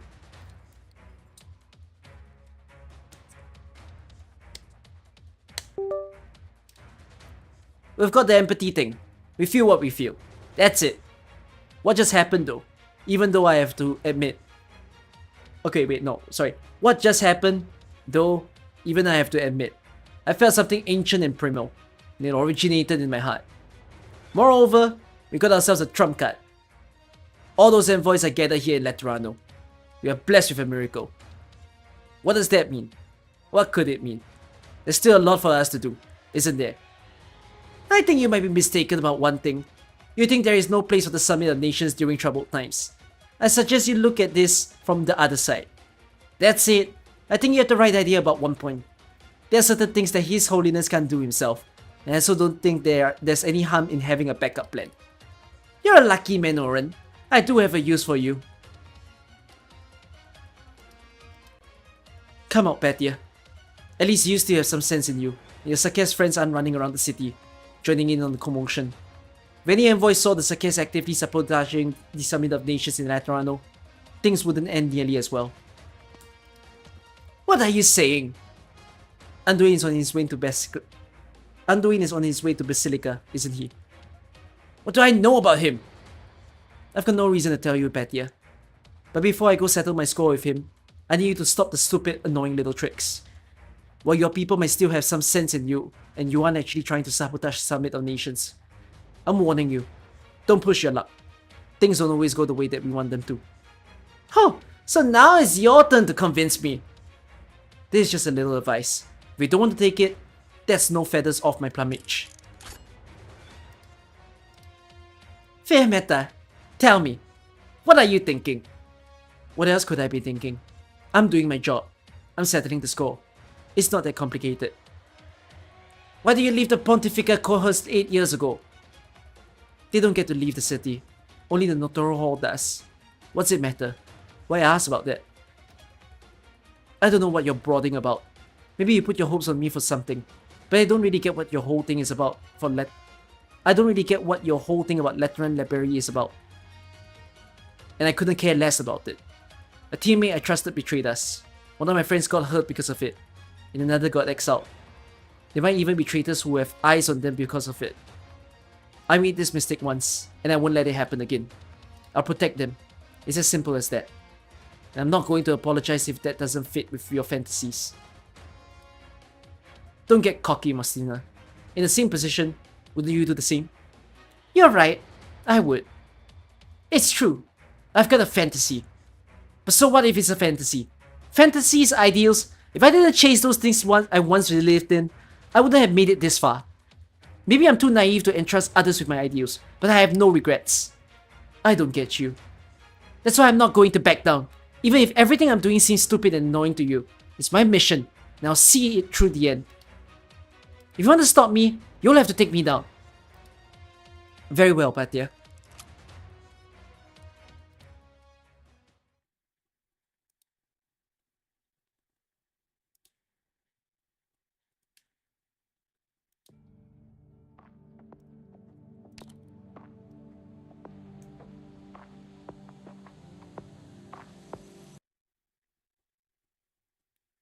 You can't be dishonest with Sankta. Sankta can only feel your emotions. They can't feel what you're thinking. They don't know what you're thinking. You can try to lie, you know, but if they sense it, then I guess it's a different thing. That's enough, Patia. It's not over. Patia, right? Most of the gun knights have been reassigned to the envoys village. Your mission is over. I don't really get it though. It's not like Anduin doesn't know who the most powerful guy in Basilica is. Why the whole charade? He probably wanted to make sure he got an audience with His Holiness. So you're actually listening to Lemuel. This has nothing to do with that. He is free to settle his score. But that doesn't mean I'm letting him get away. Sure. Shall we get going? Once we get Patia settled in. Right.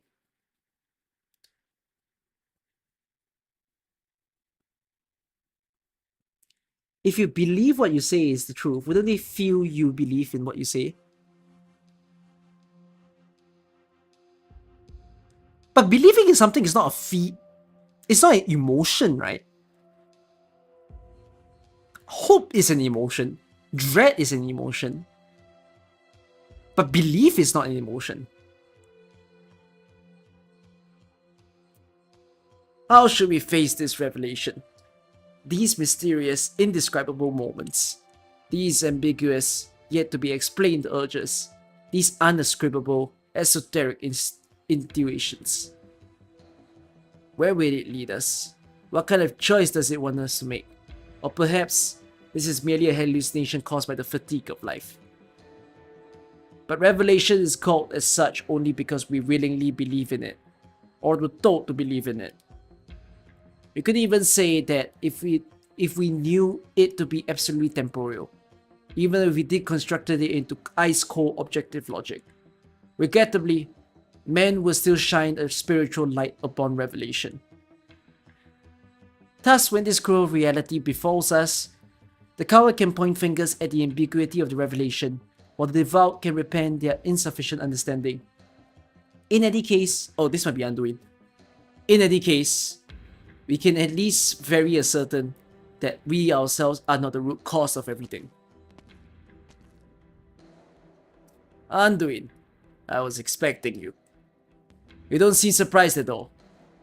I can't say this was the result of any particular manipulation.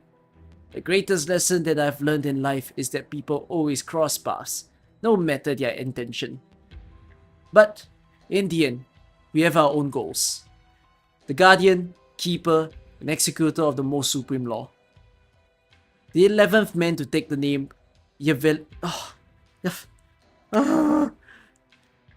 I think it's Evangelista. Like, Y is pronounced as an E. Yeah, Evangelista. The patron saint of sacrifice and unity. And to stand atop the Lateran Curia as the apostle, His Holiness the Pope.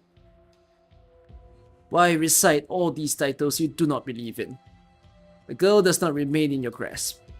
She's still young. There is so much for her to experience.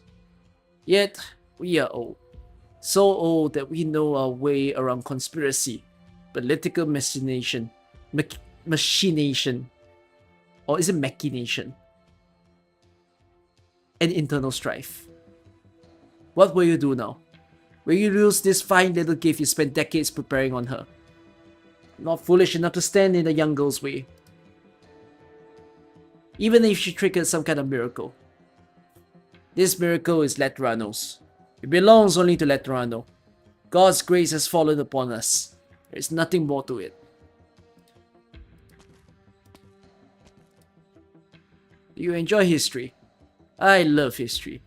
For history to become history, you genuinely need an origin point.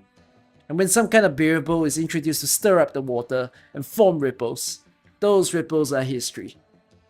What of the object that was thrown into the water in the first place then? Perhaps history does not care about it. And neither do I. The girl called Cecilia will go where she wants and do what she wants. Someday in the future, perhaps the name Cecilia would be known far and wide. It could also remain forever in obscurity. But that has nothing to do with you or me. It has nothing to do with the both of us. We have a mutual understanding regarding that, do we not? You make yourself sound like a kind grandfather sending his granddaughter away. This is nothing more than you getting what it is that you seek. You now get to explain this miracle. In exchange, Cecilia earned the right to leave this place. This cannot be called a trade. She never had the right to choose. I never wanted to do anything to her. Letterano has stood for millennia, and neither should it, nor shall it ever waver for a mere mixed blood child. I only hope for the apostles before and after you to feel the same way, and that those expunged names will not erase for nothing. You cannot ask for too much. Sins shall always be sins. Only time can wear them down. And it wears them down to the point that no one remembers they were once sins. I cannot cast blame on our forebears' cautiousness. However, neither shall I accept those sins in order to cover them up. So long as our mutual understanding stands, am I right?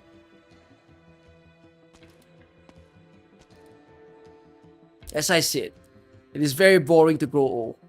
Thanks to all the things that we experienced in the past, we are always fearful, on the fence with just about everything. The old doesn't have the luxury of possibility. Anduin, we don't have a choice but to continue down the path that was already laid. The path that was already laid. That goes for you too. I know of your journey. Right. I once journeyed, and I heard the purest of prayers and the most vicious of curses.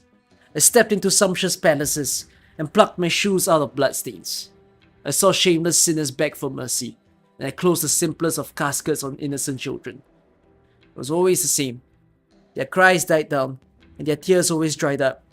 And I always stood right next to them, attempting to comfort them. I told them that salvation would come, as long as we believed. But no, nothing ever happened. Not even the briefest passing glance. The holy city of Laterano has weathered every storm that came its way. How would the saint sitting in his soft armchair at the Sancta that only know how to sing the praises of their own dignity know that there exist hardships in the lands beyond? All the hopeless penances, withered consolations, and deafening silences. Do you know how heavily silence weighs on my heart? I seek only an answer. We will never find salvation, will we? What does he mean when he say this?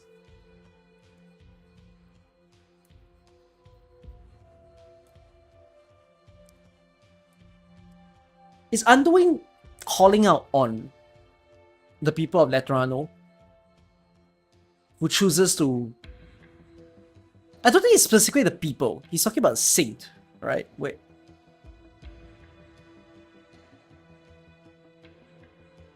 Yeah. Oh no, he is calling about the... Because I understand it as like... Letterano, he sees of the people in Letterano as people who have pride. That they are the holiest of people, according to themselves. But yet, they don't look outwards into like anything outside of the Sancta. Yeah, like anything outside of Letterano, they don't give a shit.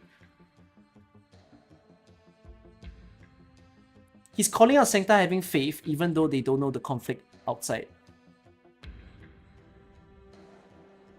Too bubbled up, basically. Anduin saw the suffering outside Letterano, and that shattered his view of Letterano. Right, because Anduin did not live... I mean, he had the story that he stated. And it was a story to show that he was out of Letterano.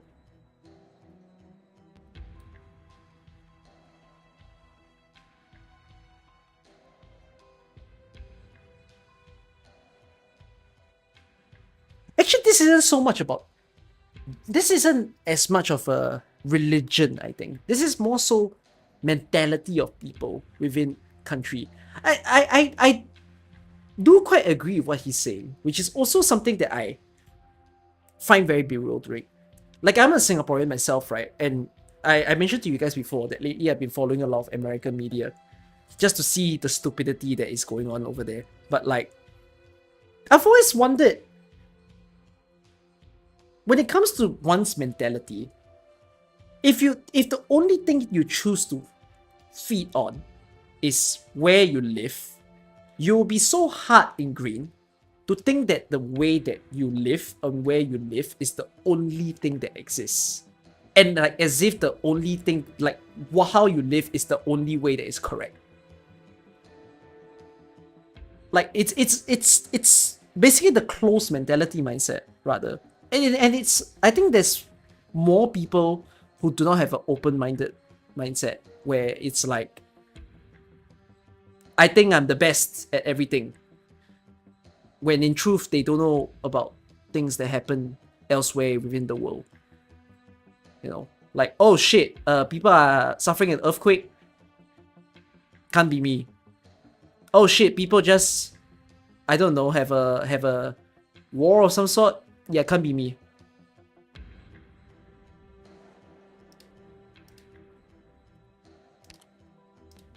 Actually, that doesn't happen from country to country. That also happens internally within the country. Like, there were a lot of people who, because of following American media now as well, I'm reading stories about how there are people who basically are in a regretful state of, like, say, putting Trump up as a president at the moment because he's so chaotic right now. And it's kind of like, there is also this bubbled world of the people who somehow still agrees with the actions that their president is taking. Bro, the latest that they mentioned was to open up Alcatraz, and I was so fucking shocked. No, there's like, every day, right, me following American media is like, how low can he get? So the apparent newest thing that Trump said out of his mouth was he wants to reopen Alcatraz.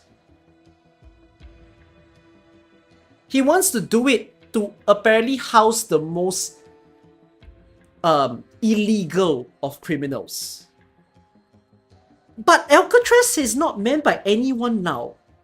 Alcatraz is a fucking tourist attraction now. How do you reopen Alcatraz? Yeah, he's sending people to El Salvador. Yes, that's correct. But it's almost like, I guess people don't like his action, so his counter action was, okay, let's reopen our own prison then. Then the second thing that he said, which also surprised me. Fuck, what was it? Oh yeah, no, it wasn't what he said. It was the picture that he posted on his Twitter. And also some of the interviews where he actually said, well, maybe I could be the Pope myself. And I'm like, what? Yeah. He said that he shall be the Pope himself now that the Pope died. Like, does he understand what it means?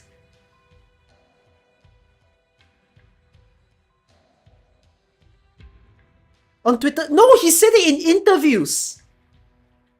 He put an AI, so he did more than just the AI photo. He put an AI photo of himself on Twitter, and then when he was interviewed about the idea of being Pope, he said, well, I think yeah, it'll be pretty nice if I could be the one.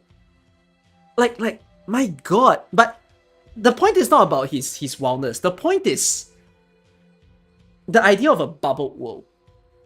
Bubbled world exists in many, many forms.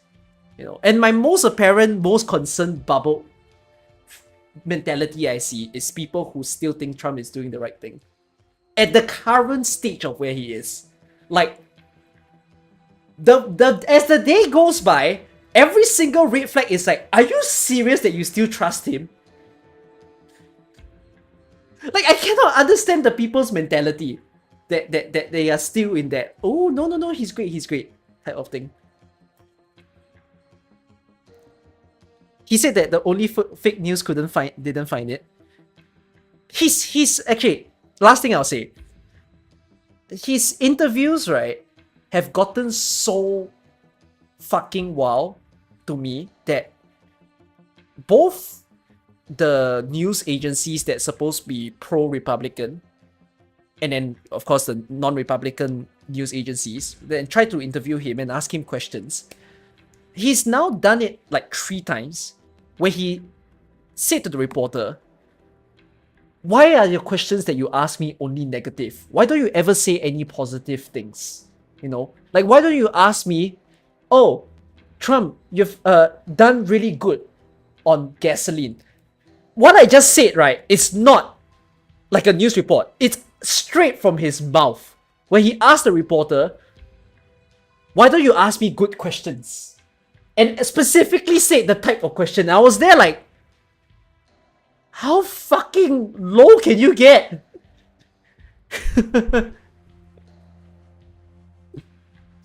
American news is world news. Singapore has also recently cut trade with USA. No, we didn't cut trade with USA. Singapore will never cut trade with USA.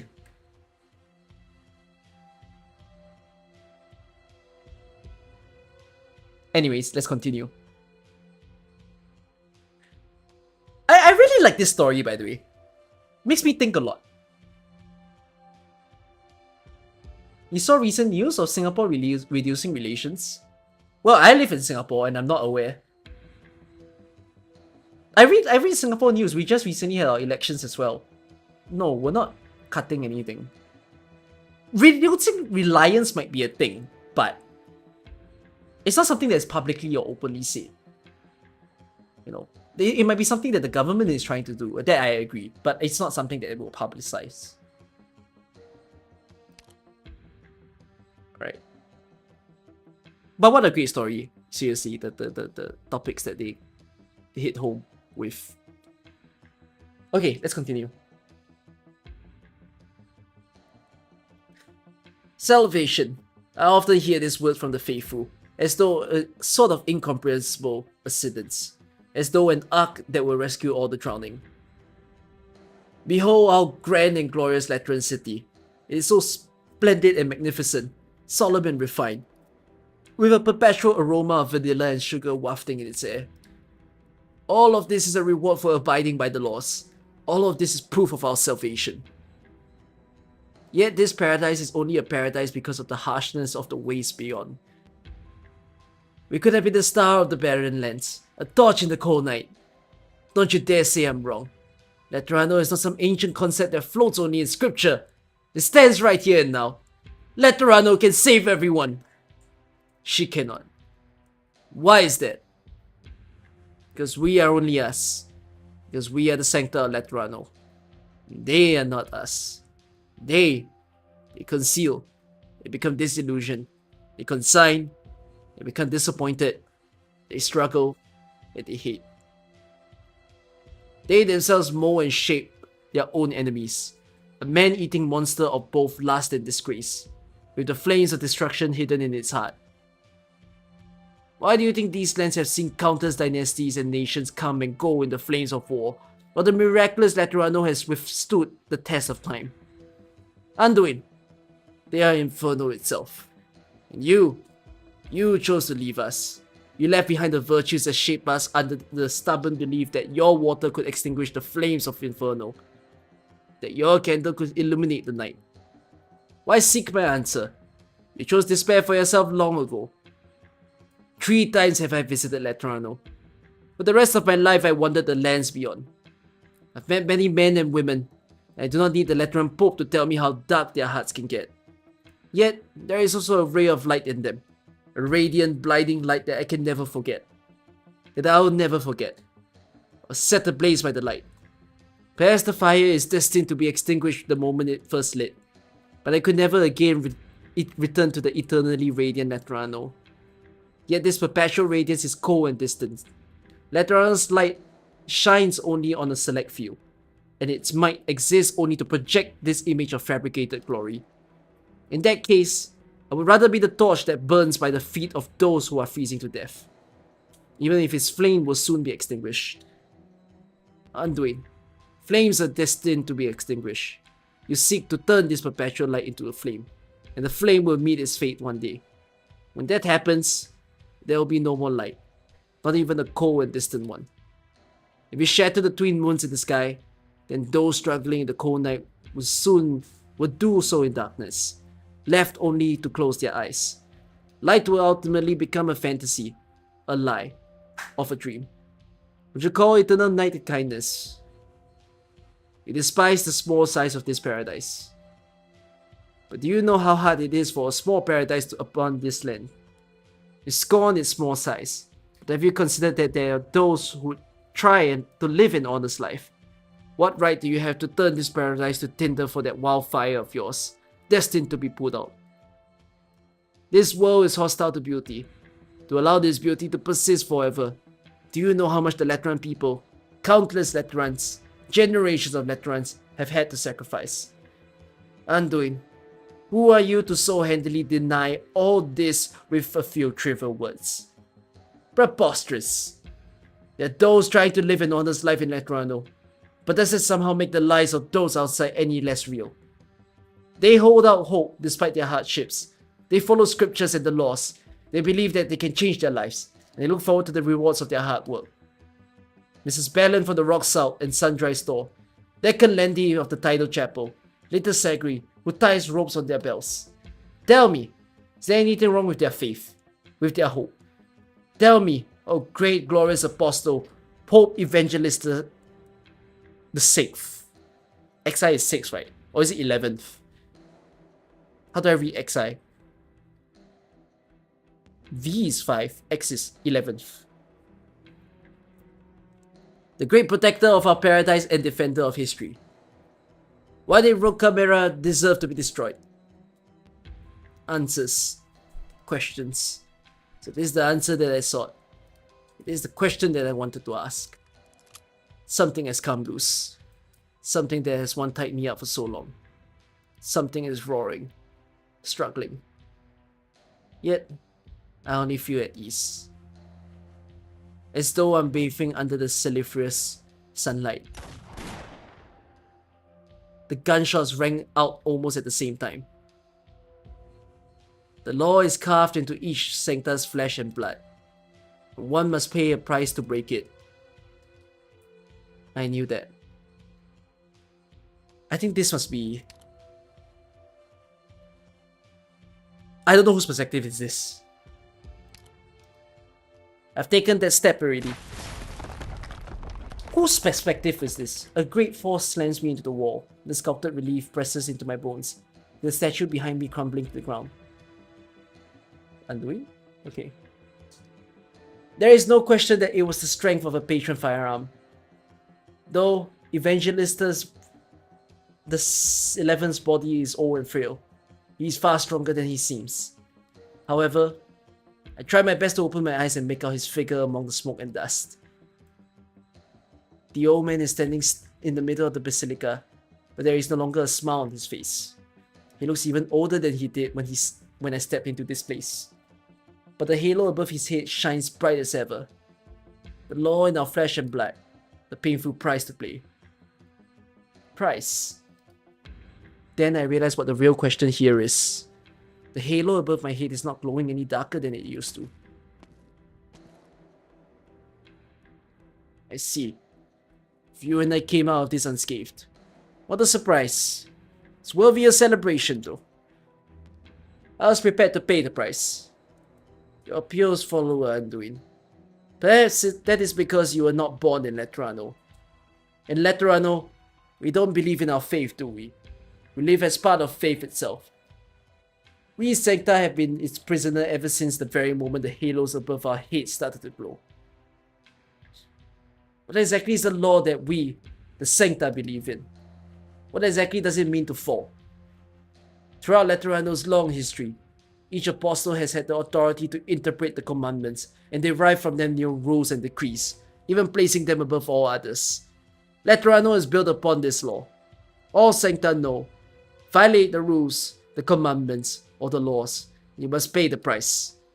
Fallen Sancta are no longer connected to all other Sancta. Their patron firearms reject them. Fallen Sancta are no longer Sancta. What is a Sancta? Sancta cannot point his firearm at another Sancta. That is a commandment, and it's also our instinct. Just like how a man cannot bring himself to take a step forward to the edge of a cliff. Of course, there are those who can, and it seems that you have more than earned the right to speak to that end. What makes me different from her? I told you, the commandments are instinct. And I told you, the commandments are interpreted. Surely a man of your intellect can tell those statements are mutually exclusive. If the law was constant, then the interpretations that were added over time throughout our ever-changing history could never be instinct. Correct. You're calling the wrong premise into question. The law is naturally constant, but our interpretation isn't really as ever-changing as you're making it seem. Interpretation is a coincidence, Anduin. Do you understand? You said that all don't have the luxury of possibility. Law is much older than either of us. The apostle does not interpret the law. The law interprets itself. Why do you think the law is capable of this? Take a look at these. Oh, my apologies. I made such a mess here. These structures, statues, stained glass, exquisite domes and frescoes all around us. They seem like they have constructed a particular illusion for us. Do you recall the revelation? If we knew it to be absolutely temporal, even if we deconstructed it into ice-cold objective logic, regrettably, man would still shine a spiritual light on it. There has only ever been one true law. We have to continue our existence. Who are we? Follow me.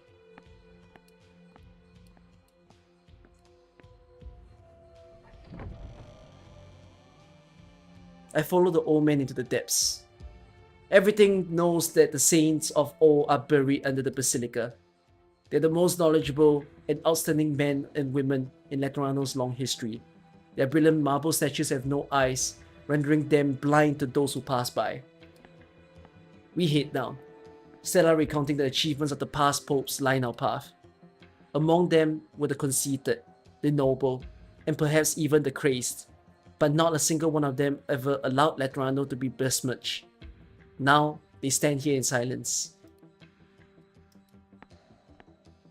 We head down. This is where the oldest of saints lie.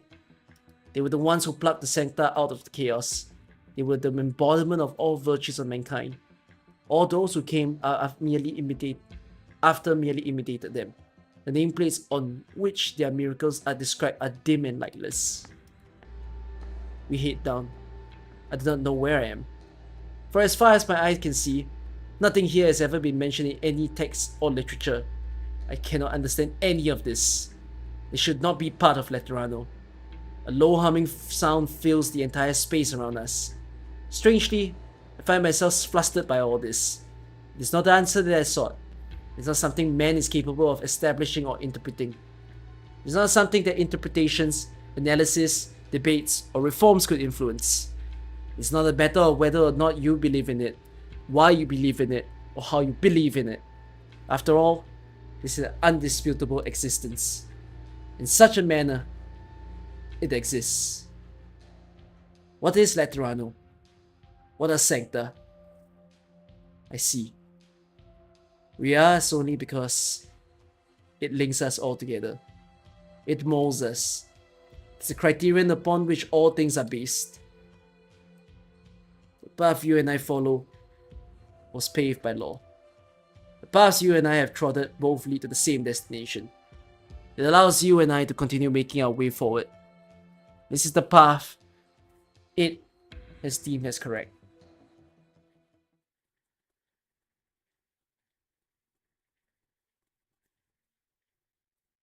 I remember yeah. I remember everyone called it the law. But I still don't understand the significance of it.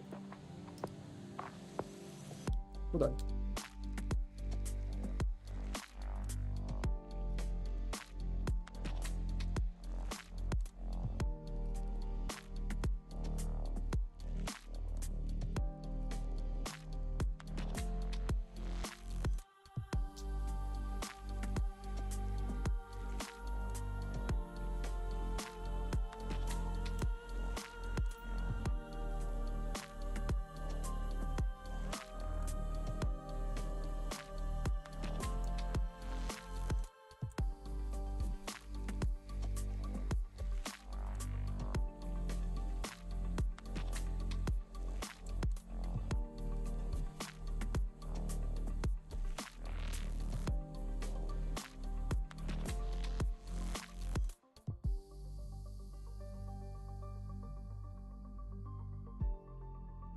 My food just arrived.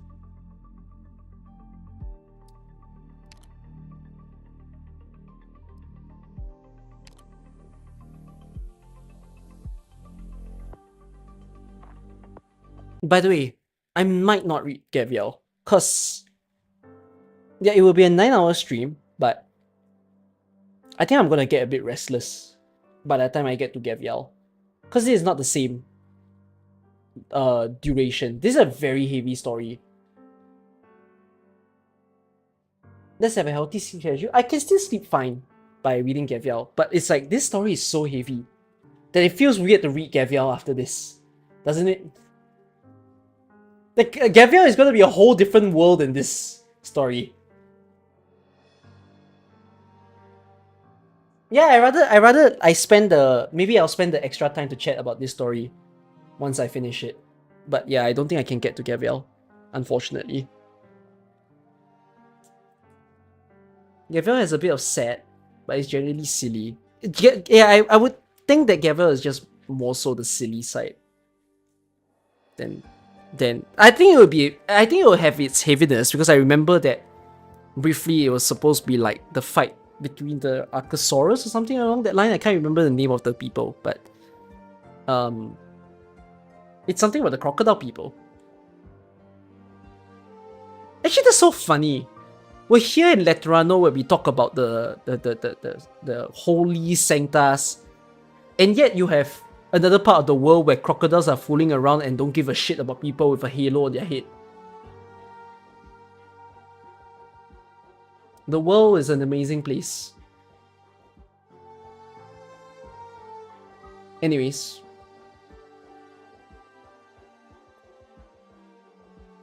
Let's not begin the Durin people. Oh yeah, Durin people are underground as well. No, and then imagine people who's living in Siesta. All they see are just bright colors and lights, and they have no idea what else is going in the other part of the world. They're like, there's a war? Why aren't people partying, huh? Anyways. Siesta is a different suffering. Siesta is about corruption, right? Is Siesta about corruption? My vague memory says I haven't read any Siesta story, but I think Siesta goes into... there's some bad governance thing about Siesta. I can't remember exactly what the theme is, but yeah. It was a small Iberian town, one that you can't even find on the map or in history books. When people still lived there, it was called Rocamira. The bishop of Rocamira raised a young Sankta, a Sankta growing up here, learning here and enjoying life to the fullest. This was a humble and barren place, but well suited for the asceticism. What the hell is this word? Wait, let me get my drink.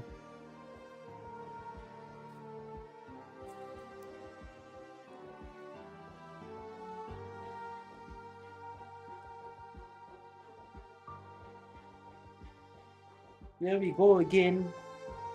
Food delivery riders giving me the hardest plastic bag tying puzzle. I swear. What a headache.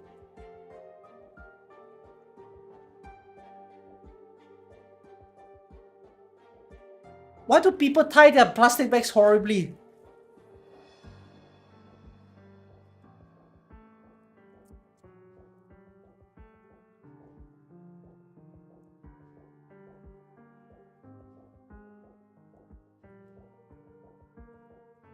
I am actually struggling.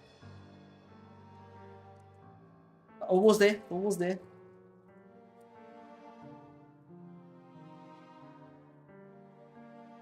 Oh my god, I take one whole minute to untie a knot.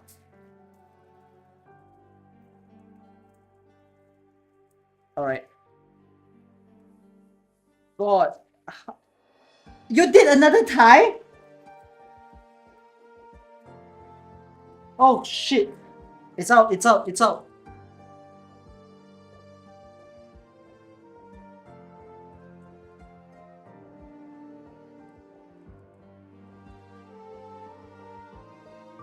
My drink.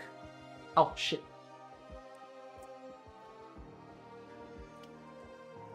It's green in color. Wait.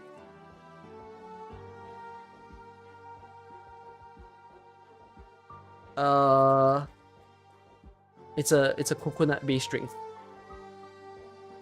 They call it the super cooler.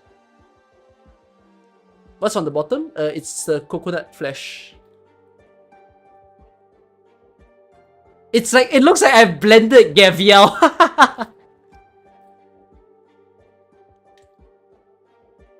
Yeah, just give it a bit of stir. No, the white things are coconut.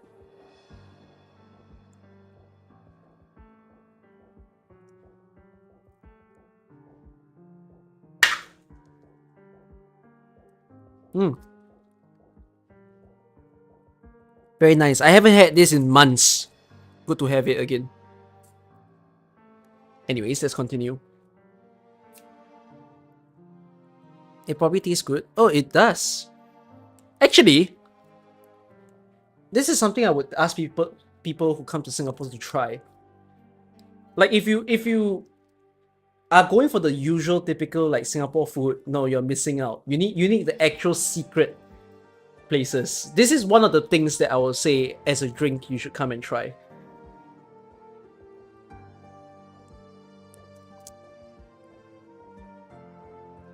Because I don't think you can find it anywhere else. Anyways. This was a humble and barren place, but well suited for the asceticism of a pure's life. What's it called? It's called a super cooler. That's their name. But it's basically a coconut-based drink. Except for after the profound silence, life in Iberia was always fragile, no matter how hard people worked.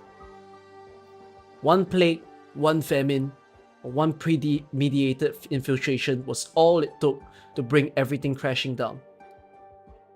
To save the hometown that, at the same time, was not his hometown, the Sankta arrived in the holy city of Letterano to ask for any amount of support. The answer he received was simple. You are one of us, but they are not. When the Sankta returned to Iberia, their hometown has disappeared. Everything had completely smoothed over, erased, as if it never existed at all. Like a grain of sand disappearing to the desert, or a drop of water dissolving to the tide. After a long journey, the Sankta returned to Lateran an emaciated lost soul. He went to the chapel to seek a canonized bishop, in search of answers or guidance, but even the canonist could only remain silent in the face of such great doubt.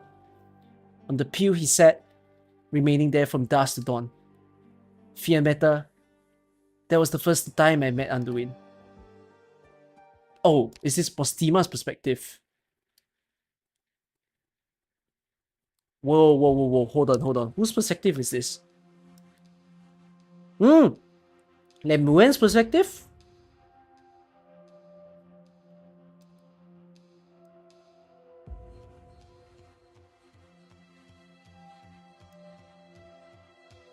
Anduin? No. It's about Anduin, but it's who's speaking. Lemuen is speaking about Anduin, right? In all these lines.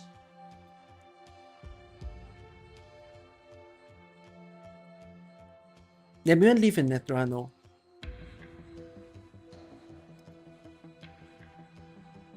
Wait, you're saying no.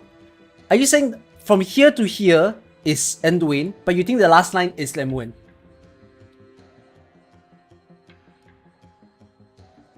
Oh, doesn't matter. This whole thing is third person. This like you're saying every line from start to here is a narrator, and the last line is Lemuen.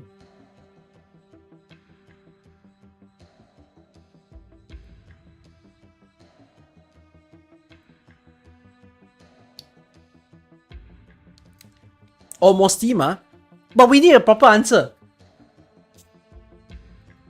It's not Anduin talking about himself. It's not spoken in that manner. But yeah, I think this should be Lemuen. Anyways, the last line definitely sounds like her. Forget it. I'll pay for it myself. Repairs here cost too much. I just have to cut back on the afternoon tea and sweets. Your Holiness, I heard the sound of fighting coming from the Basilica. Are you alright? You were attacked by the heretics! I'm sorry! I failed in my duties! Fret not, Paolario. Did you forget who won the Basilica last arm wrestling tournament? You did. I was just exercising my wrist for a while, and ended up causing a bit of an accident. The unrest within the city has already subsided. Yes, they've dispersed. I didn't even get the chance to grill. Excuse me, can I come in? My apologies, Your Holiness. I'm making a fool of myself. What I meant was, the ones you asked for are here. Let's come in, my children. Salutations, Your Holiness. Good day, Your Holiness. I'm Cecilia. Welcome. You'll have to forgive me for the mess here. As for you too. What sweets do you like to have with tea?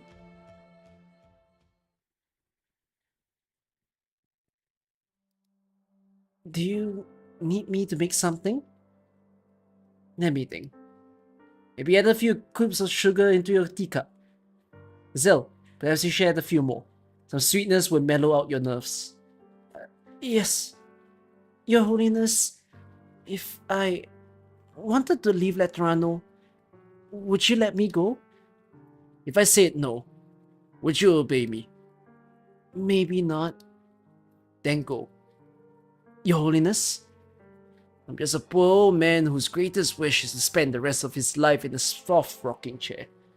How could I muster the effort to manage a young girl's travel plans? But Cecilia is what? Do you think she's some hybrid of angel and devil, a saint who usher in the revelation? Cecilia is just a little girl who wants to go outside and see the world. Is she not? You're still carrying your mama's guardian gun, right? Sorry. Should I leave it with Mr. Zell? But it's fine, my child. The acquisition of the patron firearm is a solemn affair. It is supposed to require a grand ceremony, the presence of a guardian, approval of a mentor, as well as a lot of troublesome paperwork. And you aren't even of age to obtain a guardian gun, so just take it with you quietly. Is that really okay? I wouldn't dare call this my boon to you. Each and every gun is a valuable asset to Letterano. But if this is the only keepsake a child has of her mother, I'm sure no one could oppose that. Take it with you, my child. You may not have the physical ability to pull the trigger and take out a bad guy, but they always remind you that wherever you go, your journey began in Letterano. Okay. Thank you, Your Holiness. Zell, go with her. Call it your long-term field mission. Just remember to stop by every now and then. Do I really have the right to do that? Of course you do. This is not a choice that you made. I'll do everything in my power to fulfill this mission. Look after Cecilia well. Alright now, be on your way. Time waits for no man. You get to be my age, all you think about is taking your next nap. Mr. Pope, I promise to follow this path to the very end. In that case, I will pray for you.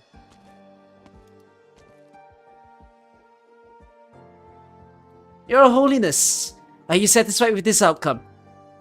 I got to enjoy some sweets with them. I am satisfied with that.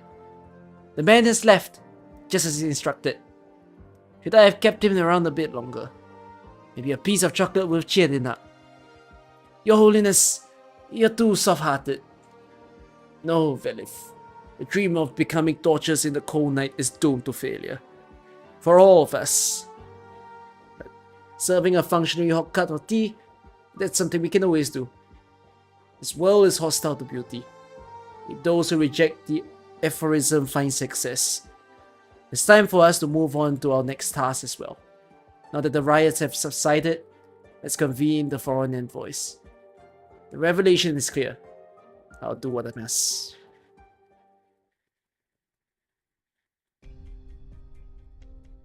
You know, I kind of wonder something.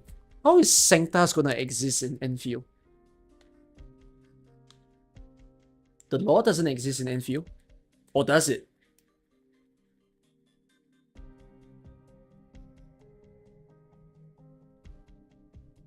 I know Ember is one. There is already a Sankta. You know what I mean, right? I'm not saying there is no Sankta. There is already a Sankta. I'm more so asking, but there's no Letterano. There's no law.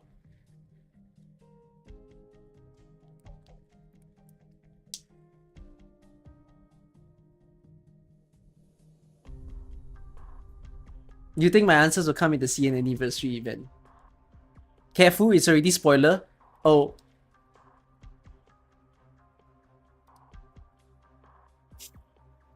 Alright, we'll find out. I often think back to what happened that night. No. No, this is Fiammetta's perspective, I think. I often think back to what happened that night. At first, it was an ordinary cleanup mission, just another group of Sarkis raiders. We tracked them down as they made their escape, and came upon the place. Unusual, but there were no signs of hostility. Only traces of those men locked in their own time. I received an emergency request for aid. I left you. I abandoned you. The distress signal wasn't very far away. The round trip would have been half a day at most. I even rushed back early. I remember the mottled texture of the tiles under my feet. I remember the sensation of cold rain falling on my face. I remember your black horns and your tightly closed eyes. And Anduin who had gone missing. But it was just a cleanup mission. It was just another cleanup mission. Why did it have to happen like that? Where did it all go wrong? If I had never left, if I had stayed there, if I had been with you, would none of that have ever happened? At least it wouldn't have been. That by the time I arrived, everything was set in stone. It couldn't be undone. It's an awful feeling. Truly, unbearably awful. That the only thing I could do was watch.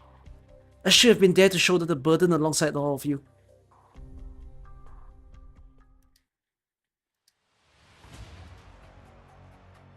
That's not true, Fiammetta. You shouldn't have to shoulder anyone's burden. That's my choice. I don't care what power he was lusting after, what secrets he was trying to uncover, what answers he was trying to find. Don't care about his ideals, his lofty cause, who he redeemed, or who he guided. I will not forgive him. Not because of my beliefs, not because of Letterano, not because of the pontifical cohorts, not even the time that I've lost. I will not forgive him. Because, Anduin, you betrayed the people who trusted you. My old friends. How come you're here in one piece? How come even His Holiness can't? How come? How come you're asking me that again? The path was never there in the first place. What good does it do groping around in the nothingness? Is that your penitence? Penitence? No. I have nothing to repent. Where can I repent? There is no light, no path. Those who suffer must continue to suffer. Those who grieve must continue to grieve. There is no salvation, no paradise. This is Letterano. It is the only thing that belongs to us. The light has always been a lie. No, not a lie. It's real. But not as we wished. There has never been a light, let alone illumination. What are you babbling on about, Anduin? Have I given up? Why would I be here if I had given up? With a barrier this thick, how am I supposed to embrace them? How am I supposed to embrace them? Maybe I'm nothing more than a swindler peddling false hope, who deceived myself into believing it. Wait. He sounds fucking depressed.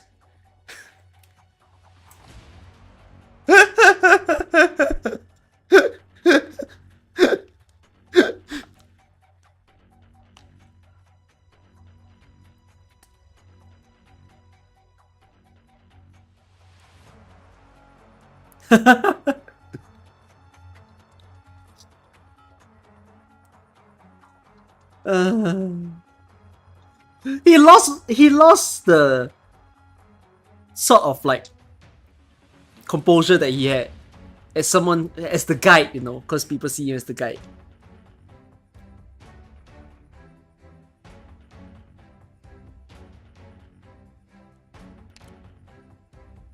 I don't understand. What is his judgment? Where does he want me to go? His very presence has already blocked my path. Where shall I find my path? Anduin, wake up! Look who's standing in front of you! Ah, Fiammetta. Are you losing your mind again? Where did the honey tongue go? You're righteous there. Have you lost your spine? Am I supposed to convict a husk of a madman? Take a good look at who's standing in front of you. I'm in Letterano, Fiammetta. I'm above the Basilica. I'm glad to see you all again. No. I'm not glad at all.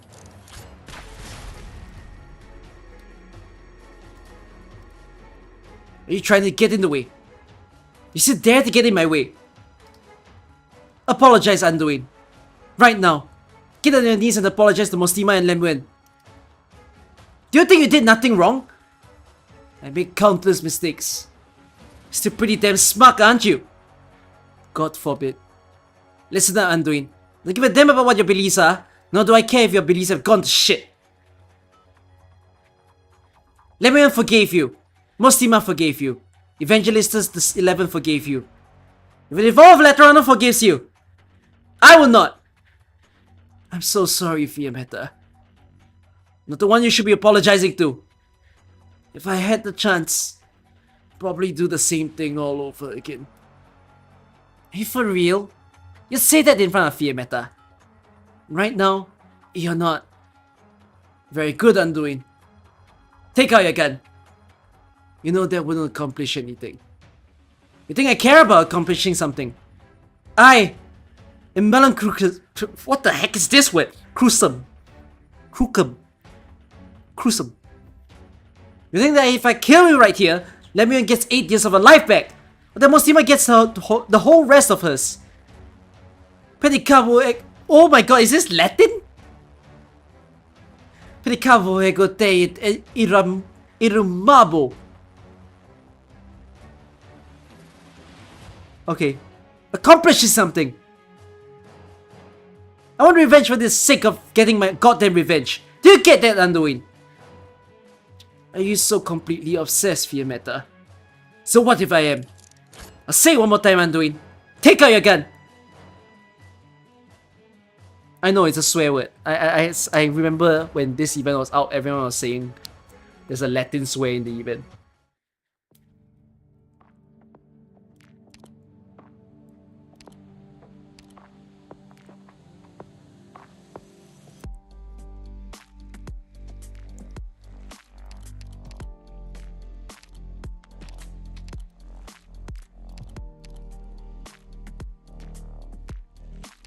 I'm not gonna win. I'm so going to lose.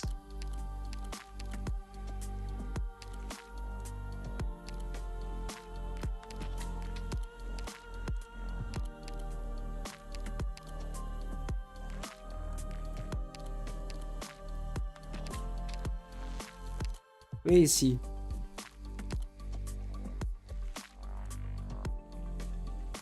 A new mission? Understood. That's how I can play, right? Better is kind of cheating. Yeah, but I'm not gonna fucking solo it with Fiammetta and Mostima.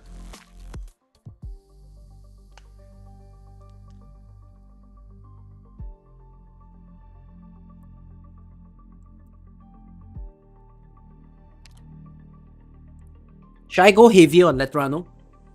Just to make sure I pass and not have to retry many times. Sure, let's Aketo. ロドスにランデン修道院の抜きん出た戦術素養をお見せしましょう。Not sure. Anybody else? A new mission? Understood. Bro, there's no fucking medics here. How am I going to win?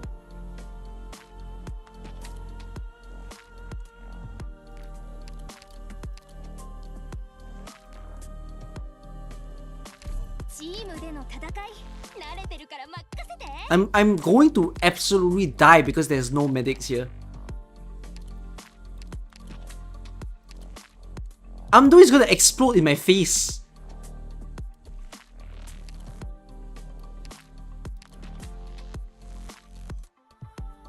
What's Spurrier?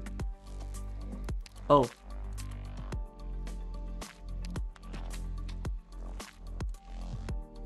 私がラテラーノそのものとしてあらゆる可能性をシミュレートし、すべての障害を取り除きましょう。I thought that was Spurrier's voice. That frightened me. Why did Spurrier turn male?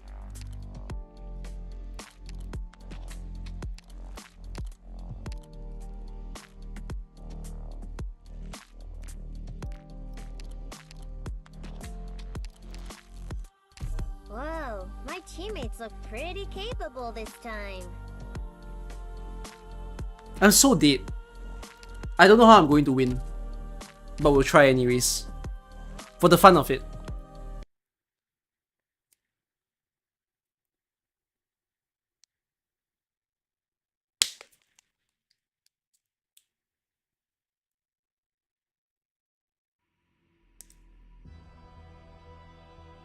Oh, I prefer combat strategies without so many twists and turns.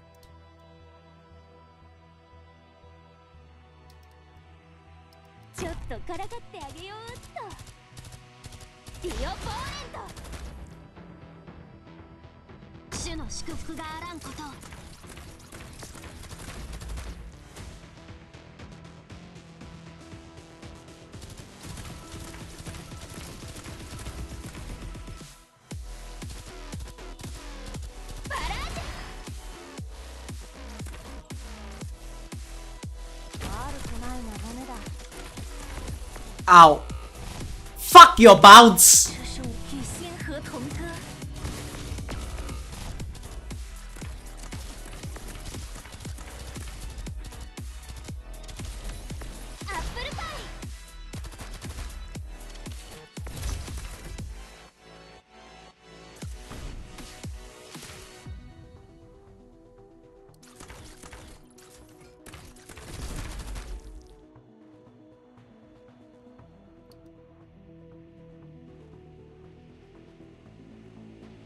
Letterano が紛争に介入します。緊急対応システム生成開始。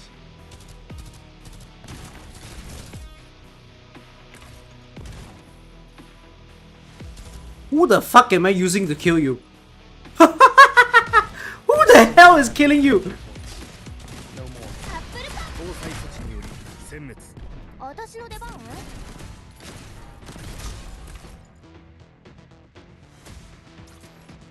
Enforcing.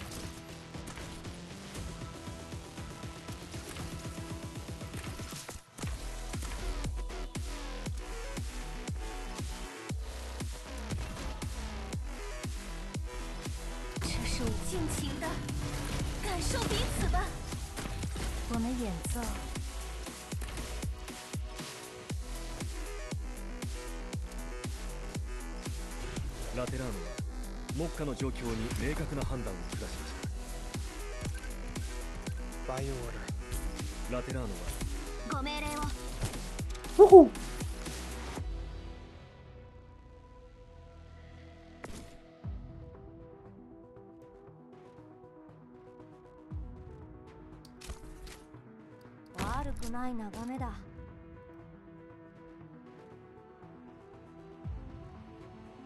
여러분, 오해하지 마세요. 전 상황을 파악하러 온 것뿐이라고요. 勝利も一種の幻覚に過ぎない。 오케이, 임무를 수락할게. 잠깐 무기 좀 조정할 테니까 아프면 비명 질러도 돼. God damn it! Goddamn truck!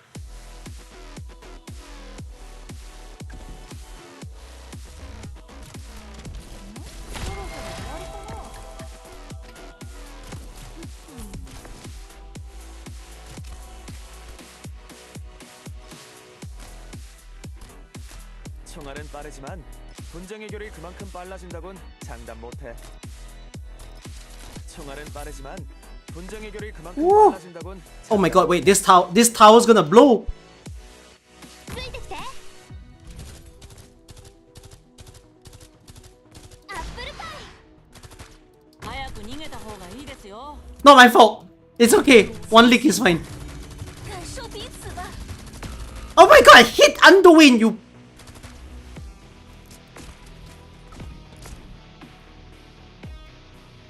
Auto kill Calibration in progress. What? You've got time to take in the sights? No! Don't blow! Don't blow me! Don't blow me! ラテラーノが紛争に介入します。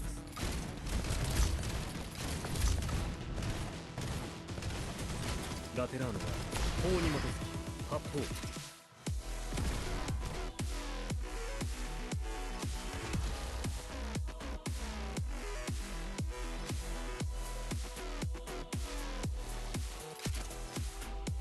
獲物を見つけました。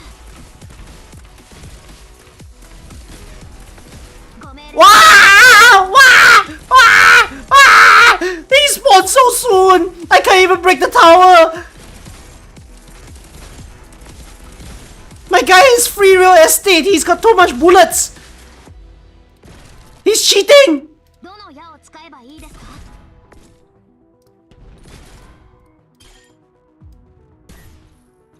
这是武玉仙河童歌。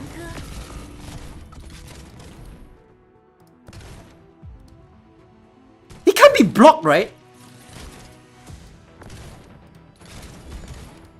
Wait, he's walking around. He's chill. He's chill. He's walking around. 緊急対応システム生成開始。 Okay, he's not chill anymore. 悪くない眺めだ。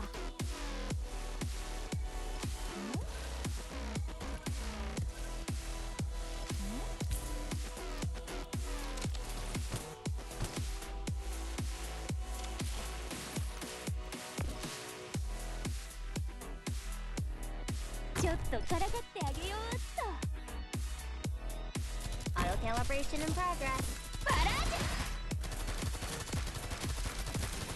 ュ Mission accomplished. Two stars! 뭐? 도망간 녀석이 있다고? Oh shit! 2 stars and I get Orin cluster? Woof!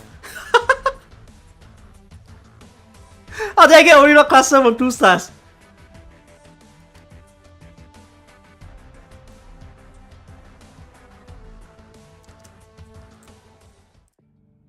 Anyways.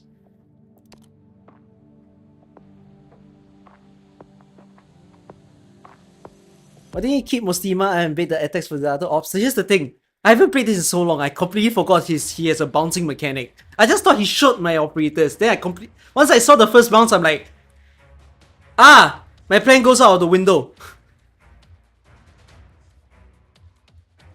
Anyways. Obsession, is it? This is your obsession. What's wrong with a little obsession? I don't care if it's irrational, meaningless or futile. When I make my mind up to do something, I do it. Why do you think we fight?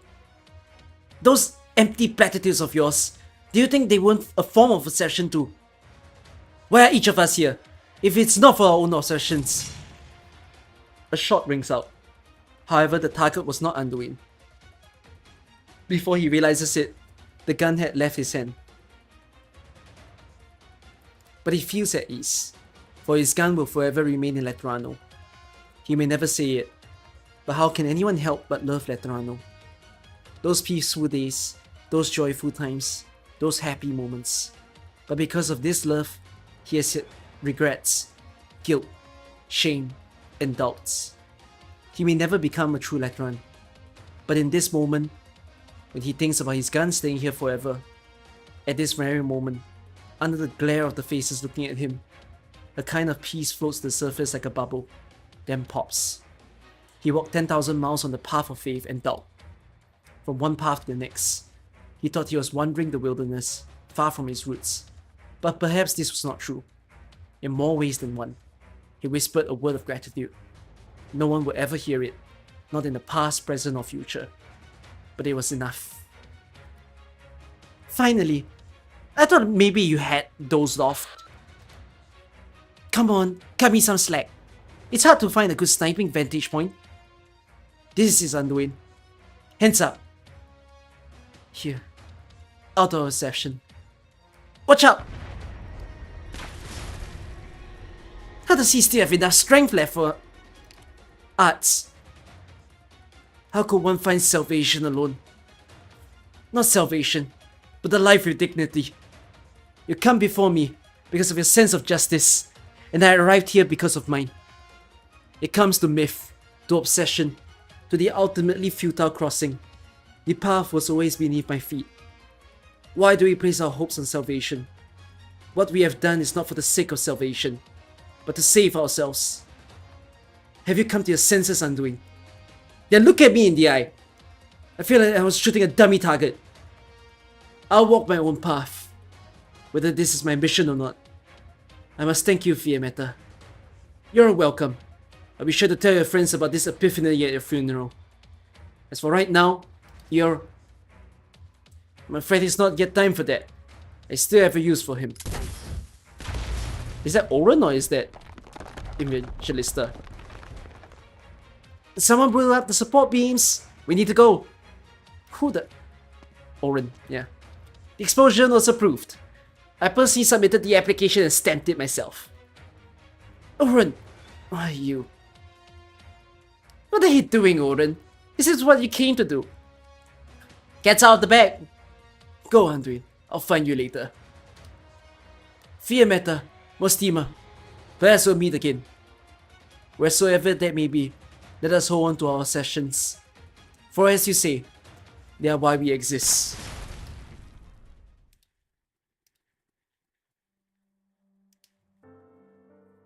Yes. Please, miss, I must ask that you come down from the signboard. I'll have to call the guards if you don't comply. But while we're at it, I just have to know. How on Terra do you get up there with a wheelchair? Where there's a will, there's a way. The dust cloud. Another explosion? There's been too many of those lately. It's starting to seem like a firework than a show conference. A firework show than a conference. Excuse me? Could you give me a hand? Sometimes it's easier to get up than to get down.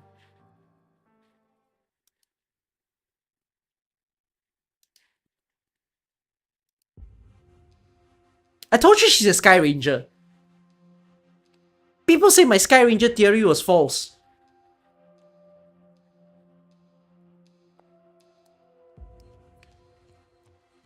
You must be joking. What is wrong with Letterano's crisis management? The explosion damaged my collection. I demand an explanation. The Lateran bells are ringing for the first time in 1,000 years. Was this prepared by His Holiness as a special welcome for us? Being with you barbarians is too much to bear. If not for my respect for His Holiness, I'd... Tell the cook to prepare dinner. I refuse to attend another Lateran banquet. Can these people really bring change? Most of them are opportunists at best. This is something that only Letterano can do. Letterano, the city of miracles, forever fair and just. Your Holiness, I will pray for us. Rare to see you so nervous, Velif. Too old for parlor tricks. All I can do is keep walking, as far as I can. Your Holiness, the broadcast is ready. Thank you. And my words and deeds honor my name and title.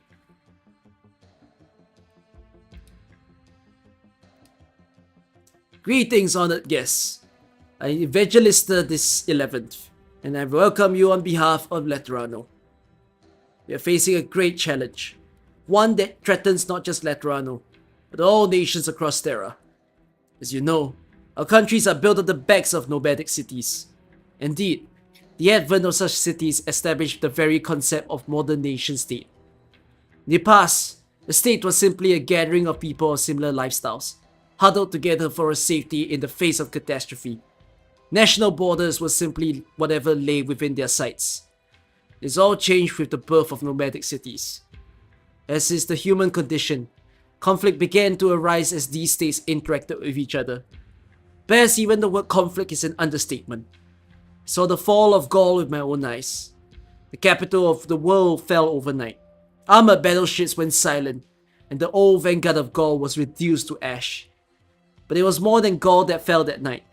It was the fall of civilization itself. All the might of the Gaulish emperor and his legions could not save an empire that once stood proudly as the center of all lands. What then could possibly preserve our own civilization that the people of Terra have painstakingly built? piece by piece, under the dark cloud of catastrophe. Letterano gave much for the war that engulfed the entire continent. Our messengers crossed both the wilderness and the royal courts, building Letterano's reputation. The Sancta heard your calls for peace, but our lands had seen too many shades of this so-called peace, pooling in the dark corners of castles, palaces, and tents. The seeing the birth of secrets meant only to benefit a select few, that lie in wait to undermine peace and order when least expected. The old wars of conquest may be a distant memory, but in their place, we have tacit understandings and secret dealings that determine the fate of lives and nations from out of sight. Today, though, revelation has come. It is my hope that the process of building peace can be transparent from the very start, that we all reject secret agreements between the few. There are questions that anyone who does not cling to the past, anyone who is concerned about the future of this land, should be asking. How do we ensure the survival of civilization? How many people are endangered when peace is threatened? What does safety for one country mean for the safety of other countries? Civilization is key to survival. Peace is something that should be shared with others, not hoarded for oneself. As such, I call for the establishment of an accord of mutual assurance between nations. We have far more common interests than many would imagine. Terra must stand together, or fall together.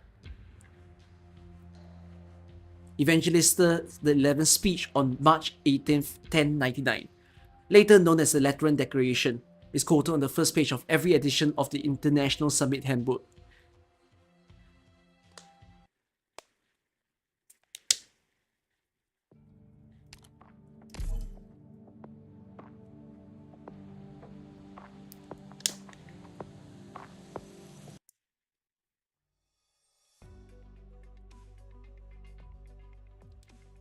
Yes, I understood that Letterano wants to create the UN, which is fascinating. If Letterano was based about Vatican City, it's funny in the real world if Vatican City was the one that created the UN simply because Vatican City is literally the smallest country in the world.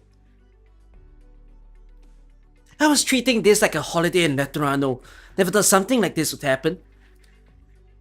Yerek is a theocracy too, so why couldn't we have done this? Letterano is much more influential. The legati was all part of the apostles' plan. We simply don't have that sort of foundation. Influence, eh? It's only after leaving Yerek that I learned how troublesome influence can be. Pretty amazing how Ensiodas managed to negotiate our neighboring countries all on his own. The Sainta's influence is on the rise too. We have our own advantages. But do you really think what the Lateran Pope is talking about is possible? I don't know. I can't imagine a world where all the nations are so tightly entwined with one another. It sounds like a dream, or maybe a nightmare. But no one can ignore the miracle that happened that day, or the Pope's speech. Is Letterano really the blessed city? What did the Sancta think of all this, Azel? Well, it was stunning. Figured as much. Apparently, the bell has not rung for thousands of years. So what will happen to Letterano now? Perhaps not all that much, from what I know of the Laterans. Or maybe it's the same everywhere. Turning points in history don't always seem so important at the time. But we do perceive that change is happening, and we'll take up our own duties and responsibilities.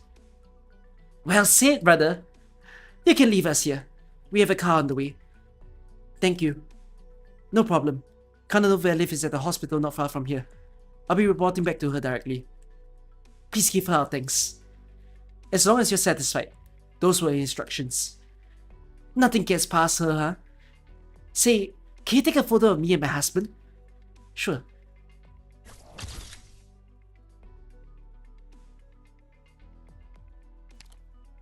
They look very young.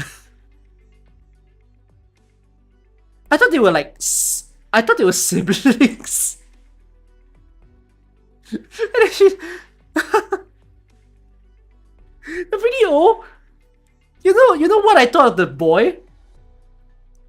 The boy gave me... Who is Jing Yuan's bodyguard? Yan Qing or something? Fuck, what is his name? He gave me the same Xing Yuan's bodyguard vibe. That little boy. Is his name Yan Xing? Is that his name? Okay, yeah, then it's the same as him. HSR. You're a pretty good photographer. Thanks. You're welcome.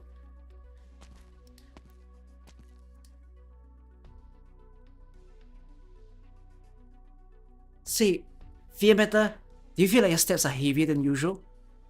Where's this coming from?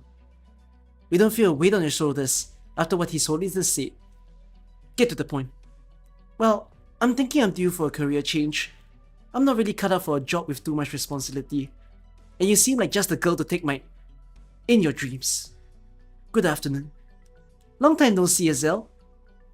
It's only been 2 weeks. Are you on a mission? An errand on behalf of Cardinal Velif. I was just about to report back to her. This is my final task in Letterano. Not bad. Once you've seen the world, you'll realize how boring this place is. There aren't as many great desserts out there, but life is more than about enjoyment, don't you think? So you're gonna meet with Velif. Where is she? Savona Central Hospital. Let's go together then. We're headed the same way.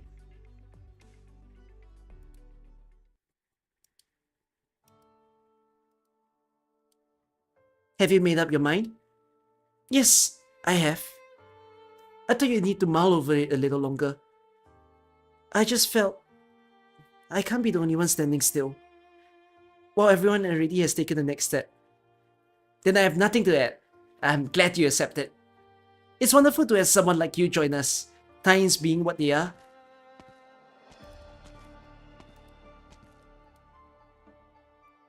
I knew you'd be here, Velif. How did you? We ran into Azel.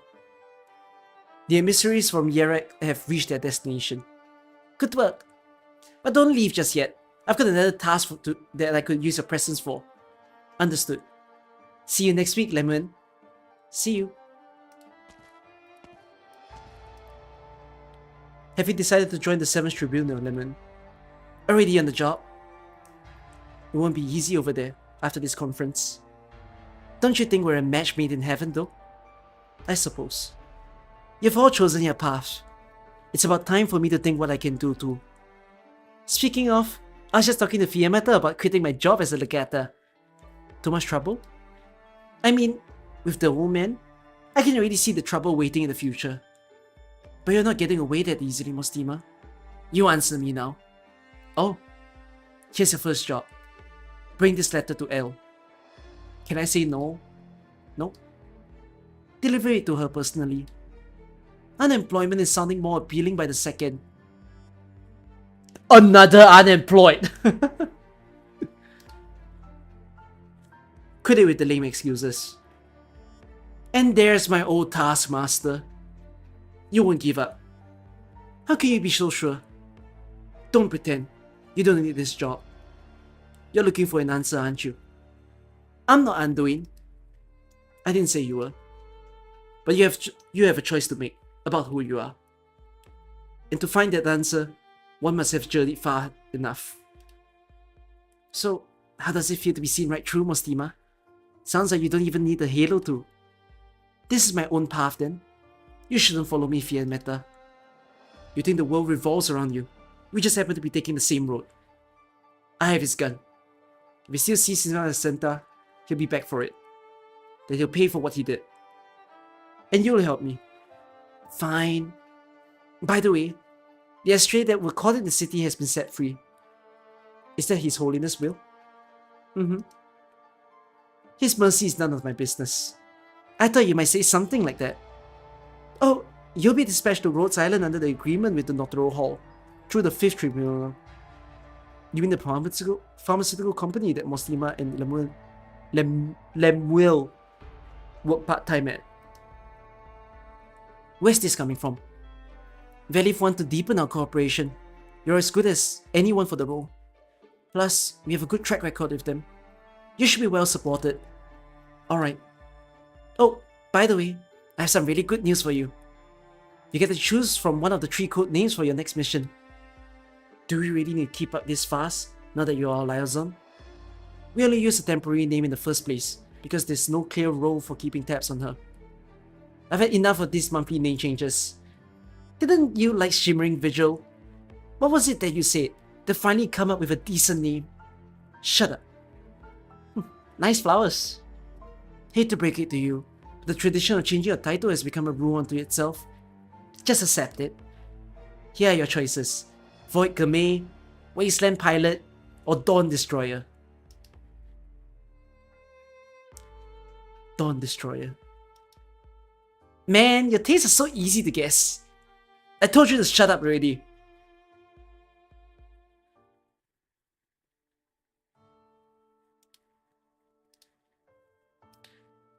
You're awake. Luck has not been on my side lately. What's wrong? Getting bed sores from lying down too much? Forget I said anything. Azil? I wanted to see what happens to those who come close to betraying Letterano. Stop bullying the kid, Velif. Are you implying that I'm not young myself? Sorry. You're no longer a legatus. If that's the price I must pay, then you're still my subordinate. It's a heavy one. You talk a big talk, Orin. Let's see what you learned in Victoria. Does that mean you need me to do things my way? Remember the question you asked? I can answer it now. I have no interest in being a woman of integrity, but I respect those who have worked hard to earn the title. I can't argue with that. Was that intended for me as well? Of course. Treasure the opportunity that you've been given with Cecilia. Don't ever let me know what influence you have on Letterano. You don't want her returning here. If I didn't, why would I waste time crafting an identity for her? Other than, well, compassion, the fact that she still has potential value outweighs her risks. Trust me, there's no harm in getting in this sort of candid promise. I understand. Don't need to be nervous. I'm simply expressing Letterano's sincerity. If you two ever get tired of traveling, Letterano will be here. The doors will be open. Come in. Federico. Colonel Velif, you had the past 2 years' records regarding the activities of former legatus Orin Argulus. Thank you, Executor Federico. Just in case. There is reason to believe that Executor Rochelle may be his accomplice. Should I summon him? No need. He'll only have to claim to have been tricked by an old classmate now, won't he, Orin? Remind me to never pick a fight with you ever again. I'll let Rochelle be for now. But I would like to speak with him through you, when it's convenient. You don't have a problem with that, do you? Not at all. The two of you have been dealt with for the moment. Executor Federico. Federico. What is it? I've been thinking. Could have been easy to deduce that it was Fiora who met with the Sakes, just from a few sentences in the journal. Why were you so obsessed? Who were you seeking? Arturia. Arturia? Huh? Arturia? The wanted criminal. What exactly is your relationship with her? A distant relative. Seriously, man. If I could stand right now, I'd be dragging you to the nearest bar. I don't have time. You do, because I happened to run into an infamous fugitive a few years back, by the name of Arturia. Wait, calm down, Velif. I wasn't looking for her. It was a coincidence. Seriously, I like to think of myself as a veteran, but just thinking back on that experience sends a shiver down my spine.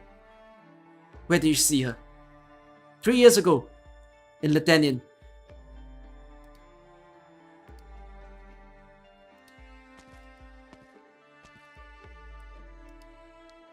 Mr. Zell. Cecilia. Rich. How do I actually pronounce his name? I'll just... Rochelle, okay. The paperwork is in order. She's now free to leave Letterano. Thank you, Rochelle. Just doing my job. You know where you're going, right? Well, we'll meet with Federico to join a company by the names of Rhodes Island under a cooperation agreement. Apparently it's more convenient this way, since we'll be spending a lot of time outside. Good. I've already contacted them. But you're still an executor of the Notaro Hall. Missions will be issued to you through Rhodes Island when it's inconvenient for you to return. That's it. I have a hunch that your journey with her will go smoothly. You might find what you're looking for sooner rather than later. And my hunches are usually right. Thanks. I'll be going then. Goodbye, Cecilia.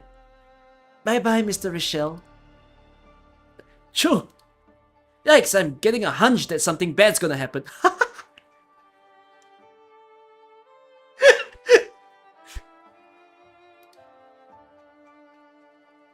Rochelle's an eccentric one too. Hey, wait. How do you know you were looking for something? What's wrong, Mr. Azel? Nothing. Is there anything else you want to say before we go? The girl lets go of the young Sankta's hand and walks to the center of the flower field. I'm leaving Letterano, Mama. But I'm not running away. I'm going to find Papa on my own and tell him what you said. I want to see the outside world for myself. I want to see Castle. Oh my god, you're not gonna bring Azel to Castle with you, are you? I'm happy, Mama. Now, just like before. Please, watch over me. Can I pick a white flower? Of course. Thank you.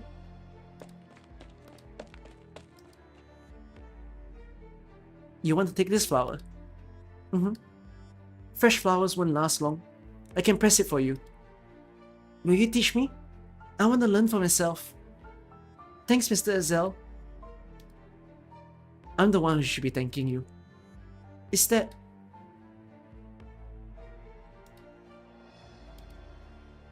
Patya, are you really coming with me? Of course. I was thinking you could stay here. Lateran doesn't have what I'm looking for. What is it, Patya? Excuse me, that was out of line. But did you just smile? Not to say that you don't normally, it's just that something seems different.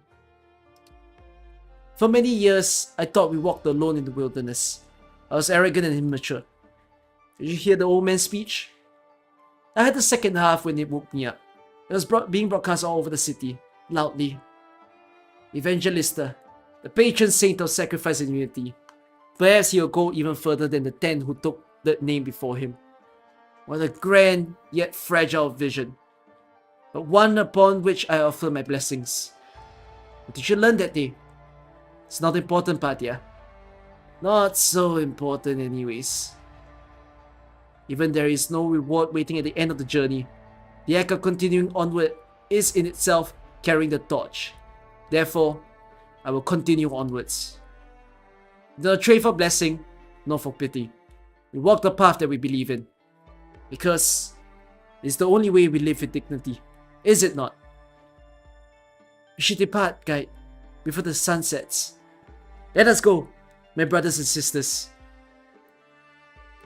The girl of mixed blood sees the leader take the first step. The setting sun illuminates the halo on his head like a crown. She recalls the stories of the saints that her mother would tell her, and the word that her mother placed so much emphasis on. She does not fully understand its meaning or its symbolism. For some reason though, it comes to mind when she sees that faraway figure. Martyr.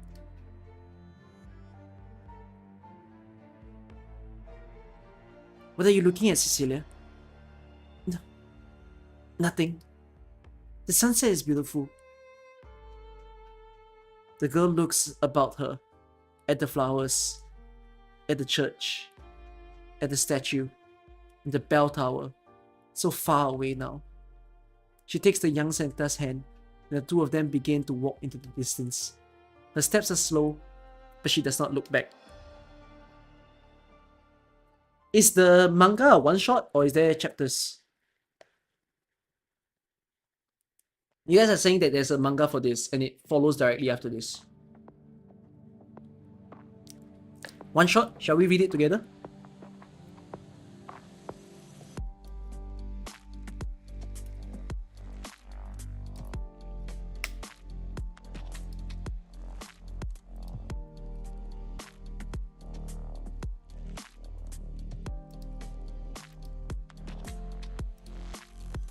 Let's go. Oh, I might block a little bit. I hope you guys are okay with that. There. How far have you gotten? How do I click? Hi. Oh wait, sorry. Hi, Miss Grimm. Almost done by the looks of it. Yep. Once I attach the last few props, there'll be another sewing float ready to go. It still surprises me how handy you are, SL. I helped with more than... Oh, sorry. Wow. Wait. It's tough to voice, and then I also have to identify who's saying what. I helped with more than a few parade floats back in Letterano. I've had some practice. Besides, you're letting us stay with you as your slaves, so it's only right that I put in a little word. We owe you for all your help. Don't thank me. Mudrock asked if I could have taken you in, and I haven't been of much help to you besides. I spent 2 weeks making the rounds and never found your band. Only to find a lead yourselves, hiding right under your noses. Who's saying this? Whoever designed this must have known his guns. This feels way too lifelike for replicas, and the gunpowder's ignition's just like how we do it in Letterano. I think this float's future's owner is the very man we've been searching for. Well, the order was anonymous, but every single one of us is showing up for sewing tomorrow. Wait, sewing? I've seen that word. Wolomonde. Wait. No. Code of Brawl. Yeah. I saw it in Code of Brawl. It's basically the Halloween. Which means our client's showing up too. We can visit then and make sure that we've got to the right person. Mr. Zell, does this mean I get to see my papa tomorrow? I think the odds are looking very good. Senora Grimm. I know most people here aren't considering Sarkis born and raised, so they're less hostile towards the Sancta. But the fact remains, the sewing holiday is a Sarkis tradition. Are we really fit to take part? Azel, when it's sewing season, anywhere but Castel, do you know what people dress up as? Spooky monsters and stuff, I heard. Huh? They sure do forget, don't they? Those spooky monsters are all based on Sarkis ourselves. Sarkis Sewing is a day when we send off the myriad souls, never involved any costumes. But at some point, for the other races, Sewing became a day of exorcism. They dressed up to look like Sarkis, ran around frightening people. They even put on shows where they defeat the Sarkis. I apologize, I had no idea. Anyways, that's what Sewing is wherever we go now. Dress up as something you think is evil and scary. Most Sarkis grew up here in Rimbilliton, Latanian, all over the place, so they came back to Castle with the costumes and the custom. When Sorin rolls around tomorrow, they'll be dressed as something evil, scary thing dwelling in their imaginations. Now guess, what's on our minds? Oh, it's the Sancta. But why do we have to put on horns? Cause you're dressing as Sarkis dressed as Sancta. Huh? Sarkis dressed as Sancta? It's alright, Cecilia. You don't need to puzzle it out. Just keep your horns on and you'll be fine. How about you go see the show? There's still some time before the parade. Oh, I feel... Wait. I actually feel a lot for Enforcer. Enforcer became one of the rare few Sanctas to be more open-minded and appreciate that people can just be as normal as just him.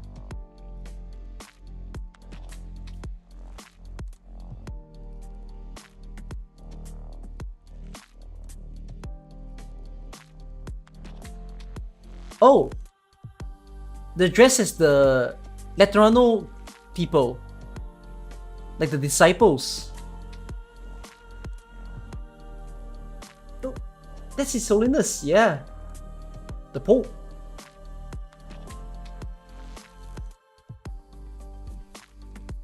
Cecilia, be sure to hold my hand tight. Hold on. I was also trying to understand this from the story. Has Has Ezel or has Enforcer lost his parents and grandparents by this point? I had an understanding from the story that he said his parents were gone and then he was taken care more so by his grandparents, and then I'm supposing his grandparents are... We actually don't know. Yeah, are his parents gone? I can't quite recall. He grew up normal.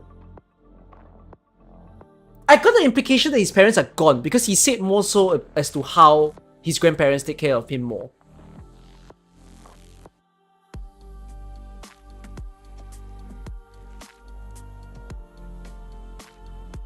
He rarely sees them.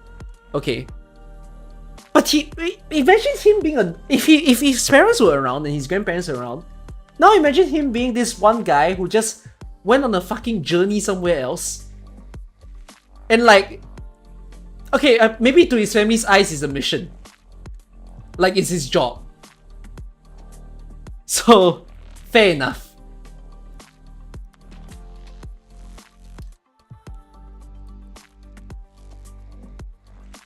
Is that one? Hey man!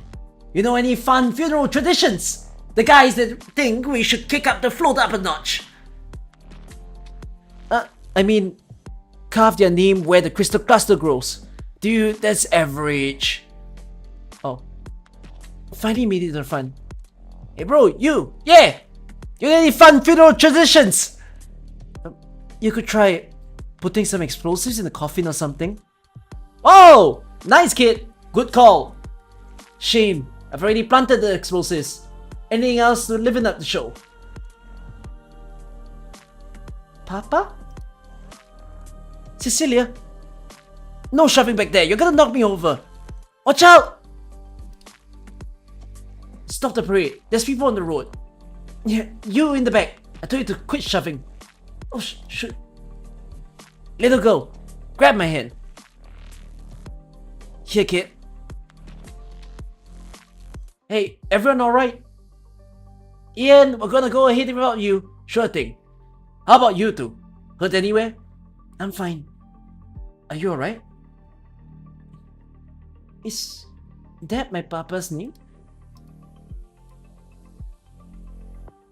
Hey, I know. Wanna play fireworks? Yeah. Alright, put as high as you can. Fun, right? I designed it myself, you know. Now give this one a try.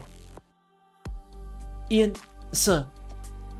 These firework installations are a lot like how the Sankta do them. Can I ask how you... You're a Sankta, aren't you? You've got a real Sankta's halo and the wings. I'd never forget how they look. Sir, we don't mean any harm. Guess you're not here to hound me. Cards on the table. We work under Miss Green. We're the ones who put this float together. You're with Grim. A good few boys of mine owe her one. What do you want to know? We've been looking for a man. A Sakaz man who's very familiar with the Sankta. After looking at this float's blueprints, I knew you had to be familiar with Sankta firearms and explosives. Cause of my Sankta wife, you see. She taught me all of this. It's a rare story, huh?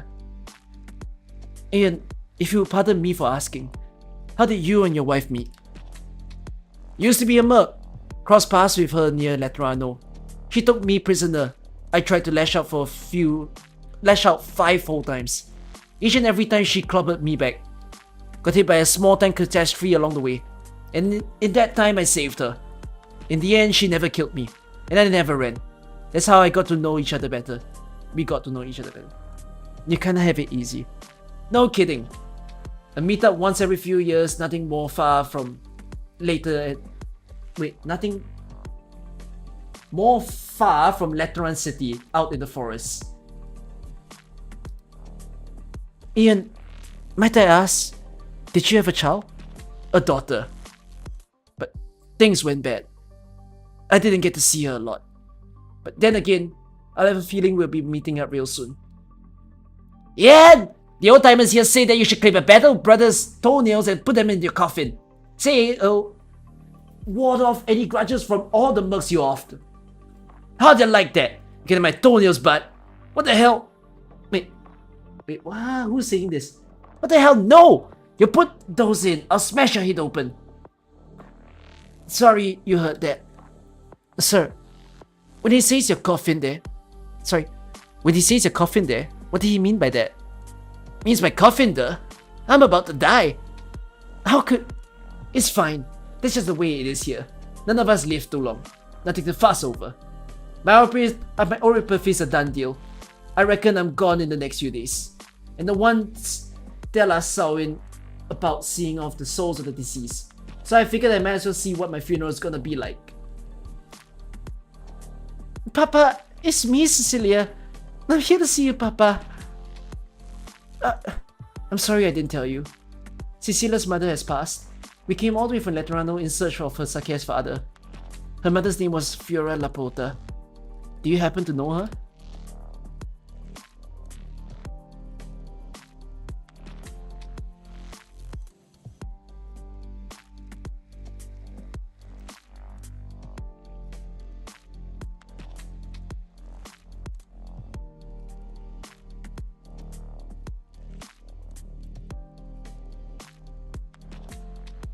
Ho ho.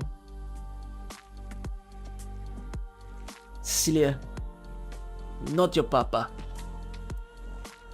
I did have a Sankta wife and a daughter too, but they're not with us anymore. Senior Ian, I'm so sorry. I guess my story might sound a little like his, but I'm not the man you're looking for. Don't worry, sure Papa's out there waiting for you somewhere. Thank you, Cecilia. What for? Thank you for letting me, in my last day, be a dad for just 3 extra minutes. You're welcome, Mr. Ian. Oh. Yeah, I was already guessing that he's not the father from the very beginning. Just that there's too much of a coincidence.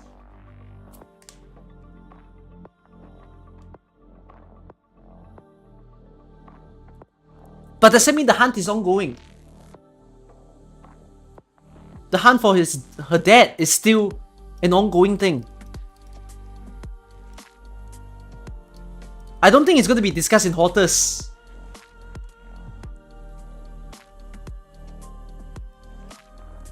They did say that she's going to be a very significant person. So it must mean that her dad is also a very significant person.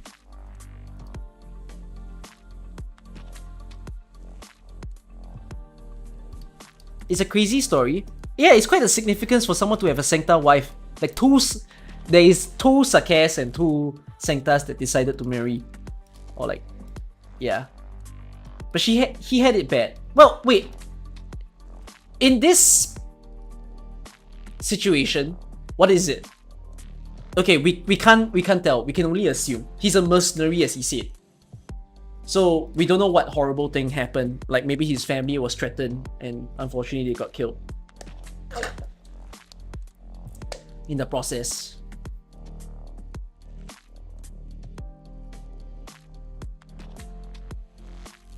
It doesn't really matter who the father is, just the fact that he's a Sakes. What do I think of Guide Ahead? I think I can give my thoughts to the story now that it's done. I feel like Guide Ahead was a pretty interesting discussion. It's a lot more serious, that's for sure. I think it's a harder story. Like, it's a strange thing to say, but I feel like stories can have a difficulty rating as well. And I want to say that this is one of the harder stories that I've read. Like, by difficulty rating, I mean understanding the concepts and the things that it's trying to say.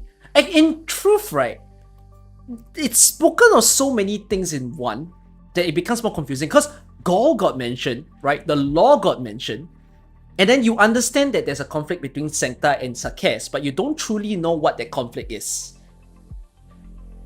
just yet. There's a lot of background. Everything is like touch and go, that you just sit there and you're like, the fuck are they talking about? You know? And yeah, the thing is, the whole debacle between Anduin and Pope, where they had like the differences in views, only for Pope to just give up on quarreling and then bring him to see the law itself is like... There is still that curiosity of just... How did the Pope come to be as well? Like, there's a lot of background, really. And then there's still the thing about Lemuel. Like, you understand that Lemuel is Exia's sister, but you don't... Like... In truth, I still don't even know what the heck happened 8 years ago. Right? I'm still drawing a blank of like... So why did Mostima shoot Anduin?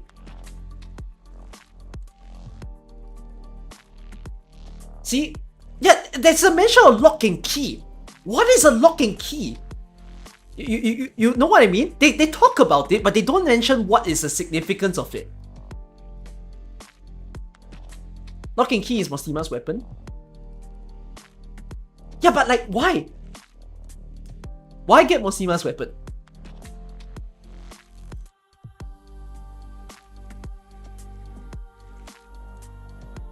And then how is it so bad that Lemuel got involved?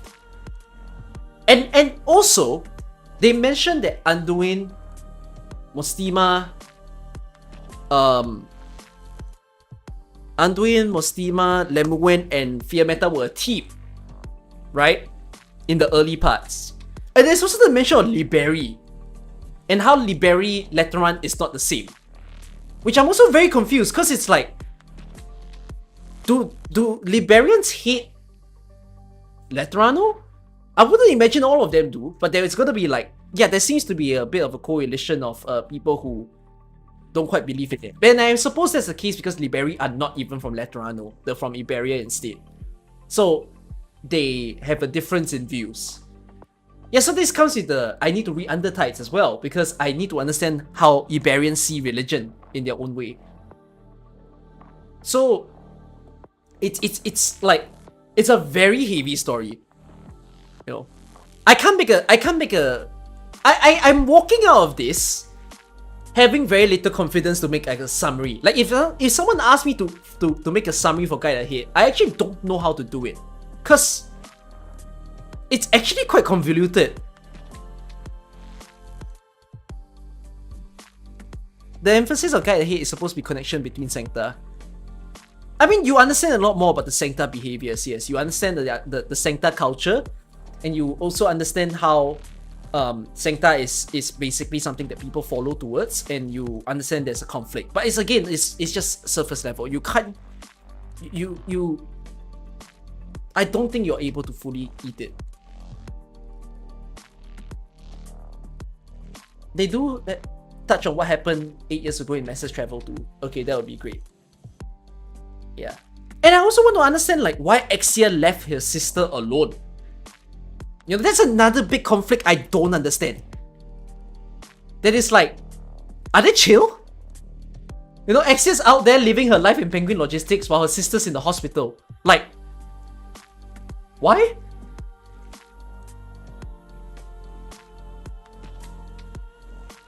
I know, so that's why, there's all the questions. You guys can say CN event, but bro, when Guide Ahead existed, this question is going to stick with me for 3 years. You get what I mean? Imagine me reading Guide Ahead when Guide Ahead was released, and I'm gonna be left blank there like, so why is Exia not caring for her sister?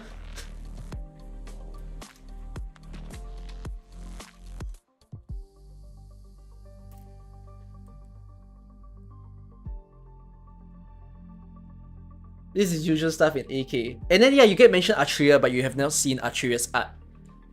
Right? They tease Atria towards the end of the stuff. So yeah. But it was fun. It was fun. Of a story. I enjoyed Pototori more though. What's my rating? 8 out of 10 for this one. I'll say. It's very heavy. It's just super fucking heavy. What do I think of Anduin? I thought well of him. I like his process. But I understand his feelings. Did I read Sirikusano? I did. I understand Anduin feelings like, I agree with his ideals, actually. Like, I like the way Anduin thinks. It's the same way that I think. That is like, I have a very strict perspective. Apologies to some of you who are Christian. And this is debatable, but let's not enter the debate. This is just my view. It's not gonna be easy to change my view. A very common perspective that some people say is that if you don't choose to follow on the religion, apparently that's a bad thing, because there's the idea of heaven and hell, right? Heaven and hell exists in a lot of religion. I believe Islamism has it. I believe Buddhism has it. Christianity has it. But Christianity has it like the strongest, about the idea of a heaven and hell. And one of the things that people say is, if you don't follow it, then you can't go to heaven, apparently, because you're bad. And I have this sort of perspective of like, but I know I'm doing good. Like, I know in my mind, in my body, I can never bring myself to want to hurt someone. Like, if I were to do it, it's unintentional, right? That it just happens if it happens. But in truth, in everything that I try to do, it's always in good faith. That I want to be good to the people around me. I want everyone to be happy around me. So, if that's what I try to do in all parts of my life, then apparently if by the end of my life, I'm going to be told, oh, so you did all this, but I guess you're going to hell. Like, if that is going to be the case, I'm just going to say, okay, I guess I'm in hell then.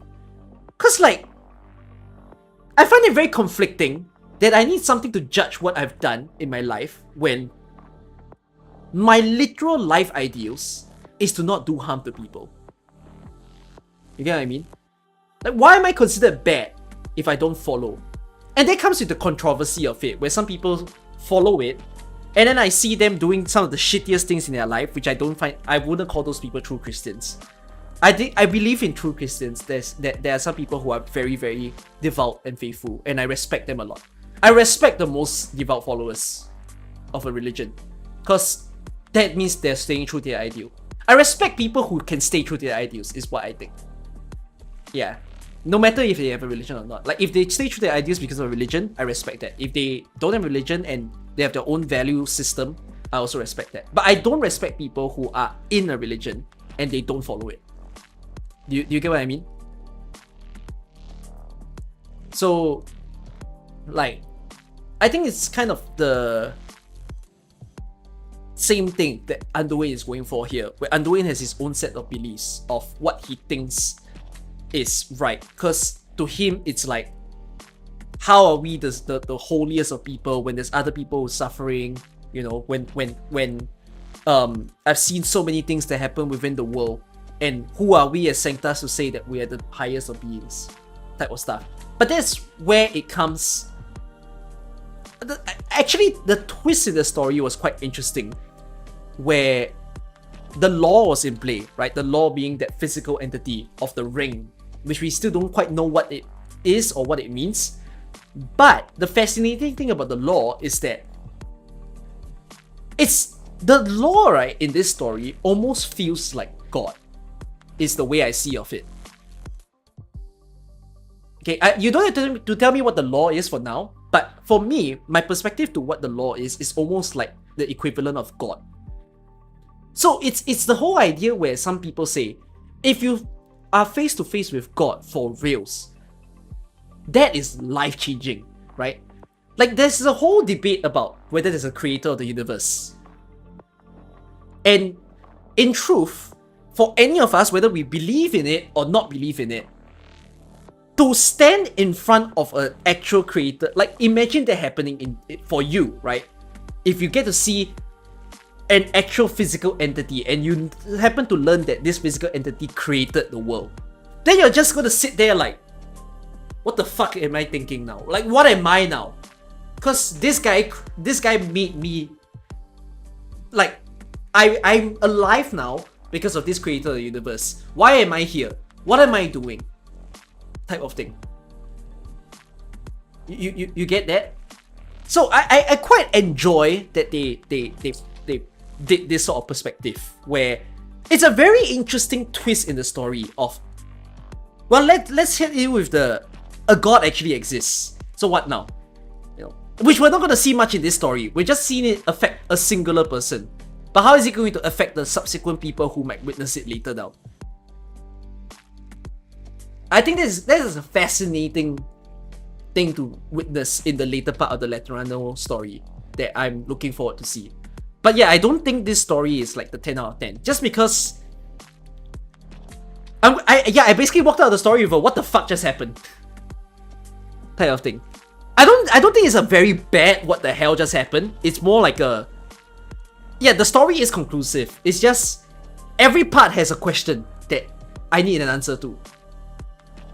Do I think Anduin is a villain? I've never thought of him as a villain. I just think of him as, oh, he's a boss. Why is he a boss, you know?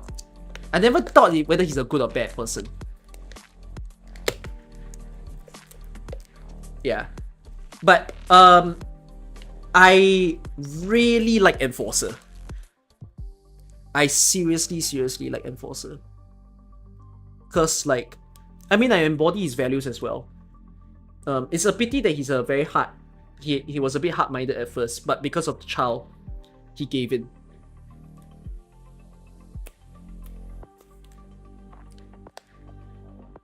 Like,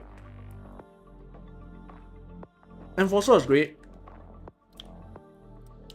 Executor barely appeared, so I know nothing about him. I like that he gave Insider a stereotypical NPC. A typical policeman who loves donuts is fun. And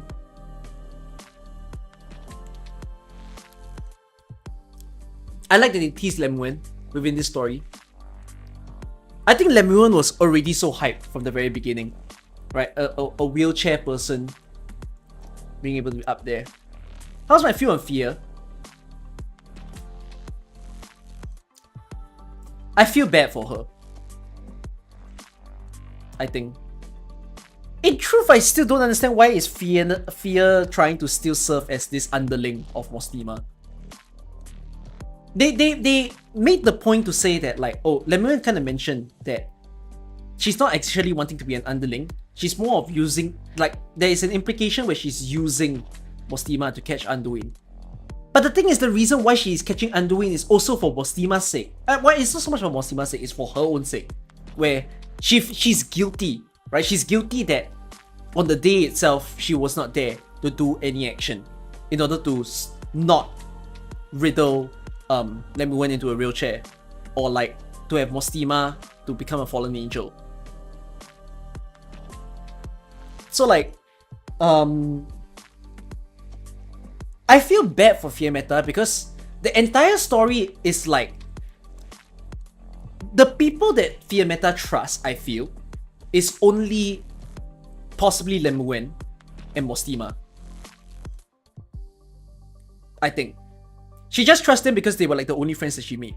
But the whole story, you kind of felt like as if, because Fia is not like them, right? Fia's a Liberi while they are Sankta. You can feel the whole vibe in the story where it's like, she keeps needing to question, what the fuck am I here for? When everyone's just like, oh, I know how you feel, I know what you're thinking, you know? And then she's just sitting there like, the heck are you guys talking about? And the problem is that, because I think it's elaborated well in the story as well. Letterano people have trouble expressing themselves. In general. It's across the board. It's almost like you have the whole idea of an autism scale. You know, autism scale is a thing where you can have minor autism, from no autism to minor to like high and everything. And it's like, there is a little bit of cranky behavior in everyone. That because they are so used to understanding each other, to them it's a natural thing to not even need to say what their feelings are. So as a result of like Fiammetta being friends with them, she ends up sitting there like always being the blank person of I don't know what they're doing. So yeah. Well, Federico is on the worst end, clearly. Right? Federico is looking like a strange boy. Everyone just looks up to Federico more so as, oh, this guy does his job well. That's about it.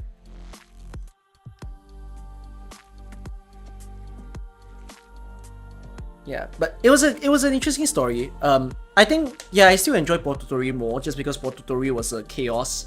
A lot of things happening. It was. You will probably see me give higher ratings if a story is both fun, a lot of plot to run with, and I also care about how easy the plot is to digest. Like, I think a good story also needs to be easily digestible. Like, if you play this level of story in, say, Enfield, right? Because the good thing now is that AK is a niche audience, so to speak, and like with a niche audience, it simply means that you don't need the entire of the community to understand what's going on. But like, if this is played in Enfield, I can imagine that the bigger player base will like sit there and think, what did I just read? You know, what's the point of this? Like, the good thing is that the action will get people. Like, now imagine this whole thing as an Enfield story, and there's the combat and there's the action. People will probably only remember this for the action, but they're not gonna remember it for the concepts, the theme that is being spoken about. So yeah, like in a beta test, only when the game launched, sure, let's start doing the Easter eggs, let's start doing the teaser sort of stuff for the incoming updates, for the future units. Oh, and I am very happy that reading all these stories is already getting me to see, you can see how far AK plans towards, right? That like, for instance, oh, wait. YouTube, are you alive? Did my YouTube glitch? I think my YouTube glitched.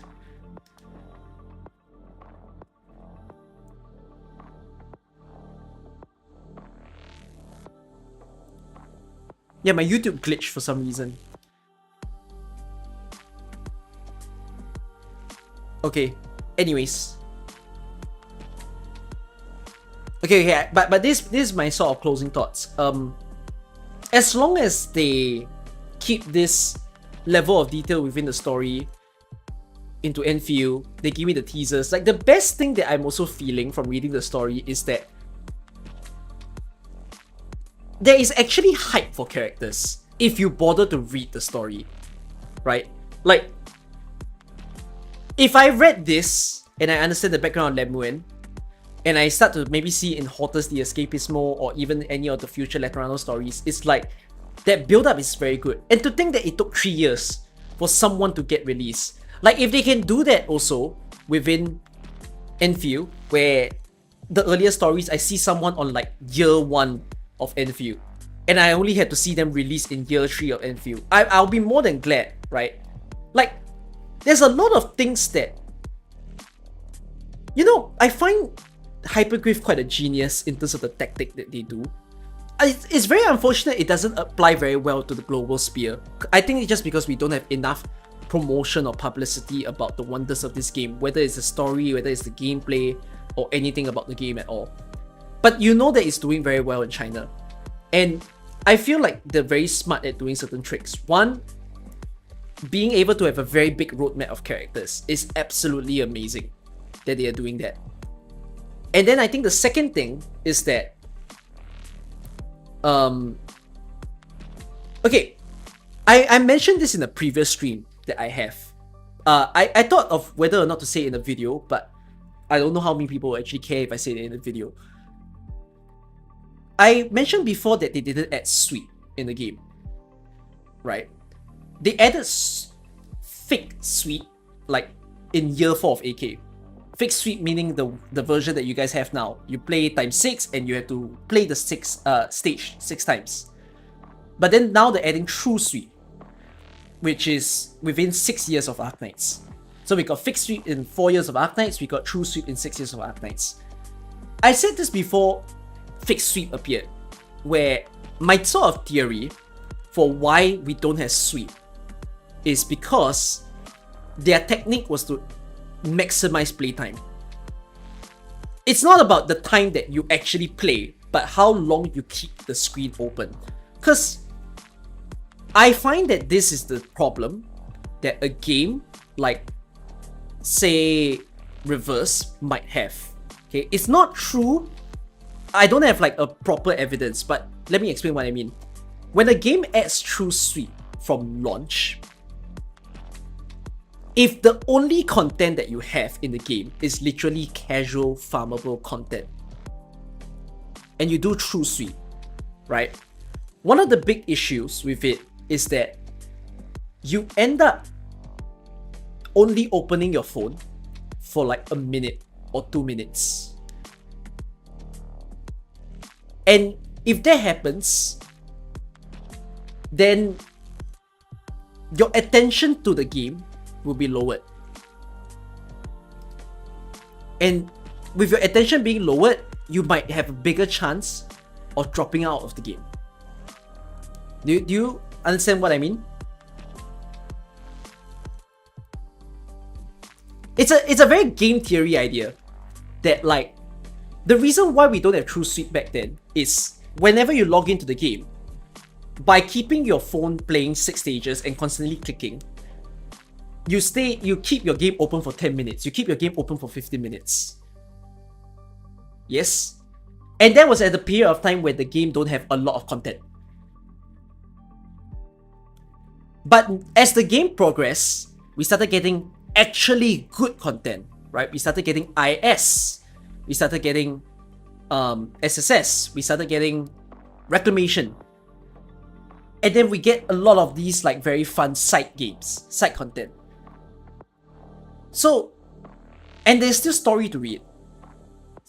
To me, them adding fixed sweep and true sweep, like in this sort of sequence, because you cannot deny, why did they just do true sweep the moment they added fixed sweep? Do you get what I mean? They could have absolutely done that. If they were gonna do true sweep in year 6, why did they just do it in year 4? When it's a thing that is known in other games. So it's a very annoying thing that we don't have true sweep, but I've always seen of it as more so a game theory kind of perspective.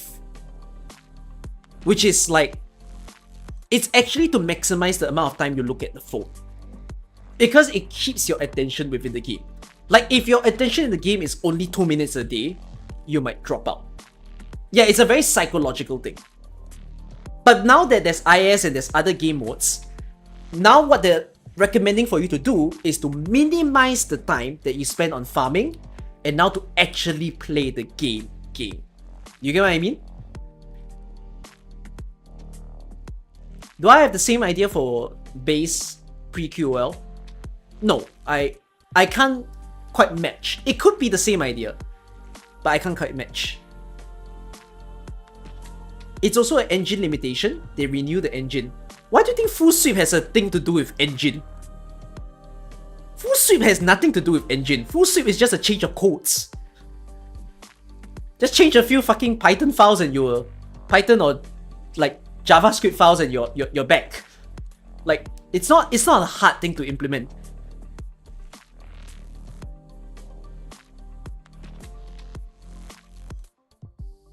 The fact that they added a stupid sweep first is bizarre. Yeah.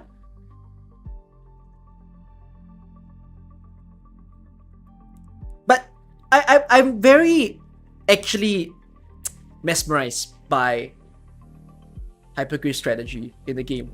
That like, they're actually pretty smart with the way that they roll out updates. You know, the story really convinced me big enough. And as much as there's so much lore in AK, actually in truth, right, if you want to get interested in AK story, there was an opinion that was said by someone else when that was said to me before. It takes a lot of time, right? I'm reading almost one story a day, and I probably have like 60 stories to read. So you're gonna be seeing these reading streams for like 60 days. Like it says day 8 now, and we're not even halfway through the stories. But one of the sort of opinions that I got that I felt was very good from someone is, if you want to read the story, you want to feel the vibes of it, just choose the story you want to read. You don't have to read in chronological order and whatnot. You don't... here's the thing. You can start on whatever story as well. it didn't matter if I read Guide Ahead today or I read Guide Ahead on the first day. Some stories are continuations, so in truth, you should not read Hortus Dioscopismo before Guide Ahead. That's a bit weird. Unless you want to read it like a prequel, but it's not written like a prequel, basically. No. But when it comes to like the regional stories, right? Like if you like Rhine Lab, you can just read Rhine Lab on its own. If you want to learn about Letterano, you can just read Letterano on its own. You can ignore everybody else and then you just, focus. And if it just so let's say you go full dive on Letterano and you reach like what Zwillingström, which Zwillingström needs storylines from other places like Obscure Wanderer. It needs lingering echoes as well. That's fine. If you went into Zwillingström without reading certain parts of the story, reading that story and realizing that you have blanks will just make you go, oh, I should read another story if I want to know the context. Do you understand what I mean? Like, if you've never got into AK story and you're joining me as I read, which I hope you guys have been liking the reading streams, I think the great thing is you can actually start the story anywhere you want in AK, I feel. Apart from main story, I guess. That might be the only thing that you shouldn't start. But side stories are free for all. It's same with manga. Read any manga that you want. Need a guide to read story? You don't. I mean, unless you mean you need me to read the story, then it's a different thing. But yeah. But I think that's all my thoughts towards it. It was a great experience to read Guide Ahead. I've not left a... No, I was gonna say I've not left an AK story angry. But I did mention in another reading stream, no, a story did make me angry and it was Ancient Forge. That was the only story that made me angry in AK. And I think it will stay as the only story that made me angry. It's only a movie? Yeah, but it made me read something I don't need to read.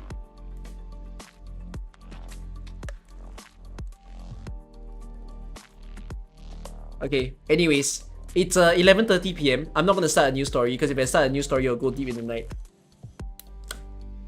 Alright. I'll be back tomorrow. Tomorrow, we got viewer pools. We're on day 14. I'll play some IS and we'll do some viewer pools. Sounds good?